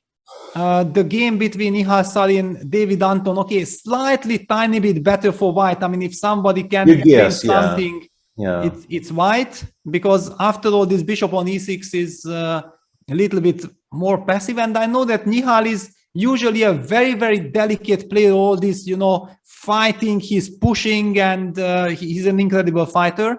I see, yeah, knight a2 is a move I'm loving, because he's insisting on maybe trading on b4 and then trying to get access to the c5 square. I feel like it's a very nice move, this knight a2. But okay, black will of course play a5. He will never let knight b4 happen, and probably not. Yeah, you don't expect to actually be able to play knight b4 against somebody who is not asleep at the wheel. Exactly. And what about Adiban? Because okay, it started out very nicely. He still has some pressure, but all rooks traded. Yeah, this is what I was kind of worried about, and this is every time what I'm worried about when I see this structure from the white side. That like you get here, and yes, it's quite pleasant. Yes, you have your two bishops. Yes, your position probably is a little bit preferable, but how big are your actual winning chances? Like, where is your break coming from? How are you putting any more pressure on the b6 pawn? Do you ever have any chances of pushing d4, d5 and doing something with that? Like, I just don't know where to go from here. Yeah, well, Adiban will have the chance to show us, because definitely we see the evaluation bar claims that white is having a very nice position after all. Queen b4 played. Probably the correct mindset in this position from white is just to enjoy the position. You should not be thinking about how to break or whatever. Just keep the pressure on. Let the opponent feel the pressure. Yeah, because after all, black is solid, but black is kind of stuck. Yeah, nothing really moves. Everything is at maximum, and white eventually we can see that this knight can be shifted somewhere. As you mentioned, this d5. Pawn sacrifice, knight d4, knight f5 is a potential danger, a headache for black. He has to pay attention to all the time. I mean, I believe black is not happy at all. Yeah, I don't disagree. It's just that, yeah, I still don't quite know how we're supposed to finally win this game. But yeah, it's just not, you're absolutely right. It's just not the question you're supposed to ask yourself. You have a nice position, you just make moves in it. You eventually maybe something will present itself, but you don't have to occupy yourself with such, you know, lofty questions of the future. Well, I think that Sasha Grishchuk also explained the winning strategy, the Svidler method here, no? That I mean, you just make quickly reasonable, nice moves, put the pressure on opponent, and let him collapse. Yeah. You missed a very important part there. The very important part of the Svidler method was play for tricks. Ah, okay. Play fast, play confidently, play for tricks. Well, but usually, knowing from my own experience, the tricks are coming from good moves. It's not, you know, I'm usually not falling for simple tricks, but if it's connected with some strategic good play. Ideally, they just follow from you playing good moves. Yeah, but exactly. I'm just quoting the original article. I remember. Which was probably a little bit sarcastic. Yeah, because of course he was having fun with me, but I mean, he's allowed. Yeah, of course. I mean, for Sasha, everything is allowed. That's for sure. We're in love with him. So, Queen b4, black is under some pressure. Prague is under serious pressure. This move, rook a7, you don't really do it happily because it does allow rook b8. But you probably feel like, okay, I can maybe handle the 8th rank better than the 7th. So, okay, Prague has to dig deep and defend. And look at this. Santos Latasa goes for very, very technical solution by going knight b5. And after rook a6, rook a3, trading the rook. I actually quite like this, because at the current moment, if you take on a3, you will have trouble protecting the pawn on d6 while also not allowing the white queen to invade into the black setup. Maybe you play something like bishop b7 has similar problem. Knight a7 maybe is a winning threat. Knight a7 just wins on this. Knight a7 is a winning threat right now, actually. Wow. Yeah, this is something you can blunder sometimes, and just resign suddenly out of nowhere. Giving up the a file is, avoiding the rook trade, like playing rook b6 and allowing rook a7 looks absolutely horrible, because then the white rook will be on the open file, and the black rook on b6 technically is also on the open file, but the knight on b5 just completely closes it, so it's not really very open. So white is very much in control. I like this from Santos Latasa. It's a very, very good option. Actually, Santos Latasa is an incredible practical player. Look at this also now. He's controlling the clock very, very nicely with 40 minutes, because this is exactly, you play a nice game and you control the clock. The perfect dream scenario, and plug in a lot of trouble. Maybe he needs to play the move queen a8, maybe that's the only kind of move to fight for the A file and not allowing this kind of trick. Yeah, and we're being told by both Satiris and our chat that 5e is no longer better somehow. Wow, this is incredible news. Yeah, which is a very important development for the Israeli team there. How did this happen? So Boruchovsky played f4 after king h8, and 5e did not find anything better than to take. And here a very clever thing was done by Boruchovsky. I think 5e just missed rook f4, queen b7. I think this is very likely. That this move order, the internet. Because it's just so easy to miss this idea where white, remains a full exchange down for a bit, and it seems like you can connect your rooks somehow and not lose any material. But if you play rook cf6, if you play rook cg6, you get mated, and if you play rook ff6, queen a8 check. Well, actually, yeah, queen a8 check is actually mate. I thought it was winning a rook, but it's actually mate because none of those pieces can actually connect to each other.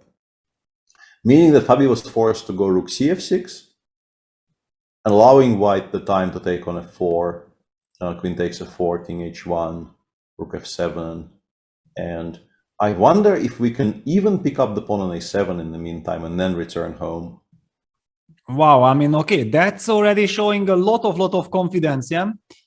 If we want to be kind of safe, we can play like queen e4 here, I guess, or queen g2, and both of those things probably are completely fine. But since black has no immediate check after queen a8, queen a7, I want to just pick up one last pawn on the queen side and then return my queen to the long diagonal if I need to. I don't really see why it shouldn't be possible. Yeah, it's okay, of course, once black creates some luft for his king, then he will be able to avoid, just keep on trying to create some stats. But on the other hand, if white keeps the queen on the long diagonal, then the king on h1 looks perfectly safe.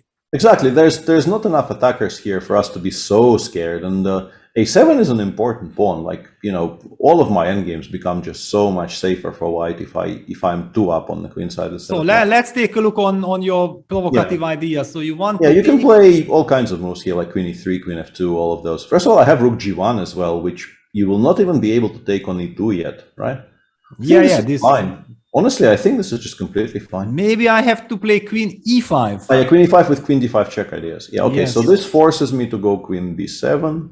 Yeah, then I have to take. I will include rook g1. I'm still completely fine here with one. Yeah, absolutely. Because I also don't want to play g6. Then my king is completely open. No, yeah. I think there is not a single problem here for white. Like, it's just completely safe. Wow, but then hang on. So if Boruchovsky will control the situation, we already have 2 draws. Then Linier's game is all important. Yeah. Wow. What a change. So what happened here? How did black react? He opted for knight b7. It may be a bit slow. Yeah, it's understandable. It stops c5, but of course the ideal setup is you have the knight on c5 and on d6, which is why we were so desperately trying to get the knight from b8 to c5. But it's okay. He stabilizes this way. Linier goes knight c4, knight h4, and then after knight c5, bishop e2, bishop g4, which I very much like. Maxim in the end decided it's no longer possible to tolerate this knight on d5 when takes knight d7, rook e3. This is a bit better for white, I guess, because we don't have a knight on d6. Exactly. And actually, I can very easily imagine some situations in which we can take on, like we play rook c3, and then I can definitely imagine some positions in which I will be able to take on d7, force you to take with the rook because you cannot really take with the knight, and then just sacrifice that exchange. I don't know if it gives me much of an advantage, but I think in all of those positions, white will be completely safe because the rooks black will have no files to operate. White has a very nice c file, and the black rooks are completely contained by the pawns on d5 and b5. Yeah, and in fact, contrary to what I said that I'm expecting in mutual time trouble, it looks like Lenny managed to control the clock very, very nicely in the last couple of this is kind of moves. unusual. Yeah, we're so used to Linier being in horrible time troubles every game, but today. Yeah, but maybe playing for the team changes his attitude, right? Yeah, that's so often that you can't change for yourself, but for the team you can. Yeah, G6 played. I think it's correct because Black needs to cover the F5 square, and just in case, also prepare F6, F5 later if White, for example. Maybe in some positions, in some positions you can dream of.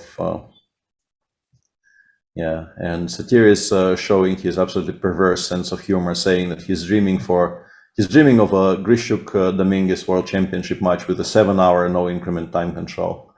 And until 6 wins, right? I mean, just so that the match will never end, right? Or alternatively, just lasts 12 games or something, because every game is decisive because somebody goes completely crazy on 5 seconds, Yeah, that would be quite something to watch. Yeah, those two do provide us with a lot of very, very exciting stuff.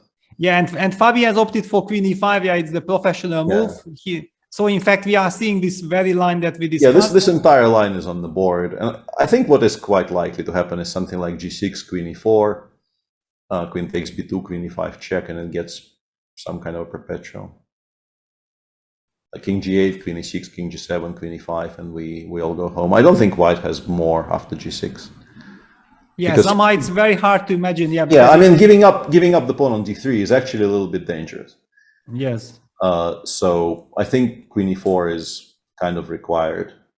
You can't really continue playing for a win here with White. I don't think you have resources for that. But if you don't play G6, like what do you even play? If you go Queen E5 back, I will just start playing B4, A4, A5. You might. I can't. No, I have to keep the queen. The big question is, can I play the terribly ugly move Rook G8 just to not allow any perpetual checks? I mean, knowing Fabi, because he always fights till the very end, Yeah, this is a good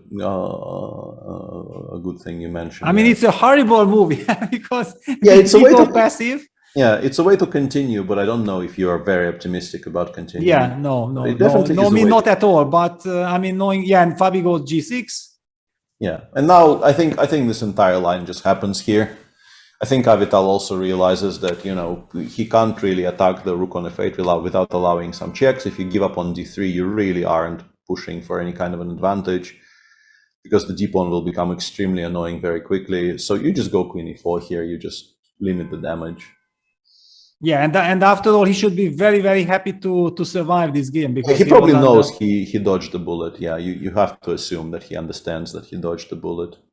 Yeah, and Lenny just very systematically continues to play quickly according to the plan. Just in any case, even if the sacrifice will not come, but the rook belongs to c3. Absolutely. And there are also different scenarios. Like, for example, White puts rook on c4, brings back the knight, and then eventually you trade and challenge and the then knight. You go knight d3. Yeah. It's. I think actually it's quite an unpleasant position for Black.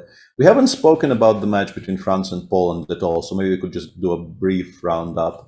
This will be a draw. I mean, when I look at the French lineup, then my heart is aching for MVL and Alireza. No offense for the other French players. Of course, we have seen they have also stopped India yesterday. Very, very strong players. But okay, if you have those incredible players at home, we will. I think it's possible to forgive us for missing them.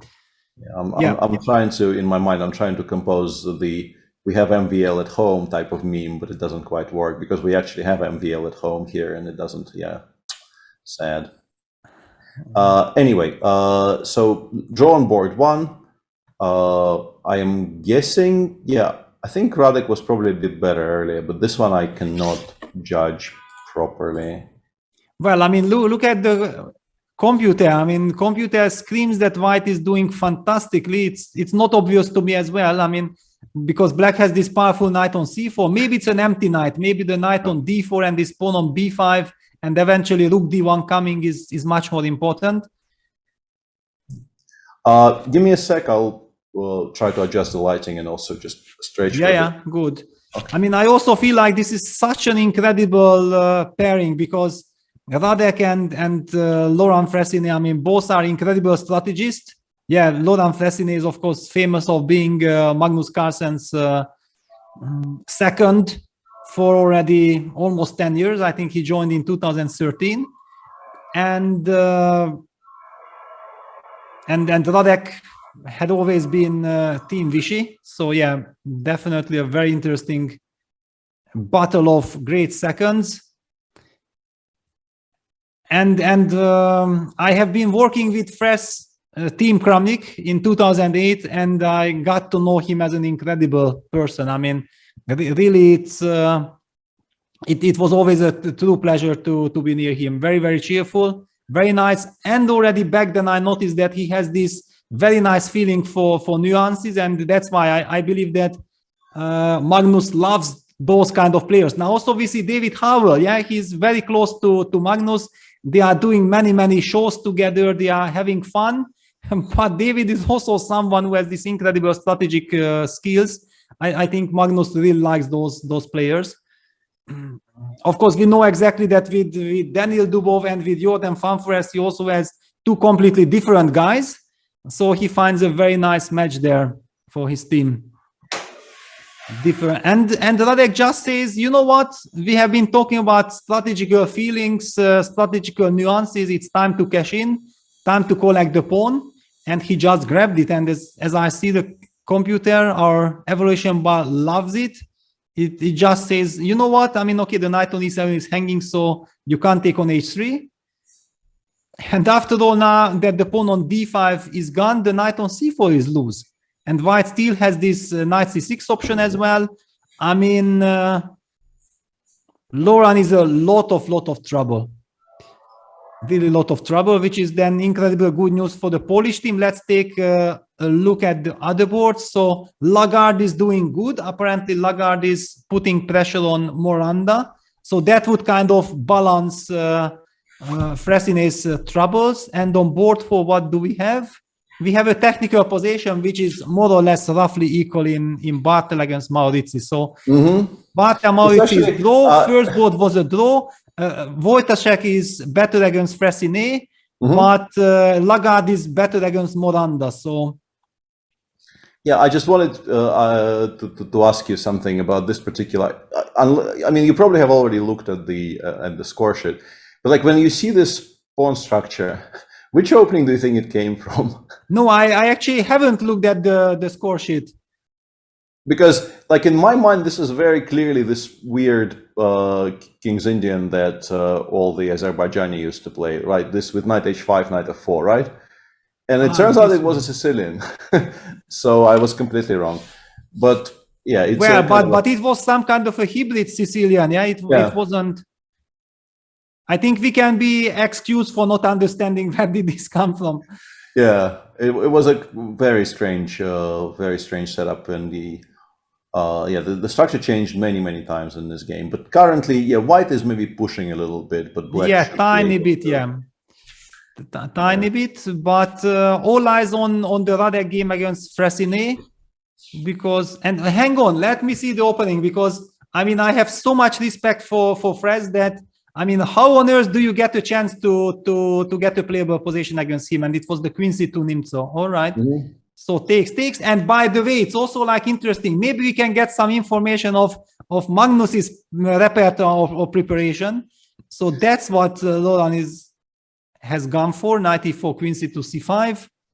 The old line. Castles b4.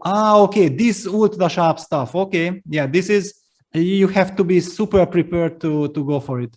Yeah, I have no knowledge about this at all, but yeah, clearly these two guys know something, and it ended up working out quite well for Radek. It's kind of a strange position where, obviously, if we stop here, where Peter just stopped on the analysis board, structurally white has two bishops, very solid structure, very nice position, but yeah, nothing is developed, and black seemingly is very far in that respect.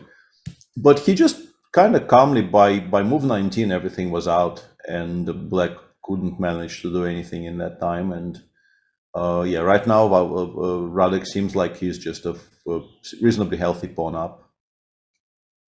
Yeah, there was just no way of stopping white from developing. So it would appear, yeah. Yeah.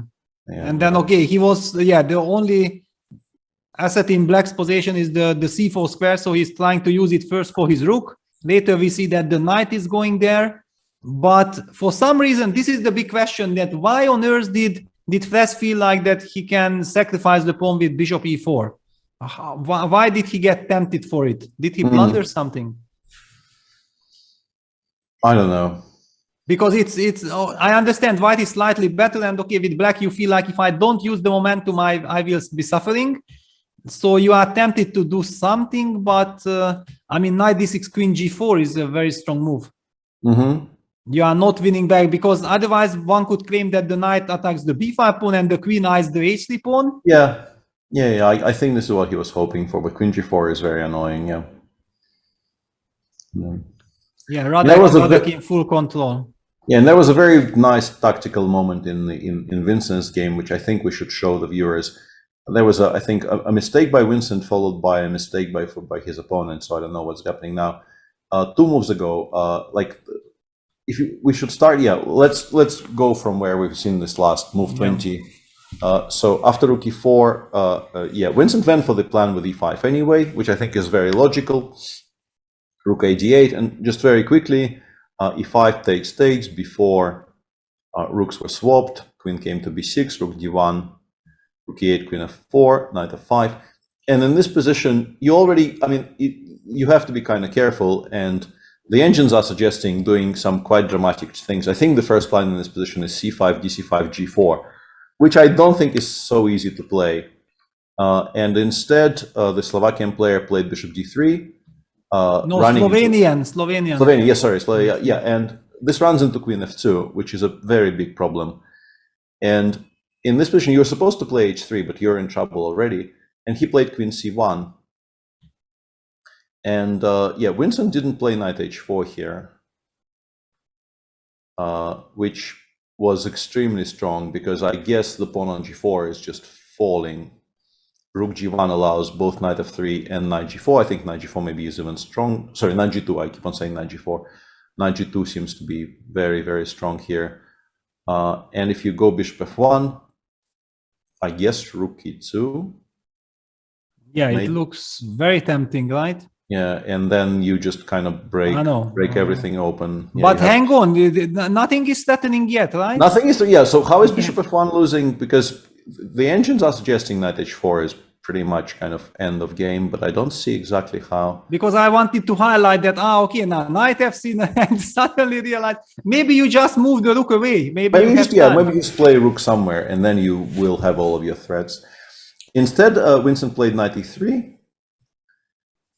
Which also looks very logical, but wasn't as strong. Rook d2, knight g4, which is a very, very cute little idea, using the fact that if rook f2 happens, we just collect everything with the knight jumps. But after knight g4, white could have played rook d1 back. I think this is maybe what he underestimated. And after rook d1, you might not have anything smarter than playing knight e3 back, and then we have a repetition, and you have to play maybe queen h4 or something.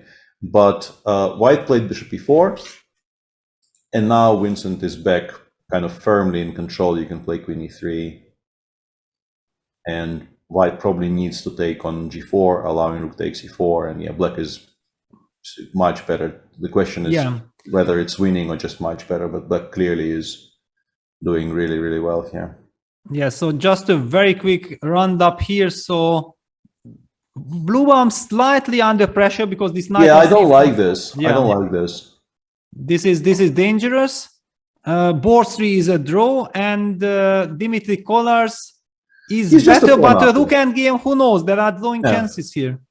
Yeah, there's definitely drawing chances here for black, but I mean it's still a full pawn. Yeah, it's still very, very unpleasant, but basically it shows that Vincent's game is very, very important. Yeah, in fact, he needs to strike to give his team stability. Security, they're probably doing fine anyway, but you definitely want him to win there on board 1.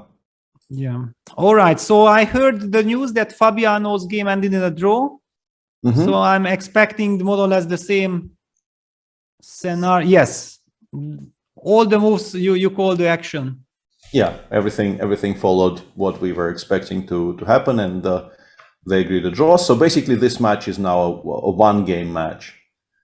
Everything is gone apart from this position of Linier's, where you can actually already sacrifice this exchange on c5. And Rochtan is down to 56 seconds. Yeah, this is what we kind of expected. Yeah, he is playing on increment, and Linier is not, which is unusual because normally, I mean, Linier would also be playing on increment normally, but today he decides not to. Yeah, Rook c5 looks extremely attractive just because the pawn on c7 is even kind of falling, and yeah, it's just a very good position for white.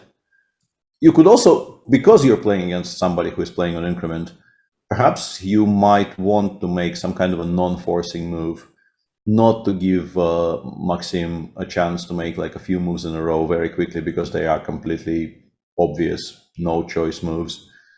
But yeah, it does look very logical to just take here. Yeah, the point is that white can't really move his knight back from h4 because knight f3 runs into h5. That's kind of the reason why I think Maxim also removed his knight from d7 to f8. Yeah, he wants to push this knight, the bishop, sorry, the bishop away from g4 and go knight 8 d7. So basically, if you don't sacrifice the exchange right now, you might not have another chance for some time. Because let's say you go some kind of a move, yeah, g5, bishop e2, knight d7. The setup on the queen side will be a lot more sturdy. Yeah, something like this, yeah. Yeah, just to illustrate, and I think that this would be very, very solid because also if the knight moves and tries to challenge the knight, then black will have counterplay with f5. Potentially, yeah, very much so. Yeah. So maybe it's the right and the critical moment, yeah, that you have to. And this is chess, yeah. This is all about timing, about precision. We are talking about strategy and so on, but finally it comes down to move per move calculation as well. At some point, definitely should come to precise calculation. We'll see what he decides. And also the courage, yeah, because in a match situation, of course, Lenier would also love to just squeeze the position without any risk or whatever. But in order to break through, probably he will have to make some brave decisions. Yeah, and I'm looking through results. Not very many decisive games so far, but the Uzbeki youngsters are 2-0 up against Slovakia. Iran is 1-0 up against Turkey. And there are some draws here and there, but yeah, nothing seemingly very decisive anywhere. I think that Sotris pointed out that Abdusattor is 5 out of 5, and if Gukesh wins the game against Shirov, he also will be 5 out of 5. Incredible what these youngsters are doing. Yeah, the Czech Republic is completely winning against Mongolia, but apart from that, yeah, they will probably win like 3.5-half. And it seems to me like Gukesh is making tremendous progress because eliminated the e4 pawn, which is very, very good news because later the black king can simply escape against any checks on d5 and it will be perfectly safe. I don't see Alexei creating enough to survive. Maybe, okay, he will have to give rook b4 check and then some rook c1 trying to pin Try to do something like this, but you can even go king d5 there, I think, if you wanted to. Yeah, and then rook b5. And rook b5 maybe, yeah. Yeah, I mean, some issue, like even the position after rook e6, f3, king takes e6 is not much fun for white, I think. But exactly, I'm very worried. Yeah, but this is also obviously a best case scenario for white because now you can imagine how this ends in you not losing because you have more rooks on the board and maybe you can stop the d and e pawns from running and it then becomes a bit manageable, but yeah. And knowing that it's already now a crazy position that would suit Alexei again, yeah, because he is always very, very strong in such positions. He has 15 minutes time advantage. Okay, now already only 14, or this is, but it moves. Yeah, it still moves 33. Gukesh is down to 4.5 minutes. There is some practical issue here. It's not so easy, and Alexei will always find some incredible resources. Yep. On board 2, it continues being quite balanced. Sorry, just the update that it all happened, and then Gukesh in fact played the move rook e2, not king d5 yet. Yeah. So what does he want against rook c4? I guess then he runs, right? Rook c4. He just wants to go king d5, and after we take on c5 is check. To king e4, yeah. Yeah. This is very clever. Quite good. Yeah, quite good. Opening up the way for the king to run forward. And then we can just go d3, king f3, e4, e3, and so on. And Yeah, it looks desperately dangerous for white. On board what 2, about Nihal Sarin? continues being very level, although we can now go like knight takes a5 and then go knight b7, knight c5. We will be a little bit better with white, I suspect. I would probably also include rook takes e8 somewhere, I don't know, here or on the previous move. But I mean, the knight on d8 covers the b7 square. Ah, sorry, yeah, I'm having kind of visions. No, I know the feeling. Also, it feels like we are playing the Olympics. Yeah, I mean, covering all these games are driving me crazy as well.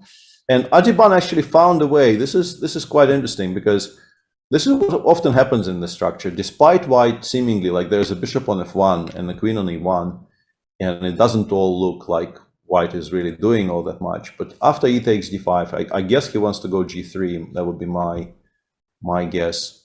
He wants to push the queen away from the f5 square, and then he wants to play knight f5. And those types of positions can often, suddenly become potentially a bit dangerous for black. But here, honestly, like I think I can go queen c7, and if you go knight f5, I can go d takes c4, and I can sort of ask exactly where is your mating attack, sir.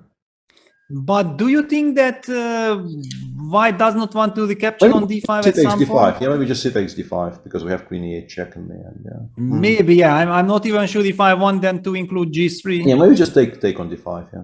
But you have knight f8 and then bishop a3. Okay, yeah. Then this is serious. Yeah. Okay, so Adiban is making some slight progress here, and and then what about Prague? Because that's the dangerous board. Prague is still worse, but it's only 2 pieces left on the board. I think maybe it's manageable. Yeah, it's not fun. But queen f7 will always be met by h5 check. Okay, you still have king f6 then. Though, all right, let's take a look what happens. So rook a3, capture on a3, takes queen d7. So basically Prague said like, all right, you get everything, but I just want to stay solid. Queen a8, king g6, queen b8, bishop e7, queen g8, bishop d8. And now the knight starts to maneuver towards the king side. Prague goes bishop a5, tries to activate the bishop. But it really, like, there are no squares on the board where it really, like, wants to be. Wow, but hang on, somewhere some queen f7, bishop e1, yeah? Yeah. That's kind of the only. But anyway, after h5 check, black will be forced to king f6, and then the f file is blocked. Yep. Yeah, this is tough, but I mean he has, I think, much better chances holding this than Alexei on the other board, and Adiban is also pressing. Basically, Adiban wants to deliver a message, that I'm not only giving press statements, I'm here to play. Yeah, absolutely. Absolutely. Yeah, in the queen meantime, e4 played. Okay, ED-CD, queen e4 played. It's a nice, solid, stabilizing move, avoiding all these kind of ideas on the e file. Yeah, queen c3 maybe. Yeah, queen c3.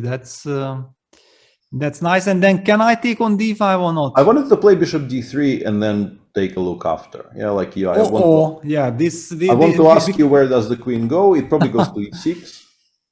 Yeah, and unfortunately, I can't deliver checkmate because the knight is protecting it. Yeah, like so I have to go to e6. Yeah, unfortunately for me, I was planning to play queen c8 check, but then after knight f8, my queen on c8 is actually hanging, so I'm not in time to play like bishop a3 or something like that. Yes. But yeah, this is tricky. I just want to briefly mention that Miki and Gabi Sargsyan on board 1 drew, so that match is progressed. Well, that's actually very, very important for Armenia. Yes, this is a draw, and then on the other boards, they made some progress. Luke McShane has sacrificed or lost a pawn, but he got some activity. Yeah, Hrant is definitely better, but the question is if it's enough for a full point here. It's unclear. Yeah, I wouldn't rule out black eventually surviving this, even though yeah, absolutely. Even though it's unpleasant. And board 4 Robert is still squeezing this 4 versus 3.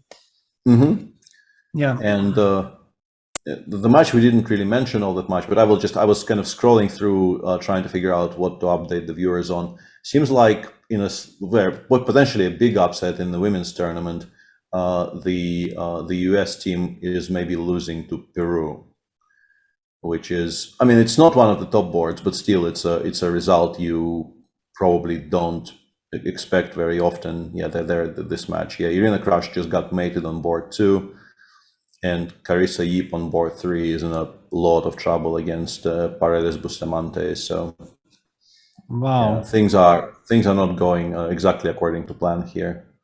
Yeah, unbelievable structure. Yeah, yeah. As Jan would say, too many enemy. Yeah, too many enemy. And the king on d6. Completely safe, yeah, just completely and utterly safe. And on the other 2 boards, there are some playable positions, but it's unlikely. Like Tatev now has to win this position with black for king for the United States to have any chance whatsoever. And I mean, it's a playable position, but it's not necessarily all that great for black. Yes. And on board 1, I think the transmission is stuck because clearly they made more moves than this. It's almost been.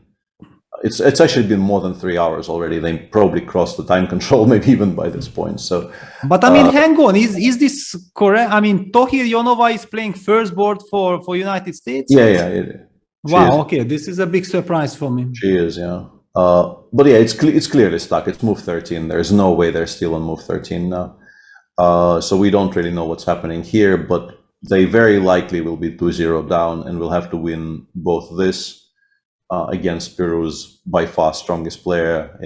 Exactly, yeah. Corey is very, very experienced, and it's and very hard. Very dry position that Tatev is now trying to win on board 4. And what about India? I mean, the first team of India.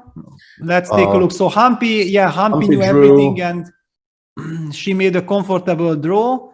Hampi drew. Harika is pressing. Yeah, Harika, I think, was much better, and maybe is still kind of much better, despite the fact, like, endgames are now quite unclear, but obviously she will not be allowing any endgames just yet, because the pawn on b2 could become a target, but with the queen's on, the king on g1 is much safer than the king on g8, and the pawn on d5 maybe is a target. On board 3, there is some kind of a mess in the game between Savina and Vaishali. I have no idea what this is. Yeah, this is a total mess, yeah, and time trouble is coming.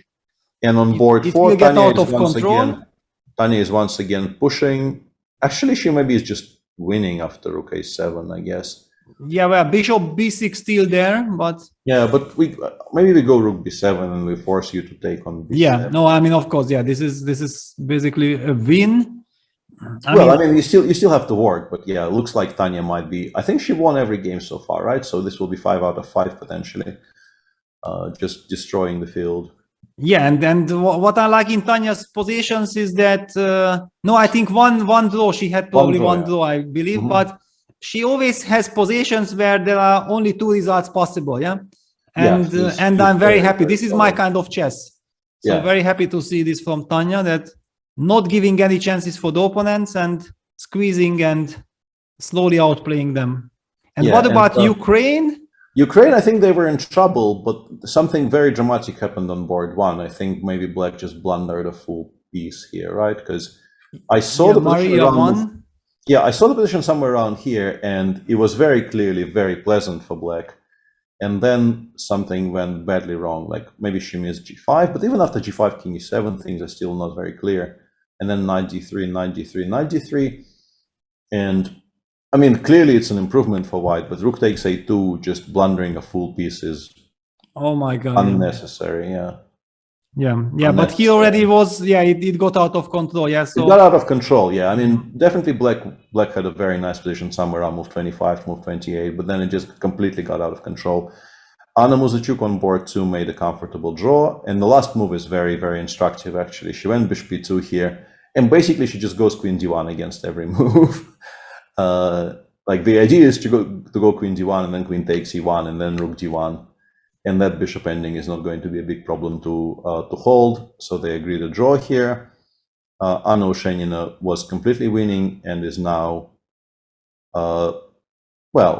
just better, still better, but she was. If you look at the position around move 20, 21, maybe a knight e5, e5. Yeah, this is just like I'm Yeah, I'm very curious how this became what we're watching right now. Yeah. Okay, so she suddenly got hesitant. Yeah, she didn't. Yeah, find she the decided. way. She decided to just continue, kind of making sensible moves without maybe looking for anything decisive. And I mean, you're still doing fine, but this is obviously a huge improvement for Gulnar Mamadova, and this is now manageable for Black.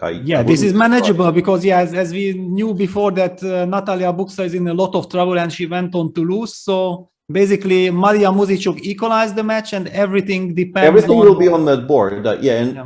Somewhere around move 21, I was absolutely sure that Anna will win, but now I'm not so certain. And she's also on 44 I mean, okay, seconds, if you look at this position, it's just so impossible to imagine C4, not to play C4, right? Just go C4, go G5, and then everything will kind of fall to pieces. I guess she didn't want to allow bishop b4. I think the reason was she wanted to preserve the bishop pair, but if you she wanted too much, probably. She wanted absolutely everything and ended up not really getting everything. But okay, the good thing for her is that she can probably still squeeze something without any risk, and that's also important in team events. But a very, very close match. India is in total control. Yeah. And in the meantime, I see that this story has finally... It's a draw. It's a draw. Actually, they agreed to a draw in the Ushanina game, so it's... Well, she's on 40 seconds, so I guess she just took a practical decision because she didn't like the idea of playing on increment. And really, her advantage, if she has any advantage left, it's not very big anymore. I can understand. But if you look at the position she had before, I mean, she will be bitterly disappointed that it did not lead to a conversion into a full point. So this match is just drawn 2-2. It's completely over every single game. And we are having a very interesting match between Georgia and the second team of India, or is it 13? Because yesterday I got confused. In fact, yesterday I think it was India team 3 versus Georgia. Georgia is playing 2. Yeah, India 2. Yes. So yesterday it was India 3. Which means that the second team is definitely burning for revenge, but knowing how strong the Georgian team is, it's going to be very tough. So what do we have here? Total mess on board 1, and what about board 2? Batsiashvili putting pressure. This we can judge because White is the one who is calling the shots on the C file. So Batsiashvili putting pressure for Georgia. Board 3. Wow, I mean, Lila Yavakishvili in total control. Yeah, this is a very, very... And board 4 is also trouble. Yeah, basically then Georgia is just dominating this match. Yeah. And in the meantime, I was checking because we discussed this a little bit pre-show before we even went live on air, that story that we didn't really know how to approach, but it's now been published on the official website, and I guess we have some clarity. There was this story which we discussed quite a bit on air because we really didn't know what was happening with the Aryan-Tarian game ending in a draw. And we thought what happened there was that the Mongolian player just accepted a repetition. But what we didn't know is that the repetition actually was claimed. It wasn't like they thought it was a threefold and the Mongolian player just decided not to continue. The repetition was claimed by Aryan, and I'm sure when he was claiming, he thought he was correct. Like I have no doubt it wasn't any kind of gamesmanship or anything, but it wasn't actually an incorrect claim. There is no repetition there because the white queen went to f8 from different squares. If you look up the game, it doesn't really matter. We don't really need to bring the position up. But basically, the Mongolian player is completely winning in the final position. And the arbiter, for some strange reason, did not figure out that the claim was incorrect. There was even a protest lodged by the Mongolian team, understandably. But by that point, I really don't know what the arbiters are supposed to do, because like if you resume the game, then like somebody will have told the Mongolian player exactly how he is winning. Like the game cannot continue. If let's say half an hour has passed after the game is over, in the modern environment, the game cannot continue because people will know exactly what's happening in the final position. There is no way to stop it. and there's no foul play involved because the game was finished. So it's not like people cheated by consulting, I don't know, asking the arbiter, asking the captain or something. So yeah, it's a kind of a really strange situation where the original claim for a threefold, if it's incorrect, it should not have been accepted. But once it was accepted, I really don't know how the arbiters were supposed to deal with it afterwards. Yeah, it's just kind of a mess. No, it's I mean, basically an incredible mistake by the arbiters, and I also don't understand actually that how is it possible, because if you are playing the game, and your opponent makes a claim, then you as a player who believe that you are winning, you will object. You will highlight that, okay, come on, my queen, I checked the game, the queen was going from g7 before, and now my queen is on h6, so only if I will play. I actually had this against Topalov in 2011 in Porto Carlos in this Grünfeld when I sacrificed the queen, and I had finally a lovely position against Veselin, and then I was repeating moves just to make sure that the time control will be safer for me. And Veselin thought like maybe I repeated 3 times, and he asked that, okay, threefold repetition, he wants to claim a draw. And I told him, no, sorry, Veselin, that now if I play this move, only then I would have the chance to claim, but I don't want because I have a nice position. And I went on to win. So this is what I don't understand, that where was the Mongolian player, right? That if you are winning and then suddenly they are trying to stop. Yeah, I don't know. It's just a very confusing situation for him as well, because like, yes, he should be arguing, but also I think in his spot, you just instinctively think, there's an arbiter there for a reason. It's his job. He can check the score sheet, and if it's a threefold, it's a threefold. If it's not, it's not. It will get found out. So yeah, it's like maybe some part of responsibility is on the Mongolian player as well, but I wouldn't put a lot of it on him. I think you just kind of trust the arbiters. Like it's very much part of their job to deal with those claims, and you expect them to deal with them competently. And yeah, it's just very regrettable, because he played a really, really nice game, and from the way that game went, definitely deserved to win. And once again, I mean, I'm pretty sure there is no suggestion that Aryan was doing this, hoping to cheat in any way. He's just also got mistaken in the time trouble. But yeah, the final outcome is a bit meh. These are the outcomes when you really feel heartbroken, because you feel that it's not just the final decision is not just, but there is already what to do. You just shouldn't be bringing the players into such situation. That's clear. Total shock. But back to chess, back to action right now. I feel like Erigaishi has made incredible progress. I mean, with the 2 bishops and with the pawn on d6, e5, if someone, then only white can be better. That's for sure. Yeah, I mean, I've been trying to figure out how we got from here to there, and also what I think about this. And yeah, it looks extremely dangerous for black, because I think I go king e4, king f5, and then I start threatening bishop takes f4. And the entire structure just starts collapsing, as far as I can tell. Like, I wouldn't be surprised if this was just completely unholdable for black, simply for that very simple, for that plan. Exactly. Like, because I was trying to figure out a way to stop it, but I don't know how I stop it. If you leave the f4 square L and allow me to play bishop h3, things just get worse. They don't get better, they get worse. And if the king gets to f5, then I take on f4. If you take with the pawn, I play bishop h3. If you take with the knight, I will take on g5, and then like everything just collapses completely. Seems once the king is on f5, then bishop f4 is a winning threat. And then Polygrass is down to a minute. He's definitely feeling the heat. That things went out of control.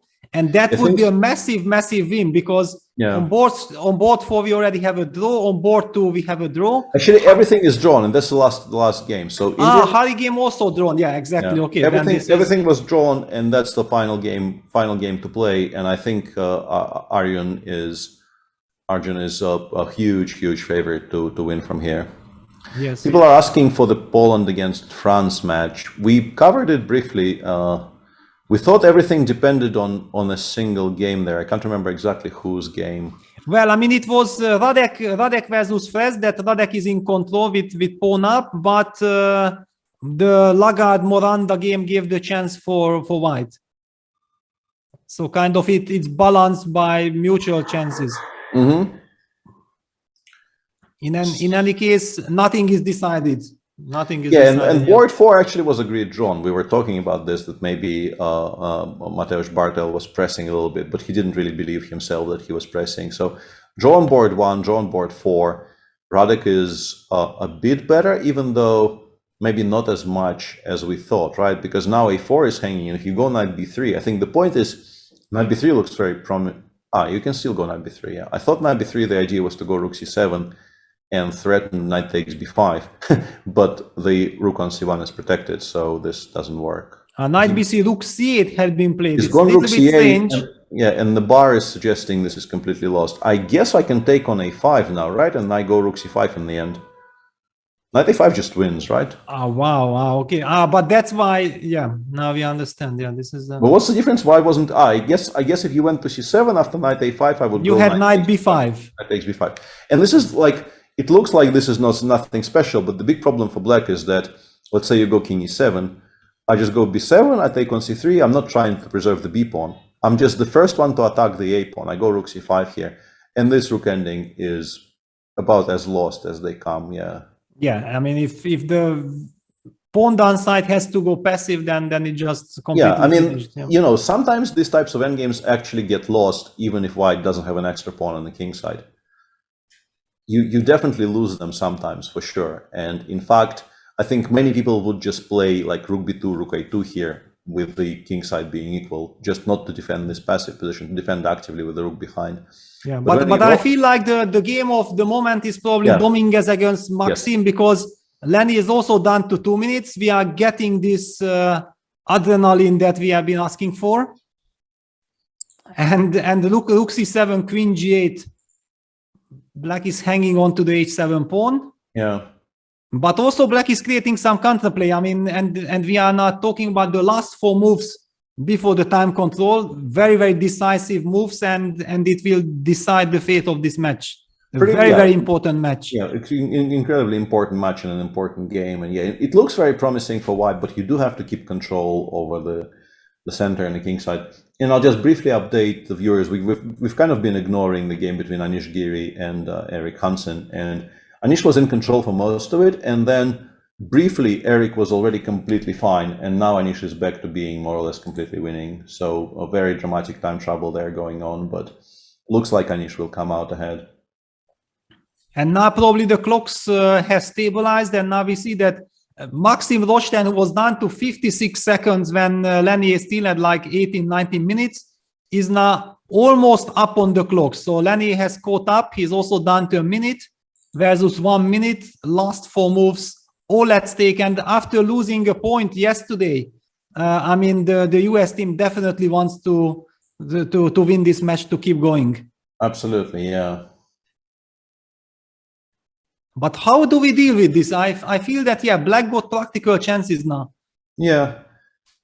Because fe4, rook f2 is obviously a very, very big threat, and you don't really want to go ef5, because that also gives black, you know, some kinetic energy on the king side, like e4 and f4 will be coming, and d5 is maybe hanging in some variations. There are so many things to calculate. For example, fe4, bishop e4, rook f2, there is rook h7, and then knight g6, but we might get mated with rook f1 check and rook 8 f2 check. Yeah. At the same time, after fe, bishop e4, rook f2, there is... Maybe we can play rook c6? Yeah, rook c6 is what I'm expecting, to be honest. Did he go rook c6? Not yet, no. But not yet. I mean, but I don't believe that Lenny is down to 10 seconds. This shouldn't be right. Well, I mean, on the other hand, it's linear, right? So it wouldn't be unusual for him to go down to like... And when he's down to 3 seconds, he will make this very, very graceful move without hurrying at any point. Like. Yes. Yeah, rook c6 on the board, and he's back to 51 seconds, correct? I mean, this we can imagine. He played his move with 21 seconds.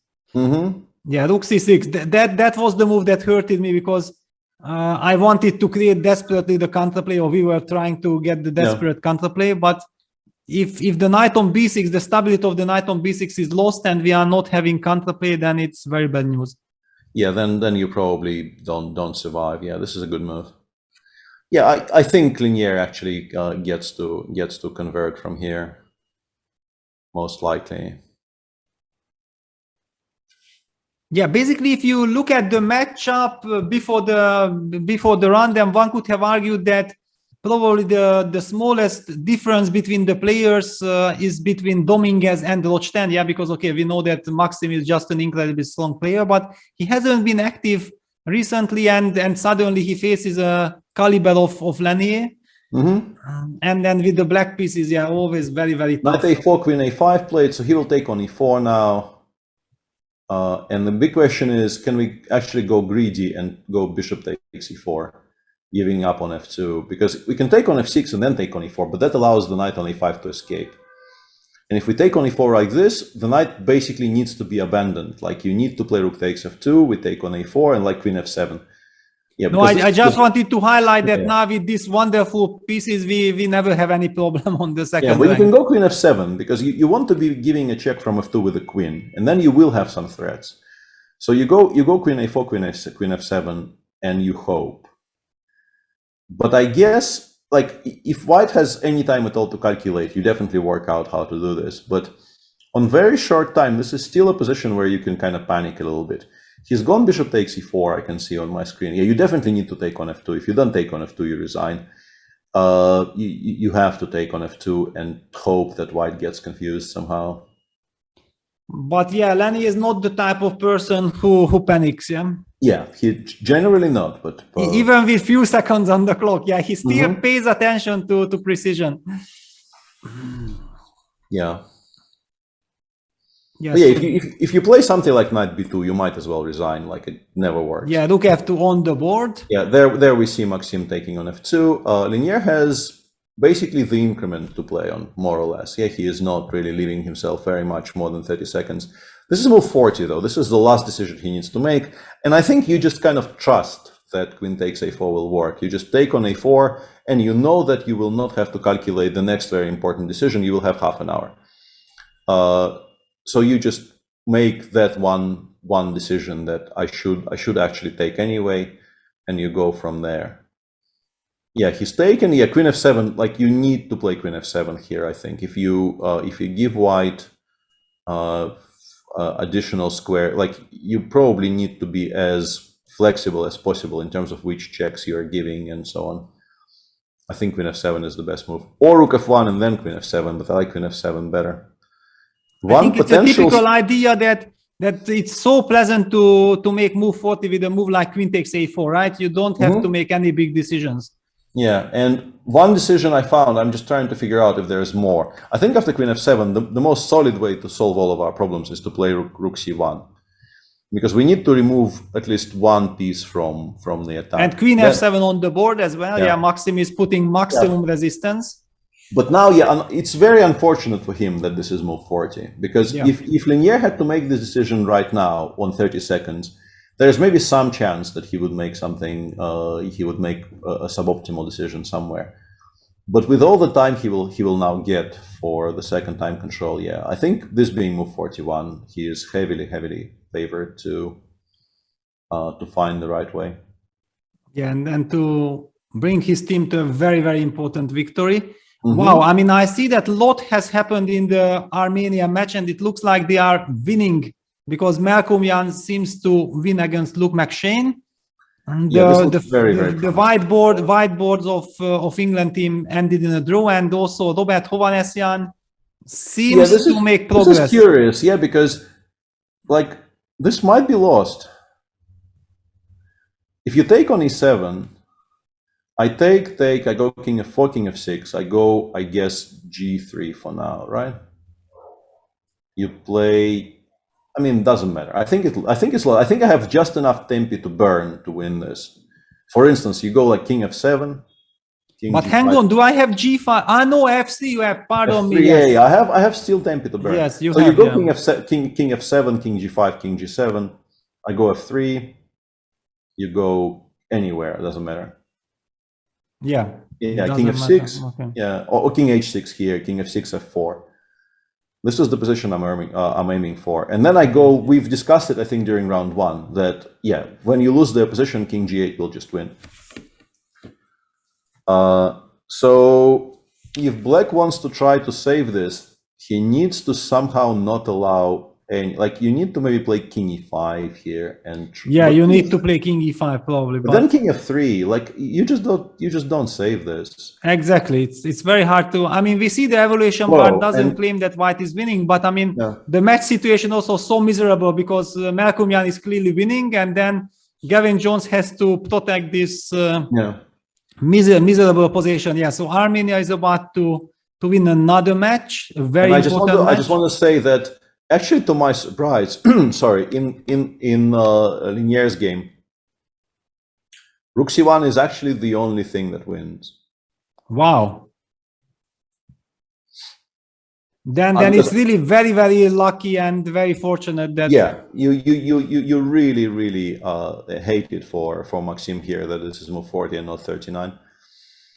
And what about Erigaishi? Because that was a very, very important game.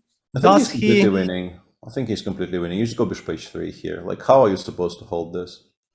Knight d5. So this is also move 40, right? It's made now. Yeah. I guess. Just go bishop h3 and then you go in with king f5 and king g6, king f7, and I just don't see how that gets stopped. Yeah, looking very promising, and it would be a huge victory.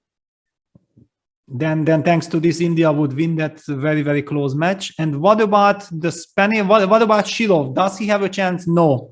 The time control has been reached, and the pawns are winning. No, that's way too far. Yeah, I mean they just run by themselves. You like they don't even need any support anymore. Yeah, this is over. The David Anton game ends in a draw, or maybe they will agree to a draw pretty soon. Santos Latasa needs to. I mean, this is the chance, but Prague is already putting up a very, very nice defensive setup. I feel like definitely the worst has passed for Prague. I mean, white will be torturing this position forever, and it's a very, very unpleasant position because with this clock situation that after move 40 you only get 30 minutes for the rest of the game, and with 30 seconds increment, white will play on this forever, torture you until you fall from your chair, basically. Yeah, that's yes, but also like how do you win? I mean, torture, yes, but do you actually have a plan? And no, I don't need a plan. I'm just pretending. I'm pretending for the next 100 moves. I'm coming from here, from there. I force you down to your 30 seconds. You are not able to go to the bathroom for like 2 hours. And at some point you should collapse. Yeah, that's how I feel like. But maybe it's not so simple. And what about the other boards? Iturizaga, Adiban Iturizaga. Adiban is actually winning now. Yeah, something very dramatic happened there. Yeah, this very timely push with d4, d5 that Adiban managed kind of destabilized the position, and also I think Iturizaga was in a lot of time trouble. I mean, he can just win with queen e5, right? Or I know it's black to move, but it's black to move. But yes, eventually we just play queen e5 and we win.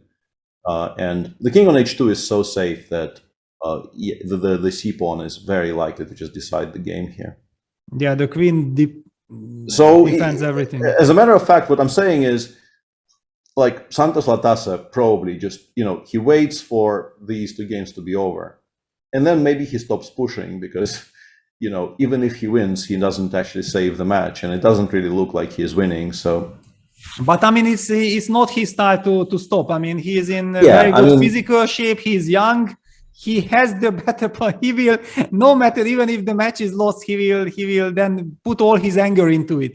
Maybe, yeah. I mean, you know him better than I do, but yeah. I mean, if the match was still alive, you definitely continue forever. Like, there's no reason to stop whatsoever. But with the match probably being actually completely over quite soon, you definitely have the option of not torturing yourself and the opponent for the rest of the evening.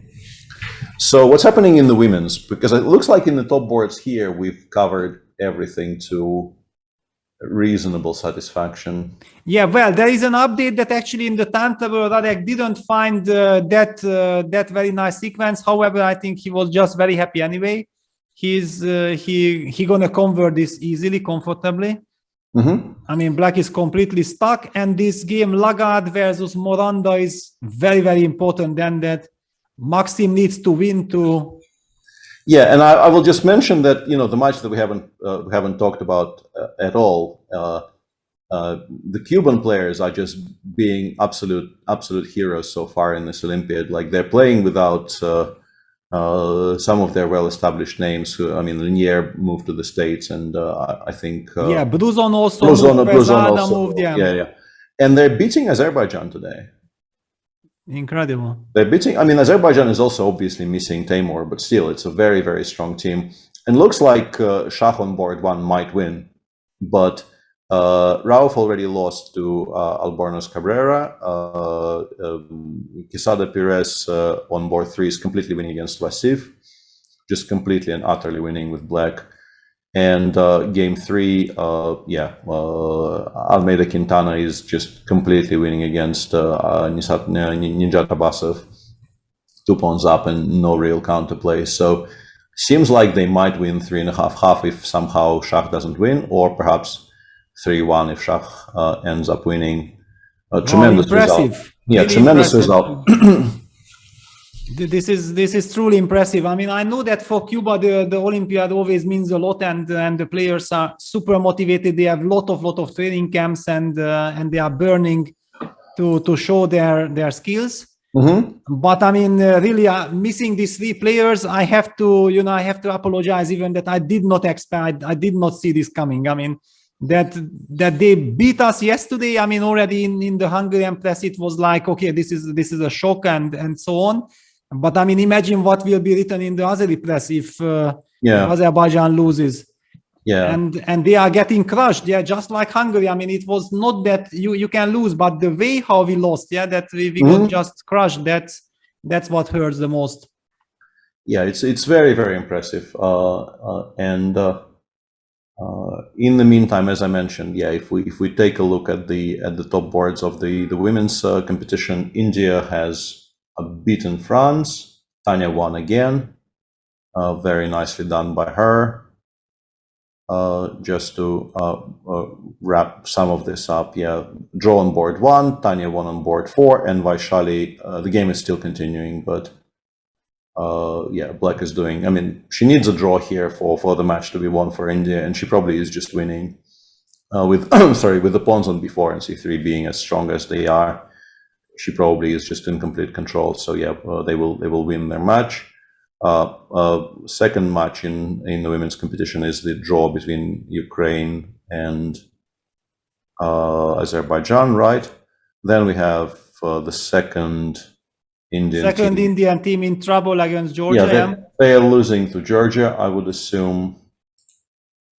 It looked like with a big margin. Okay, the games are still on, but I don't think that anything big changed. All 4 games are still ongoing, but the evaluations remain the same. Georgia is basically better or winning on every single board basically on every single board. Then we have the match between Poland and Romania, in which currently Romania is actually 2-1 up with 1 game going. And the game that is still going, the Romanian player is also winning. So sorry, the Romanian player. This Alina against Bulmaga. Alina is still going on. There are obviously some glitches in the matrix there. So it's 1-1 and 2 games going on. Alina still playing. No, actually, it's the only, as I see, it's the only game that it's going on. Okay. But hang on, then what happened? So this game is still in progress. Monica lost, so Romania is leading here on board 2. On board 3, it's equal. I mean, Olivia Korbaza equalized, but then on board 4, basically, then Alina needs to win this end game. It's. I mean, she's a bit better, but like in practical terms, black has more weaknesses. But there is so much material already traded off that you expect. With precise play, black should hold this. I think you start by playing knight d6. You don't have to defend all of these pawns along the 5th rank. I think you need to activate your pieces, and then you should make a draw. That would be my impression, at least. But I mean, this is still very much a game, because if you have to play knight d6, you're giving up both a5 and h5, and then I mean, who knows what happens after that? It becomes quite tricky. So the next match is Kazakhstan against the Cuban women, in which wow, all 4 games are still in progress. Yeah, okay, Abdulmalik is winning on board 1. Second board appears to be equal. Third board is also seemingly equal. And on board 4... wow, hang on. Let me just show you the position, which is apparently equal. yeah. This is supposedly 0-0-0, completely equal position. That draw, nothing to, nothing to see here. Move on. but maybe we have already seen some repetition or not yet. A little bit, yeah. Yes. A little bit. Yes. Okay. And on board 4, the Kazakh player is also winning. So I guess Kazakhstan wins this one. Then we have Germany-Mongolia, which is so far 1 draw and some games still going on. Board 1 will be probably also a draw. Board 3 is, I think, it's winning for the Germany team. And board 4 is also very good for Germany. So that's in favor of Germany. United States probably loses to Peru, as I mentioned. Yeah, the big question was the first board. Yeah, that can Tohirionova do something against Korea? That was the big question. Doesn't seem like she's making enough progress. Yeah. And Abrahamian Tatev also. Yeah, Tatev is also kind of if anyone is slightly better here, it's white. So exactly. Yeah, and the very, very beautiful pawn structure in the game of Carissa Yip is just kind of slowly marching down the board, and yeah, the king on d6 continues kind of laughing at.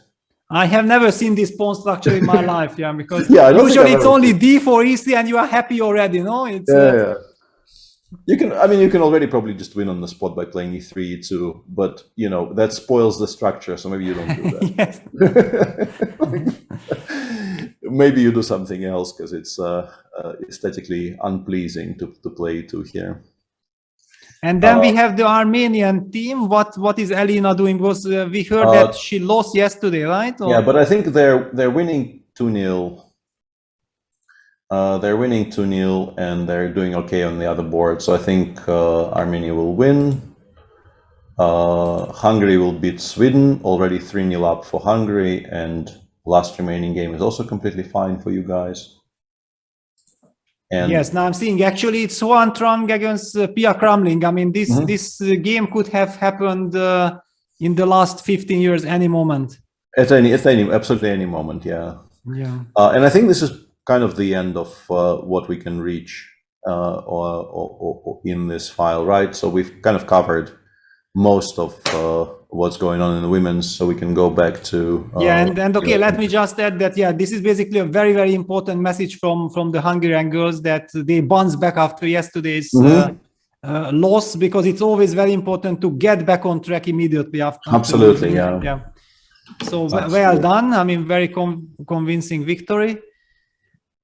And what about Lanier? Yeah, did he, or how much time does he? Yeah, Rook C1 on the board. I'm already seeing it. Yeah, but I mean, nothing else really worked. So I think it's understandable that he made this move. You really, really need to take one rook off the board here to not have to deal with specifically the setup that White has to worry about is Black having a rook on f1 and the queen on f2, creating a very dangerous threat of queen g1. If you have a queen on f1 and the rook on f2, that does more or less nothing. Because you can't actually, once White puts something on g2, probably the knight, you can't really generate any more threats whatsoever. And White has more material and also 2 passers, which will just start queening. Yes, very, very, very important. I mean, so looks like US will eventually prevail in their match against Israel. England hugely favored against Armenia now. No, hang on, it's the other way around. Sorry, Armenia is hugely favored against England.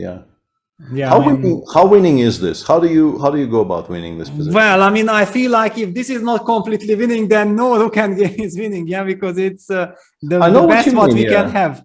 I know what you mean, but still, how do you win this? Because like you would like to play king h5, g4, king g6, but g3 is hanging.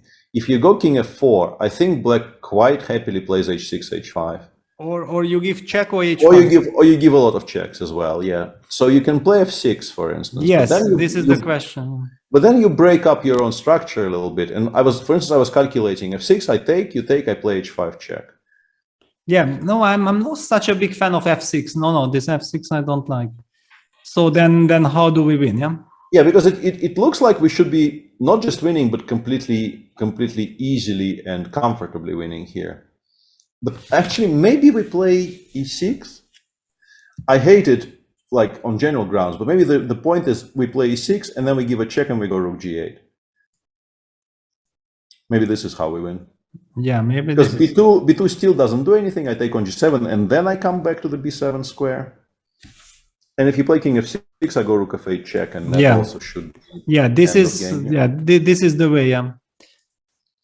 I think this might be the way. And also, there's really nothing you can do about it as black, because you cannot give a check from c4 that allows me to play king h5, and then the game is just immediately over. If white gets to play king h5 without losing any pawns. And yeah, basically also it's very nice for white that it's the time control has been made also. Yeah, I guess you need to maybe calculate h5 check once again after e6, but I don't know if it changes enough. It changes some things maybe. And what about Gavin Jones? Yeah, because if nobody does that. But my point is, maybe with the pawn on f3 now, I know it's still not good enough, right? No, but I mean, basically, if you're anyway just waiting, then I will also wait. Yeah, if you don't show. Yeah. No, my point was that maybe some pawn endings are now a draw, while they were lost before. But because the white king is already on f4, it was on g3 earlier. They're still. I think one of the key moments is also that after, for example, rook a6 check, king f7, king g5, you have rook b2, right? Yeah. This Even is though I'm not sure. I'm not sure if it's a draw. Like you yeah, no, it should be a loss. Yeah. Yeah, rook g6, rook g2, king h5, or king f5. I don't know which one I like better. Any king anywhere.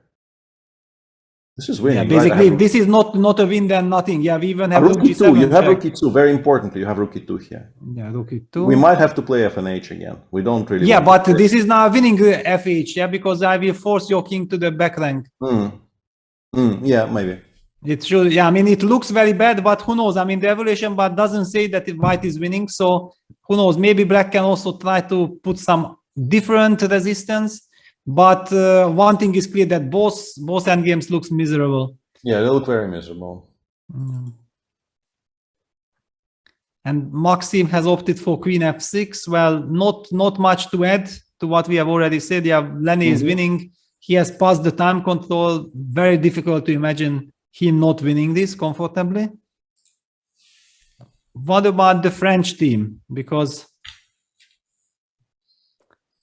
okay, Fressinet has basically, I think, zero hope to survive, because okay, knight on c6 is a monster. White has the better better king side structure. Black has, I mean, and his pawn up. I don't see how you save this. Yeah, this is completely hopeless. And the big question is this that how winning is this? Because there are some practical problems here with. For sure, yeah. I don't know if it's even necessarily winning as such. I mean, and I see that the bar is somehow really optimistic, but you have to be a computer to calculate all these things. In practical terms, it looks like you have to give up on the pawn on a3 and then 1 against 3 on the king side. I think if the black king was already on g7, I would just say it's a draw. With the king being so far away from where the rest of the endgame will take place, maybe it's not so easy. And also, because there's still all 4 rooks on the board, maybe black just gets mated somehow, which sometimes happens. And maybe also, like, can we take like g3? Exactly, that maybe you can't even take, yeah? Yeah, because rook e6, I have to go to some really horrible squares because of all the knight jumps. Yes. Like I have to play king c7 and then or a7 or c7. A7, I mean, but then I go rook d3. Yeah, like yeah. Whatever you do, it's horrible, yeah. Yeah, rook c3. You have to go to g8. I go rook d3. You go to king c7. And somehow we're still not resigning with black, but we're definitely not enjoying. Yeah, now probably rook e7 check, yeah? Yeah, this is horrible. Yeah. Yeah, we might just get checkmated. Yeah, and in the meantime, actually the Arjun Erigaisi game was kind of tricky for a second, but looks like Mircea made a big mistake just now, because after bishop h3, I thought bishop h3 was just ending the game, but black should just start immediately pushing like you play a5 here. It's very important to play a5, not knight takes e3. And if white goes king f5, we go c5, white goes king g6. And what I missed originally, I thought black resigns here because king f7 is coming. But in fact, we have knight e3. And we are prepared to play g4 next move. Yeah, here, I mean, g4 is very strong. I think you go king f6 instead. But even if you go king f6, I go g4, fg, and I probably go like knight d5 check or something. Trying to play knight g5 next move. And this becomes a position which still requires work, because also we are threatening to create a passer on the b file with b5 before. But Mircea instead played knight takes e3, and now after king f5, he will have to do the same, because otherwise you just lose the knight on e6. So he has to play knight d5. He played knight d4 check. Okay, I mean, if you do it this way, this never survives. I guess he just didn't believe he can defend passively. But now after king takes g5 check, you have to go king e8. And then, like, this is no way you are not gonna lose, even on the spot. Bishop g4 or whatever. Yeah, bishop g4, and then you just start pushing those pawns. You start playing e6, and also like f4, f5, f6, f7 check. Well, imagine the teammates, because the teammates are checking with computer, and then suddenly you see that there is this unexpected chance with c5, and I mean with a5, king f5, c5, and there is a hope, for like 10 minutes, because we have seen Paligras was spending some 12-15 minutes on his decision. Then like for 50 minutes you are hoping that yes, that's it, we might be saving it. It gives you a lot of extra positive emotions, and then it happens that you see that probably your teammate is losing anyway because he couldn't find this computer resource. Yeah, but it's difficult. It's really difficult to spot. Really. Yeah, I mean, difficult to believe it also. Yeah, exactly. That's the problem. Very hard to criticize him not finding it, because I think you just kind of assume your position is lost. And what I wanted to highlight, that basically before the engines were there, then people spotted the logical mistakes, but now with the computers on, of course, this is not total extreme, because the computers are coming up with so many incredible resources, or showing wins or saves and whatsoever. And it gives the hope, because from outside, if you look with computer, then you think like, it's maybe possible to find those ideas, but usually the problem is that you just even never find those candidate moves, right? Because you are looking in a different direction. You're just not looking there for sure. Apart from, I'm just trying to figure out, so we're watching the French match, I think, more than anything else, because Kuba is winning comfortably. We think Linier will win. Adiban has already won, so India 2, regardless of what happens in the Prague endgame, India 2 will win, and Prague also probably not going to lose that endgame. So we're watching Armenia versus England, and we're watching France-Poland. And that's actually, Melkumyan opted for a waiting strategy. He just played rook before. This is the other one. Just to trade the g pawn for the h pawn, and then the king will be activated. But also you just go h5, h6, and you remove the g7 pawn, and then your f and e pawns will just win by themselves. It's actually quite a decent idea. I like that. Very practical, very professional. I think the only way to try and stop this, like after hg, king g4, you go rook e3 here with black, and if you play king f4, I go rook h3, and I'm trying to stop you from ever getting h5, h6 in. But I think like somehow this has to lose. I'm not entirely sure how, but I have a feeling that this never actually holds. It should never hold. Basically, we can also do the same that we have been talking about before. Check king g4, and now still the same e6, and then h5, h6 comes. So this is horrible. And what's happening in Robert's game? I feel like that now the white rook is still on a7. This is the chance for black with rook b2. I wonder Okay, so Gavin, all right. So Gavin played very cleverly. So after king f7, king f4, he actually played rook before check. He didn't move his king. He did not give white the chance to activate his rook. But after king g5, he created the counterplay. Now, Robert has sacrificed his e pawn in order to get access to the g6 pawn. I guess he just kind of wants to play f and h, in particular because the king is currently cut off. Like he's also maybe he's thinking that with the king cut off on the back rank, the potential f and h endgame is maybe quite promising in practical terms. Because yeah, I mean, you have to say that still very unpleasant practically, but apparently black is probably holding. Yeah. By computer precision, we don't know. Yeah, with best play, and I mean, the thing here is that I'm calling this f and h, but in fact, black will only lose one.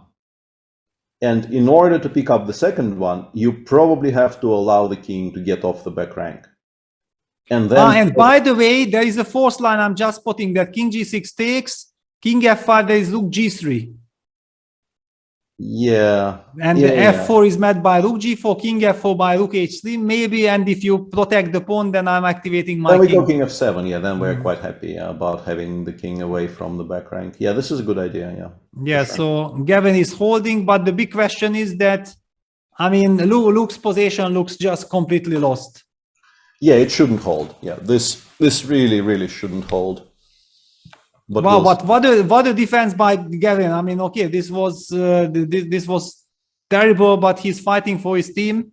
He's doing everything, but yeah, I think Luke is not gonna save this. Yeah, and continuing the roundup, India 3 actually beat Chile with Morley Kartikeyan losing on board 3, but Puranik and Setu both won their games, and Ganguly made a solid draw on board 1, so +1 for them.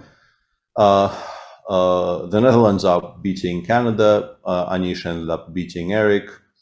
Jordan also won on board 2. Max Farmadam won on board 4, and Benji is still playing. Wow, actually, there is a match that we completely missed. Iran versus Turkey, and I feel like the match is still very much on. For example, Max Todler against Yilmaz, it's still... Okay, white is in total control, but it's still in progress. Yeah, Iran is 1-0 up with Idani beating Sana Wahab. Yeah, he just gave some kind of very convincing mate on the king side here. Yeah, the final position is very picturesque.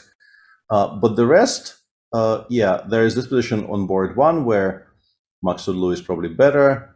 Emre Can, I have no idea what this is. This is not the second board. This is a total madness. Yeah, I have no idea what this is.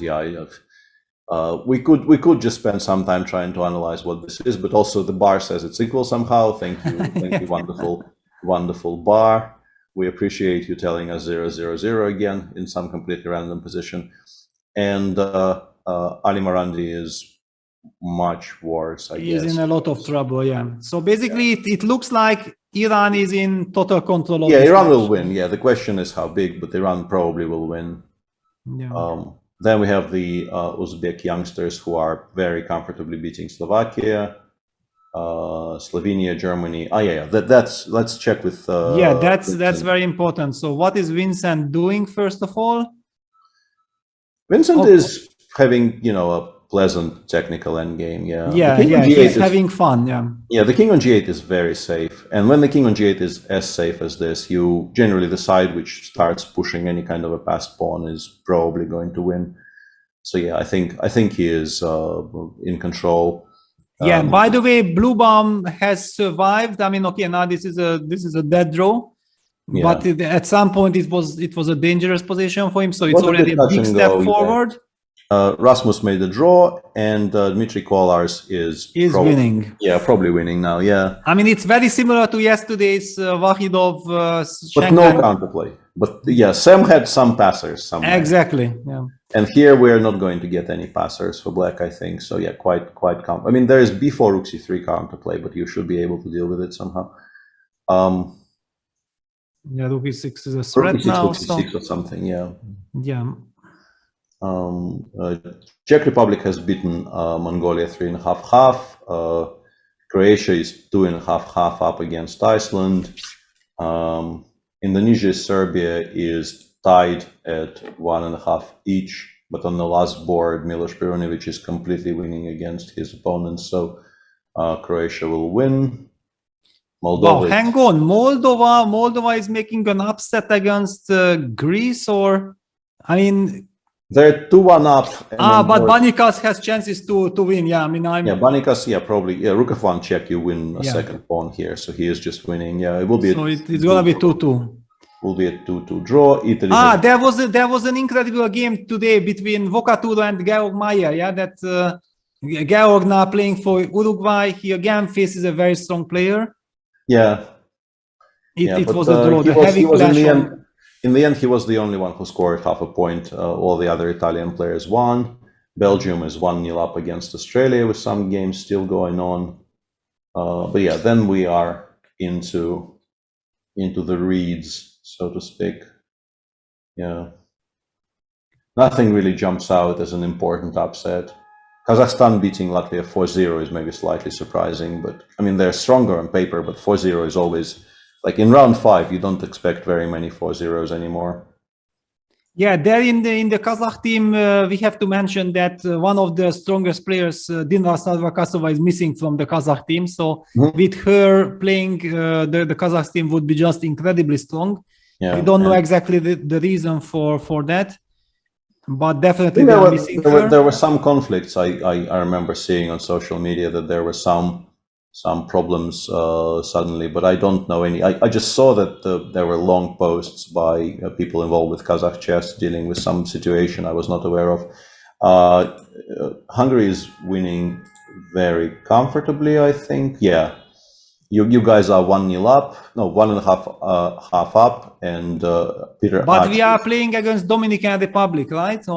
Or still nice to win a match, right? Yes, no, it's kind of but it's kind of expected. I was not really worried. I didn't notice, I wasn't really worried of this match, to be honest. Yeah, okay. I actually didn't notice you were playing against the Dominican Republic. Yeah, that's fair. Yeah, Norway won 3.5 half with Jan Ludwig Hammer making a draw against a Zambian FIDE master, but everybody else winning. The Ukrainians play Estonia today, and they're doing well. Anton Korobov is finally winning on board 1. He's not had the greatest tournament so far. Olakitin made a draw. Yuri Kuzubov won on board 3, and on board 4, Vladimir Onishchuk is completely winning as well. So they're winning with a large score. So yeah, I think that covers most of the results in this round, apart from the matches that we're actually following very closely. And there, yeah, we have the rook ending in the game between Wayne Jones and Robert Ovanesyan, and also the other rook ending in Melkomian Makshane, and the 2 games in the match between France and Poland to look forward to. Yeah, and also I'm keeping an eye on Santos Latasa versus Plug game, because look at this, Plug is down to 4.5 minutes. This is what I was really worried for, that with Black, you just can never change the structure. You are faced with so many problems. The Black played the move King G7, White instantly replied with Knight G1. It's so irritating. Yeah, it's extremely irritating. Yeah, it's extremely irritating, because it looks like maybe you've opened something up on the king side, and then you realized if the knight comes to f3, you will never give a single check to that king on g2. Like, it's just not going to happen for you. I still don't really understand how he will lose, if he will lose, but yeah, it's not going to be fun for him, for sure. Yes, because it's just the question of time till he will be done to 1 minute. Of course, he will then live on the increment, but White is just keeping the structure. White is doing nothing, just maneuvering here and there, pretending of here I have some threats, there you have to deal with. And constantly the problems are changing. Yeah, I understand, but it's still a nightmare. Yeah, it's a bit of a nightmare, honestly. Yeah. And okay, Arjun is now. Yeah, I mean, queening his pawns. Yeah. Yeah, I mean, it's too much. 2 bishops and the pawns on d6 and e6, and Black really hasn't even made any significant progress on the queen side at all. You just get blown away here. Yeah, those pawns are way too strong. So in fact, then India keeps on marching. Both India 1 and India 2 will win. Yeah, and India 3 also winning today, but they have fewer points. Yeah, they have lost yesterday. Yeah. Against Spain, and India 2 is taking revenge for India 3. That's actually, I think, what the youngsters are, hoping to show. Yeah, that guys, if the old generation is already not strong enough, here we are to correct the mistakes. Yeah. Yeah, and I mean, they will be on 18 out of 20 as well after this match if Prague doesn't lose. Like, it's just scary.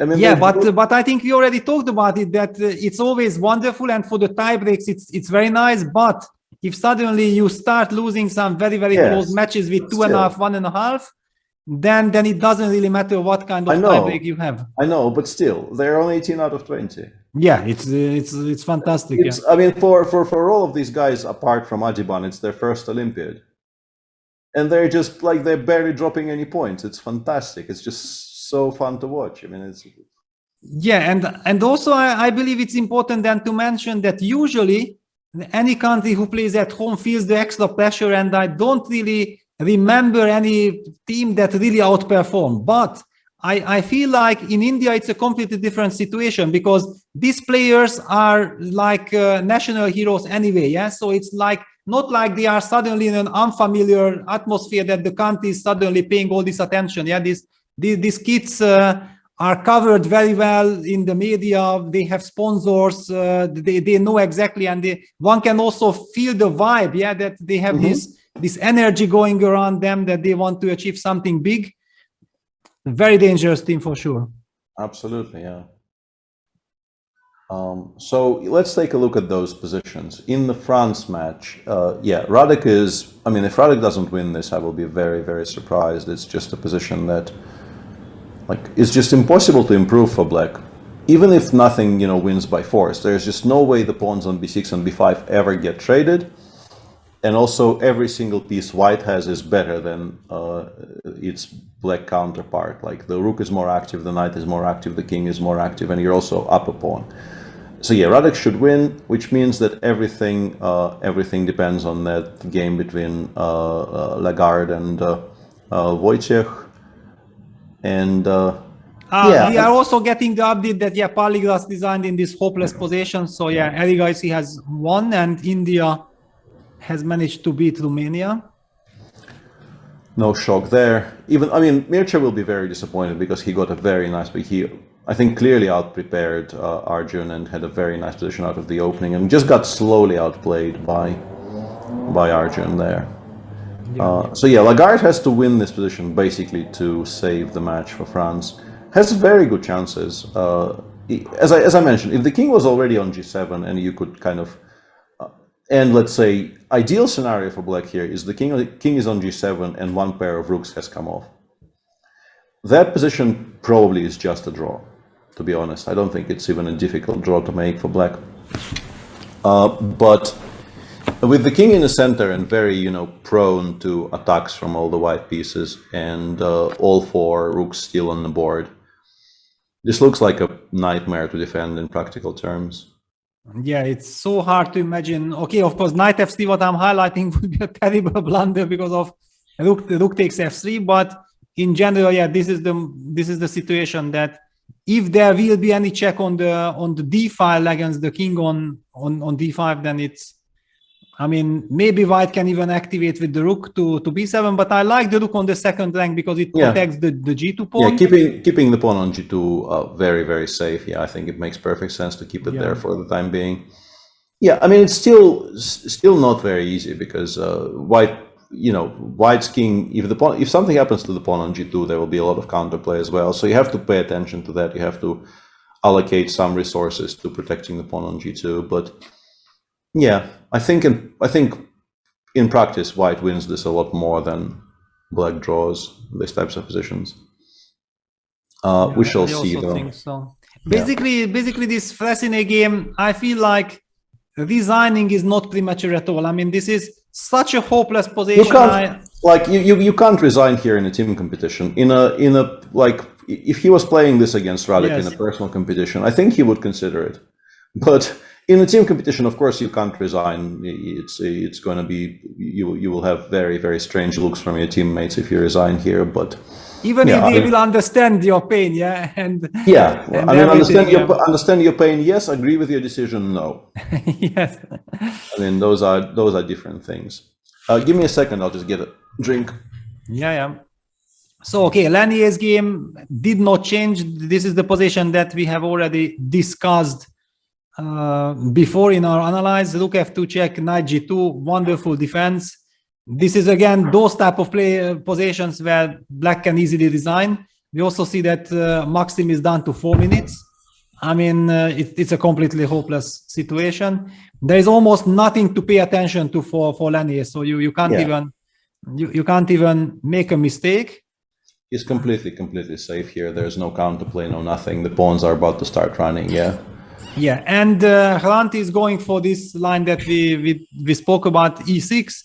Even traded the g3 pawns for the h6 pawn, and not steal this h5 h6 idea. h5 h6 is probably the biggest threat. I think it's probably plus already Peter highlighted back then that this rook b8 check, king e7, rook g8 idea also exists. So looks like Hrant is on the way to convert, and that's the almost I wanted to say the last game. It's not true, but seeing that Gavin actually escapes would in general drive Robert a bit crazy, because he was hoping to win it, but if he sees that the team wins anyway, then it's it going to be much matter. less important for him for sure. And honestly, I mean, you can definitely still lose this for black. It's not completely and utterly safe. You can very easily imagine how this goes wrong. First of all, people lose the pure f and h, and secondly, like if I just go f4 here, I don't think you can actually rook g4. Can I take the pawn? I don't think so. No. F5? You just queen, yeah? Yeah, 5. If you take on h4, rook a8 check just queens the pawn. Right? It's resignable. Yeah, this is the danger. Yeah. So you can't make an immediate draw. You have to play. But I can give a check first. Yes, you can definitely give a check. King e5, king e5, and then rook g4. And then rook g4. And then rook g4. This is clever. Okay. Yeah. And then basically like f5, rook takes h4, king f6, king g8. And okay, basically I have been really impressed by Gavin's defense so far. That's the reason why I already in my mind I thought like, okay, he passed the worst. He also passed the intermediate level, and now okay, this should be already quite easy for him. Yeah, most likely.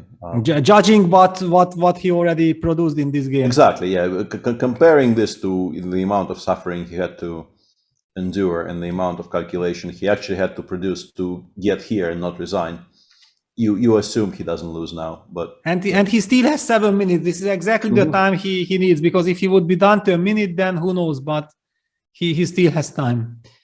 Yep. All right. Yeah, Lanier goes for queen takes b5, queen e7. That's the point that actually black's king is now in a lot of danger. It's just completely lost. There's nothing to play for anymore. This is the moment that and exactly that's what I thought, that Loran will try to go rook d7 after e4, because otherwise just e4, e5 was winning. You want to trade the rook, try to hope that I have this h pawn, but okay, takes e5, knight c5 on the board. Yeah, we go king g4, we go f4, and then we like push f6, f5 again. Very hard to imagine any miracles. Yeah, I don't like. I can't really figure out like what construction, like what sequence of events results in us not having a winning endgame here for white, and I'm struggling. I don't really know. Yeah, no, I mean, thanks to this wonderful pawn structure, this is very, very nice. So no intrigue here. All eyes on the Lagarde game, and he opted for knight f1. He removes the knight. He was planning to give a check. Yeah, because rook d2 check will be very It's annoying. very important to play rook a1 here, because after rook a1, white might eventually have to trade one pair of rooks. Wow, really? Yes. Rook f4 is a very big threat. You can drive the black king all the way to like a7 or somewhere. Like you give a check from here, you go like rook c3, black goes rook f4. But you will have to trade a pair of rooks. But with the king on the a file, I guess it's lost anyway. I just go rook f2 here or rook f3. I don't know which one you like better. Yeah, whichever. Yeah, it's a big question. Yeah, the king is just way too far away. I don't believe you can hold the position like this. Or at least you shouldn't be able to. Like, I don't know what actually happens, but my feeling is with the king so far away from the pawns, even if you achieve one of your main objectives and trade one pair of rooks here, you're still losing. Yeah. But if you don't play rook a1, everything is even worse. So like you have to play rook a1. Everything else is more or less completely dead. Yeah, down to 11:30. Well, it's enough time to find the only moves. Yeah. Yeah. It's manageable, but yeah, of course it's played rook a1. Yeah. He played. Yeah. Mm-hmm. Yeah. All right. What else do we have? I mean, okay, look at this. The Latas Santos game continues now. Black pushed h4. Finally, it was a difficult decision. Okay, he traded. He's hoping, and he goes queen e8, queen d1, played a tempo. All right. Yeah, I mean, I don't know what that does, but yeah, he will continue playing forever. Yeah, I mean, he will remove his knight, then he will come queen g4, and the big question is if we trade queens, then is it winning or not? Yeah. It could actually be a winning position. Could be, yeah, but I'm not sure because they're really like you don't have enough space on the king side to move forward, right? I just set up my bishop on e7, my king on g6, and I'm saying you cannot actually shift that. We can put it on the board so that we. Yes, it's very interesting to discuss. Okay, so let's just make some waiting moves. Doesn't matter. Yeah, queen g4. I just take. I go bishop e7.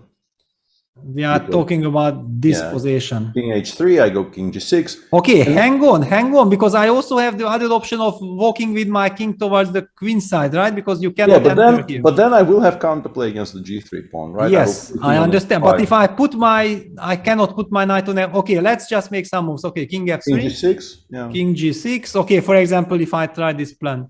King h5. King h5, yeah.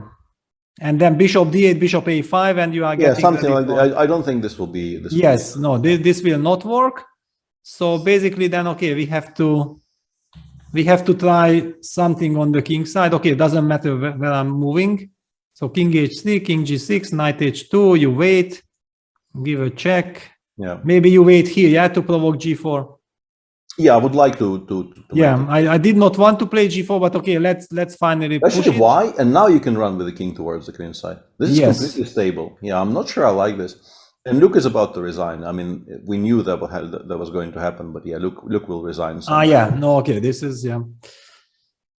This is a hopeless position. So Armenia wins the match. Basically, it's not over yet, but I'm assuming that Robert in a classical game will not blunder anything. Yeah, he kind of needs to blunder a rook here for anything to happen, yeah. Armenia will win. And really, it's only the France versus Poland that remains intriguing, because all the other matches, we can basically call the results already. And we are seeing this exact line that we have been talking about. Also, rook c3 was on the board, so rook f4, rook b2 check. I mean, I have to say credit to the Armenian team. I mean, look at this, what an incredible fighting spirit. Despite Levon leaving, he's not there.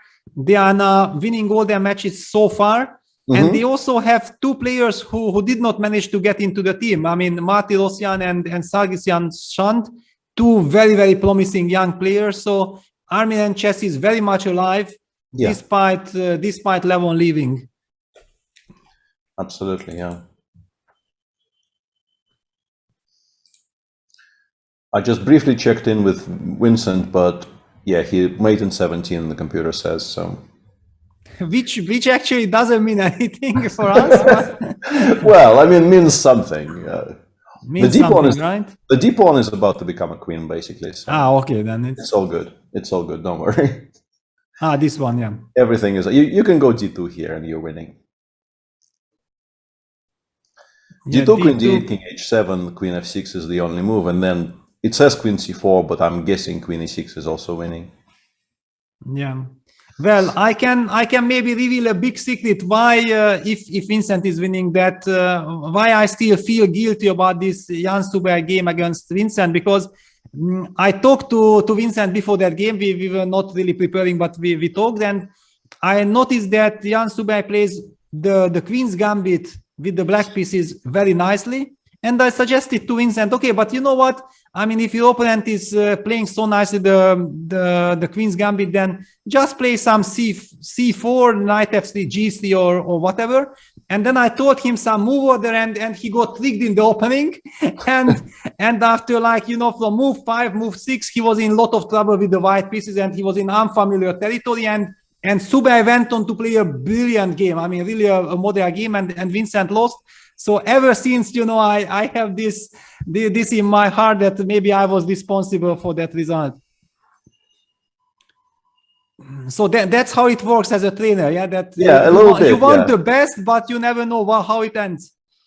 Absolutely, yeah. I mean, he'll find it. He still has 8 minutes, and those variations are not very difficult. He'll find it. Yeah, and okay, the match situation basically clearly winning, because Dimitri is winning this as well. So nothing to really focus about. Yeah, I think it's just very safe for Germany today. Bundestrainer will be quite happy.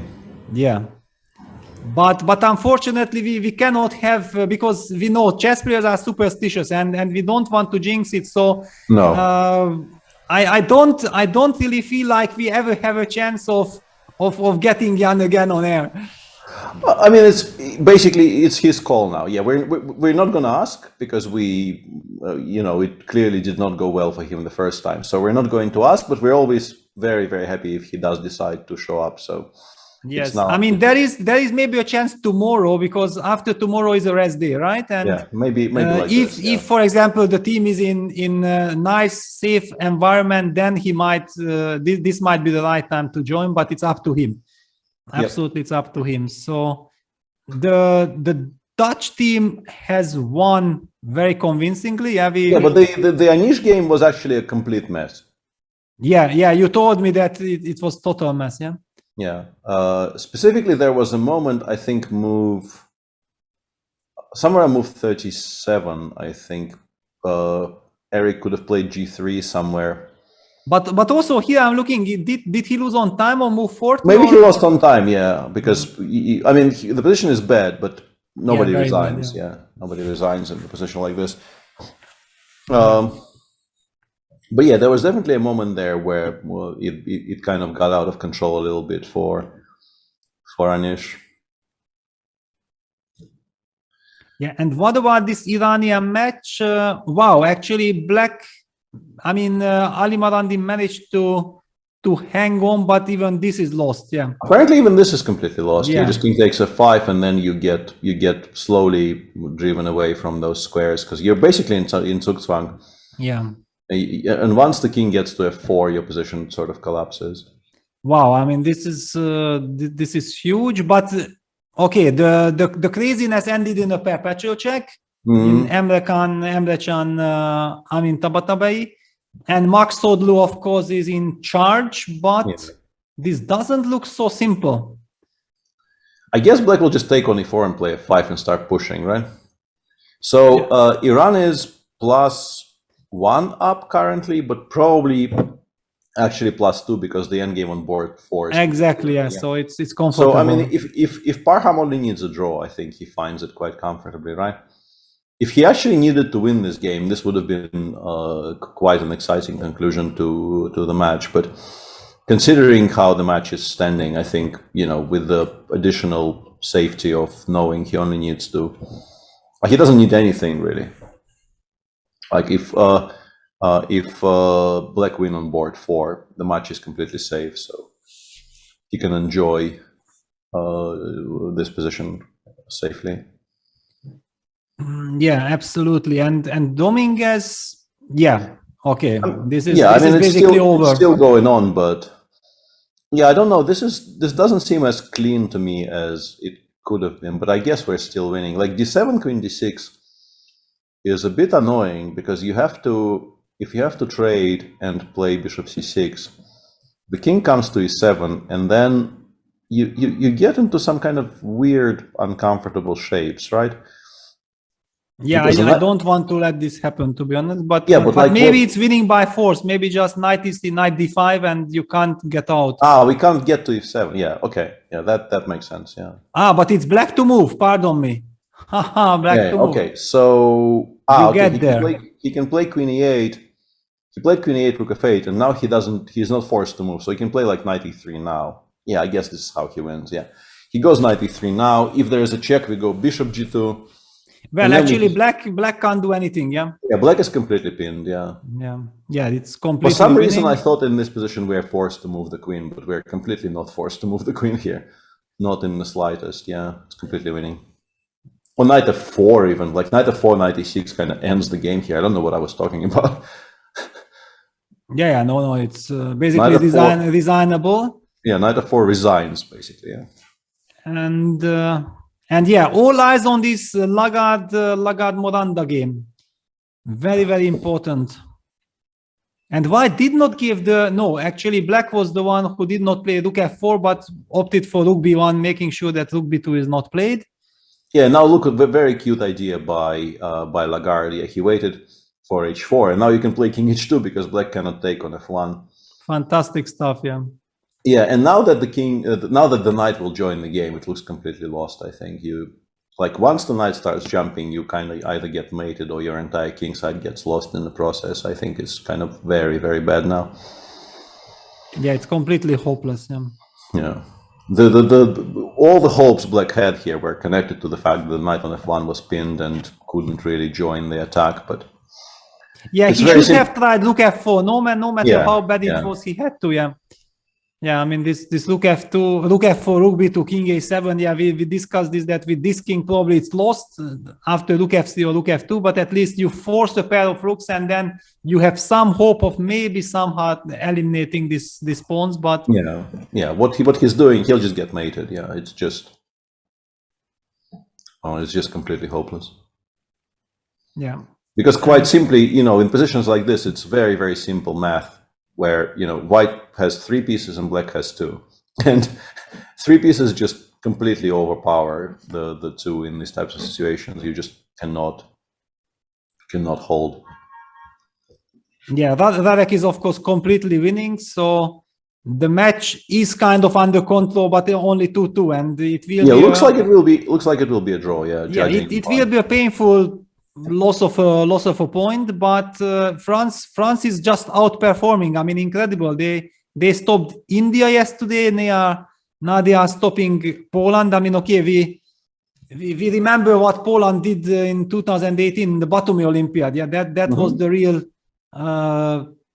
breakthrough for the Polish team. Yeah, because it was always a very strong team, but there they put up such a performance that actually I think if all the players who were there, you ask someone who deserved maybe the most to win the Olympics, they would actually probably say that, well, Poland deserved, because they played against everyone. They were just doing fantastically, but finally they even missed out on medal. Yeah, they took. Yeah, that was a very heartbreaking story for them. They played so well, and in the end, it just didn't go there well in the final count. Yeah, and Lenny has played the move knight f4, so we are expecting resignation. Probably it happened. I just can't imagine even finding a move. Yeah, rook f4, g8, and you give 1 check, and then your checks run out. Yeah. No. And yeah, we have confirmation that he resigned. So the US team finally, clutches a win against Israel. Was a tricky match, but in the end, they've prevailed. Briefly, the Ovanesyan versus Gawain Jones endgame, but now it's fairly straightforward. It's a draw without the pawn on h5. You go rook e4 check. You go. Yeah, exactly. This rook g6 check happened. Yeah. And now you just go king g8, king h7, and you stay there. And those positions are reasonably well known to be a comfortable draw, even without the h pawn. So. Yeah, Gawain should hold this. But Malcolm Jan has already won. Yeah, look at. Yeah, it doesn't matter. I'm just rounding up the exactly. Yeah. And Prague lost. I told you that there is no way he will hold, because Santos Latos, I mean, okay, he just keeps on playing, and he tricked Prague. Hang on. So Queen D1, Bishop E7, and he opted for Knight H4, inviting Bishop takes H4. Okay, so what happened? Queen G4 check, King F8, Queen takes H4, and this Queen endgame. Is it so bad, or is it just? I guess so you bad? can't make a move, right? You cannot actually keep your pawns alive. Shockingly, there is no move that keeps all of your pawns alive. Unbelievable. This is, I think, what Prague didn't appreciate. That, like, he thought, okay, this is unpleasant, but I will make a move, and then he realized, no, there is no move. I mean, if he plays some King G7, you give a check, right? I guess, yeah, King H7. And okay, King H7, and then Queen F6 or something, yeah? Something like this, yeah. Or maybe just activate the king a la Magnus, yeah. Yeah, you just go with the king up the board, and yeah, black just never has any moves. This is quite striking. I mean, it was still better, I guess, to try this instead of what he did, because he just gave up some material and more or less resigned. But oof, yeah, because Queen F6, yeah, this is. Yeah, and he even, very cleanly he drove the king back to G8 before taking on D6. Yeah, like a very stylishly, but doesn't really matter anymore. Okay, so the Indian youngsters have finally lost a game in this Olympiad after 5 rounds. They still won the match, but yeah, somebody finally dropped the full point. Shocker. It's a shocker, yeah. But I mean, basically, it was expected from this position. It was. I mean, holding that position was much more unlikely than white winning it. Yeah, it's. I think you're right. Yeah, I kept on thinking that, because of the magic that this team currently has, they will somehow manage not to lose a game again. But yeah, I think you're right. Yeah, and I know Santos Latas. I never played with him, but I have seen him play, and I know that if he gets a better position, then it's almost impossible to stop him. And he doesn't, like we are speaking about the Uzbek kids, that they are fearless and they don't care against whom they play. This is exactly what I get from Santos Latas as well. But it did not matter, yeah, because the 2 points are in the basket. Yeah. So yeah, we're still really only watching the France-Poland match, but it also seems like it's we kind of know how that story ends. Both endgames now look kind of decided. Yeah, like you of course continue playing here, but like with the knight in the game, you feel like it's never going to end well for Moranda. Yeah, check. Now the king is forced to the A file. Yeah, you go King A7, and currently I don't see any immediate forced win, but like something eventually happens. Yeah, and the knight keeps on jumping and all this. Yeah. Something eventually happens, like I don't know, knight B2, D3, C5 or something, and yeah, some different routes, because okay, the black rook is tied to the to the A file. Yeah, that's terrible. Yeah, Fres is trying everything, but it's such a hopeless position. There is just no chance here at all. Let me just briefly look at the women's results to see if maybe there are some news, but I think it's all exactly the same as we looked at the last time. I think important news is to mention that Shakhtar in fact is fighting for the honor and seems to win. And then okay, the situation looks terrible because the match is lost, but at least I mean Shakhtar shows that we are alive. Yeah, and this Max Todlu Mustafa Yilmaz game is quite striking, but as we know, actually Max Todlu does not even need to win this game, so just he doesn't even need to draw this game, so most likely, yeah. I mean, the board 4 is completely winning. He doesn't need anything. They already won the match, so he needs the 5 rating points. Yeah. Yeah, he needs the 5 rating points. Yeah, that's what he needs. Yeah. And he's doing quite well now. I guess something like Queen A6 and just switching to the attack now is quite strong. Yeah, the knight on D5 is very powerful. The Polish women will actually lose to Romania because Alina Kashlinska, she tried valiantly, but she will probably not win that game against Irina Bulmaga.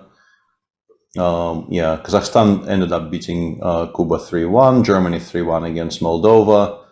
Peru is, hang on a second. Wait up.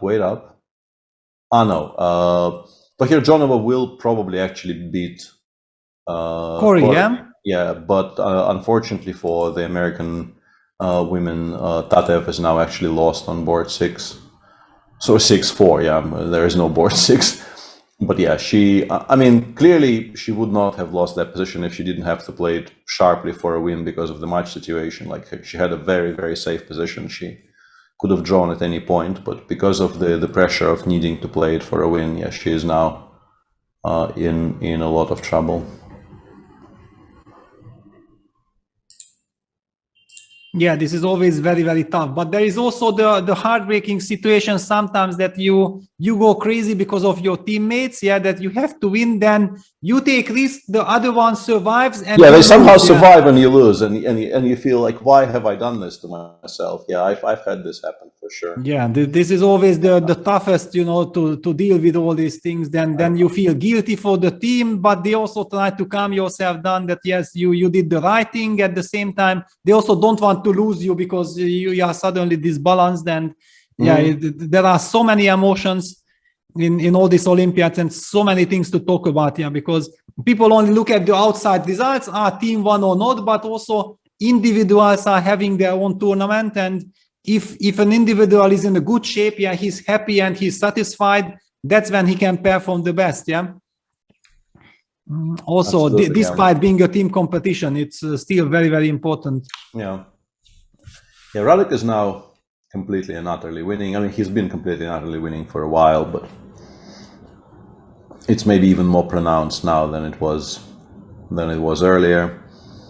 But it still looks like this match after all the drama and all the permutations. And briefly there, I don't know if you noticed, but Vincent did queen the d pawn, so it's all good. Yes, I saw it. This I kept an eye on. The d pawn is a queen now, so everything is good there. Because only now I feel that my mistake was corrected from 4 years ago. It was also it was not August, because now we are in August. I think it was in July. It was also in the summertime, and I know how it hurted me. So wow, what a little tactic! Those kind of little finesses. It's just very cute. This is why I was saying King A7 to at least have Rook A6 there. So against King A7 this would not have been available, but against King A6 we can continue cutting the king off, and it's just like and the knight jumps to B6 exactly.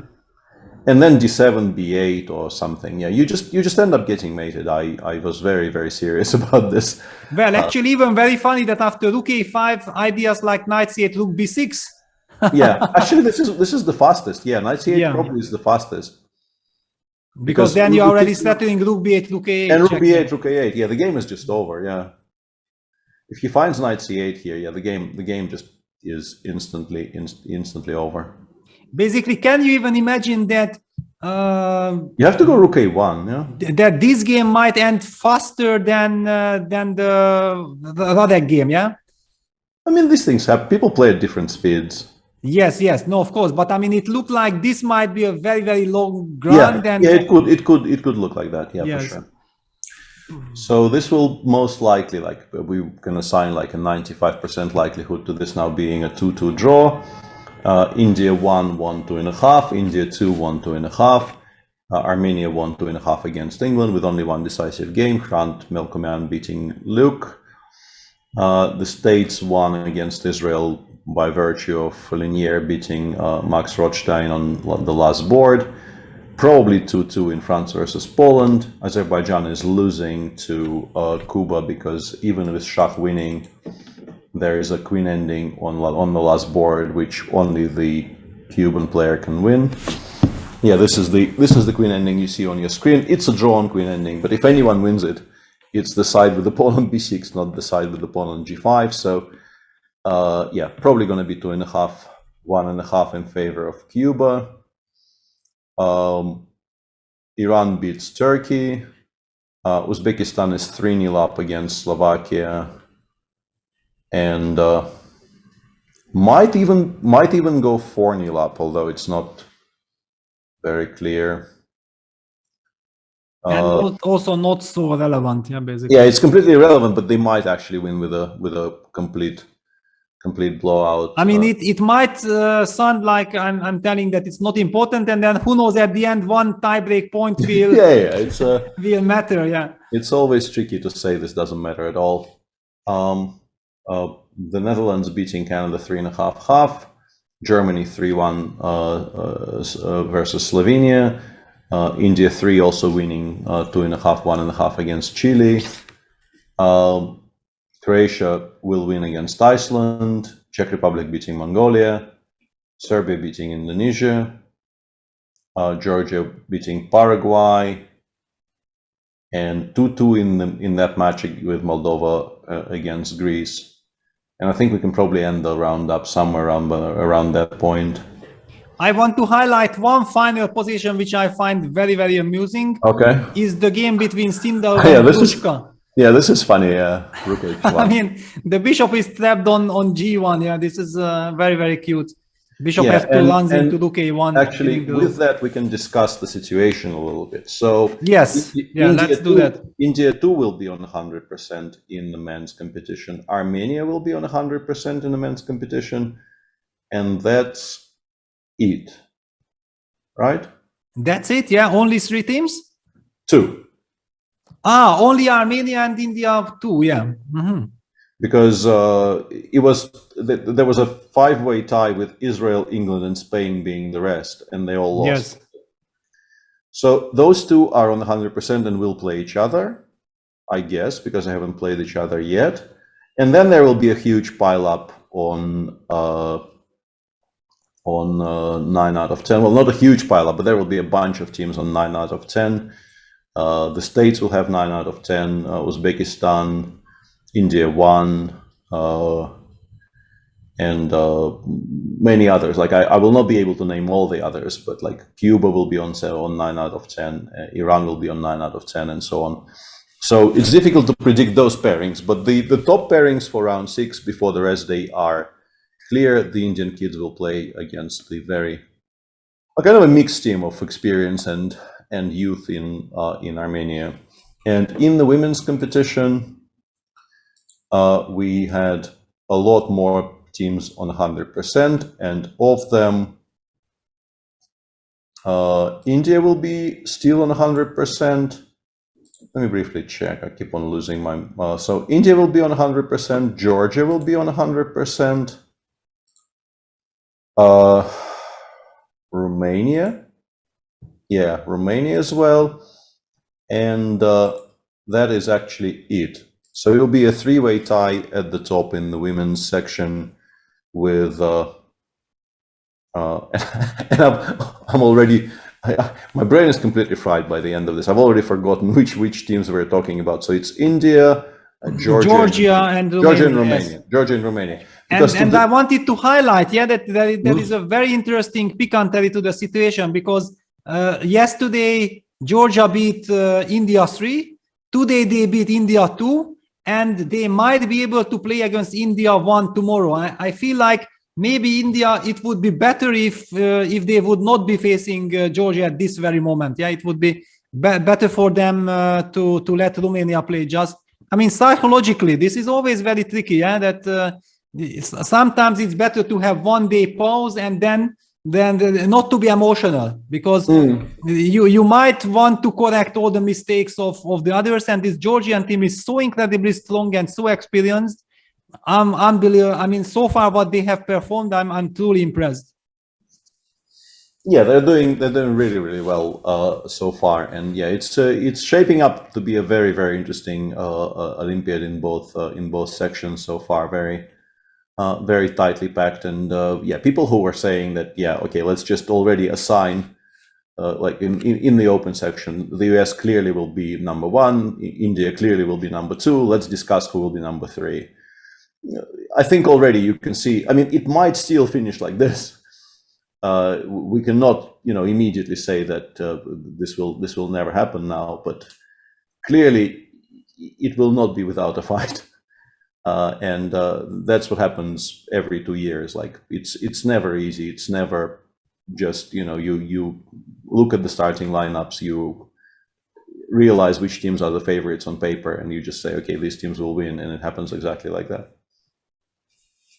Yeah, it's very, very tense. I mean, today also we have seen that the Israeli team had chances against United States yesterday. Absolutely, yeah. Yesterday it was very, very close. I mean, an incredible escape by the US team.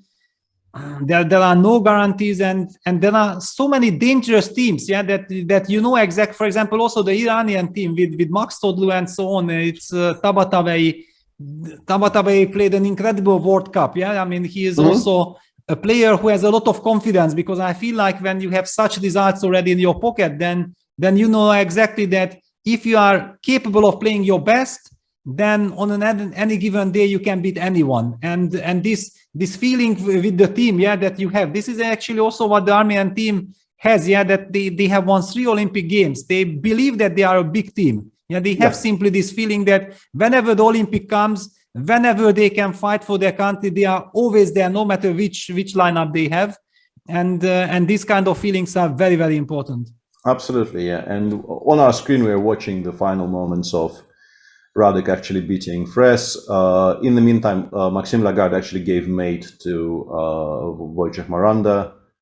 Game ended. I mean, he kind of regrettably resigned, one move away from mate there, but also sort of understandably. And yeah, Fres is also completely lost. I mean, the e-pawn is about to win. I don't know exactly what Radek is making sure to calculate precisely. Like why are we not just taking on h5 here? But I mean probably he doesn't want to give fe knight f6. Yeah, that he's thinking that should he just come back with king f4, or should he take? I mean, everything wins. Yeah, but everything wins. Yeah. Yeah, he has 4 minutes. Yeah, doesn't really matter. And Fres is also sort of doing the right thing by continuing until the bitter end, because yeah, who knows? Maybe your opponent just has some kind of a absolute brain fade, and some kind of a miracle happens. But strictly speaking, it's difficult to even kind of figure out what that miracle would be in this position. Probably even king h6 wins, which is really not a move you should be making. But I'm guessing even king h6 probably wins. But then already this fe knight f6. Yeah, then it becomes an actual topic. Yeah, I'm not suggesting you should play that move. but I'm suggesting your leeway probably includes king h6 here. Yes, I mean, I recall your very first suggestion. Yeah, just take that pawn. Yeah. Yeah. But yeah, I mean, Radek is also, you know, he doesn't want to suddenly miss something simple. But yeah, I really don't know, apart from like really playing kind of helpmates here. Like king h6 is just trying to help your opponent. He's taken on h5. Yeah, Press will go knight d6. And the point about knight d6 is that we can actually go e7, king e8, knight c7, and e8 check, and then king h6. And it's just, it requires no thought anymore. None of this requires any thought. So yeah, I mean, and other things are also completely winning, but this is just the simplest. Just go e7, knight c7, and collect the pawn. Yeah, and this is what, yeah, e7, and Fres knows. I mean, Fres has known for a while. It's not like any of this is a surprise to him. But yeah, you continue, but yeah, it's sad. I think at this moment it's also kind of slightly easier to design, because he knows that Lagarde has won already. Yeah. So he knows exactly that the match is actually tied, it's saved, rescued. There wasn't any chance of getting more than this 2-2, so it's a very good result. Mm-hmm. And actually, one thing I want to ask you, like if in that position after e8, knight e8, king e8, king e8, if we go king g5 here, and then king f8, yeah, is it still winning? I'm not sure. I wanted to ask you, probably, because you won't be. What are they called? Like these, you know, squares of corresponding squares. Like maybe you can find some kind of a weird corresponding square thing, because like what you're showing, I will go king d7, king c7. Exactly. You and then you pass here, yeah. Yeah, I pass on king d7, king c7, and then if you run back to h6, maybe I'm in time to run to g8. But unfortunately, all of this is just completely theoretical because we can play king h6 and this never materializes. Yeah, So, because otherwise maybe the trick would be if I'm going to e4 and then triangle something that can I trick, but of course, just for us it's not completely irrelevant. Yeah, and Fressine has already resigned. Yeah. So this is the last kind of important game on the top boards, which decided something. There's still that queen ending being played in the Azerbaijan versus Cuba match, but with the Cubans being 2-1 up, it really, they will continue playing. But whatever the result is, Cuba ends up beating Azerbaijan here. So we know the outcome. And yeah, there's really nothing running that impacts any of the standings at the top. So I think this is as good a point as any for us to start saying thank you to the people keeping us company for all of this coverage. Tomorrow is the final round before the rest day, which is, I think, cheerful news for all of us.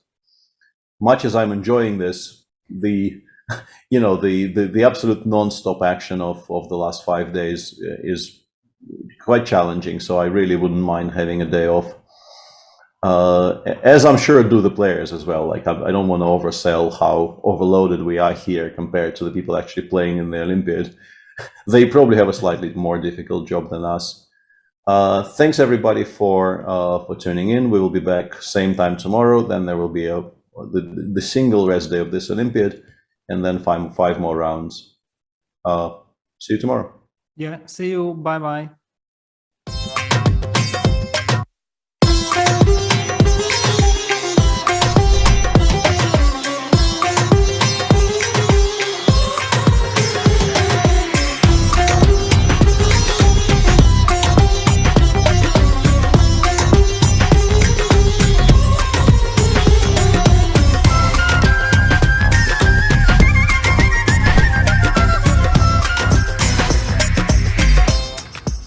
Chessable, the definitive solution for studying chess. Choose from one of the largest online chess libraries in the world, with hundreds of titles ranging from classic books through to our exclusive Chessable courses.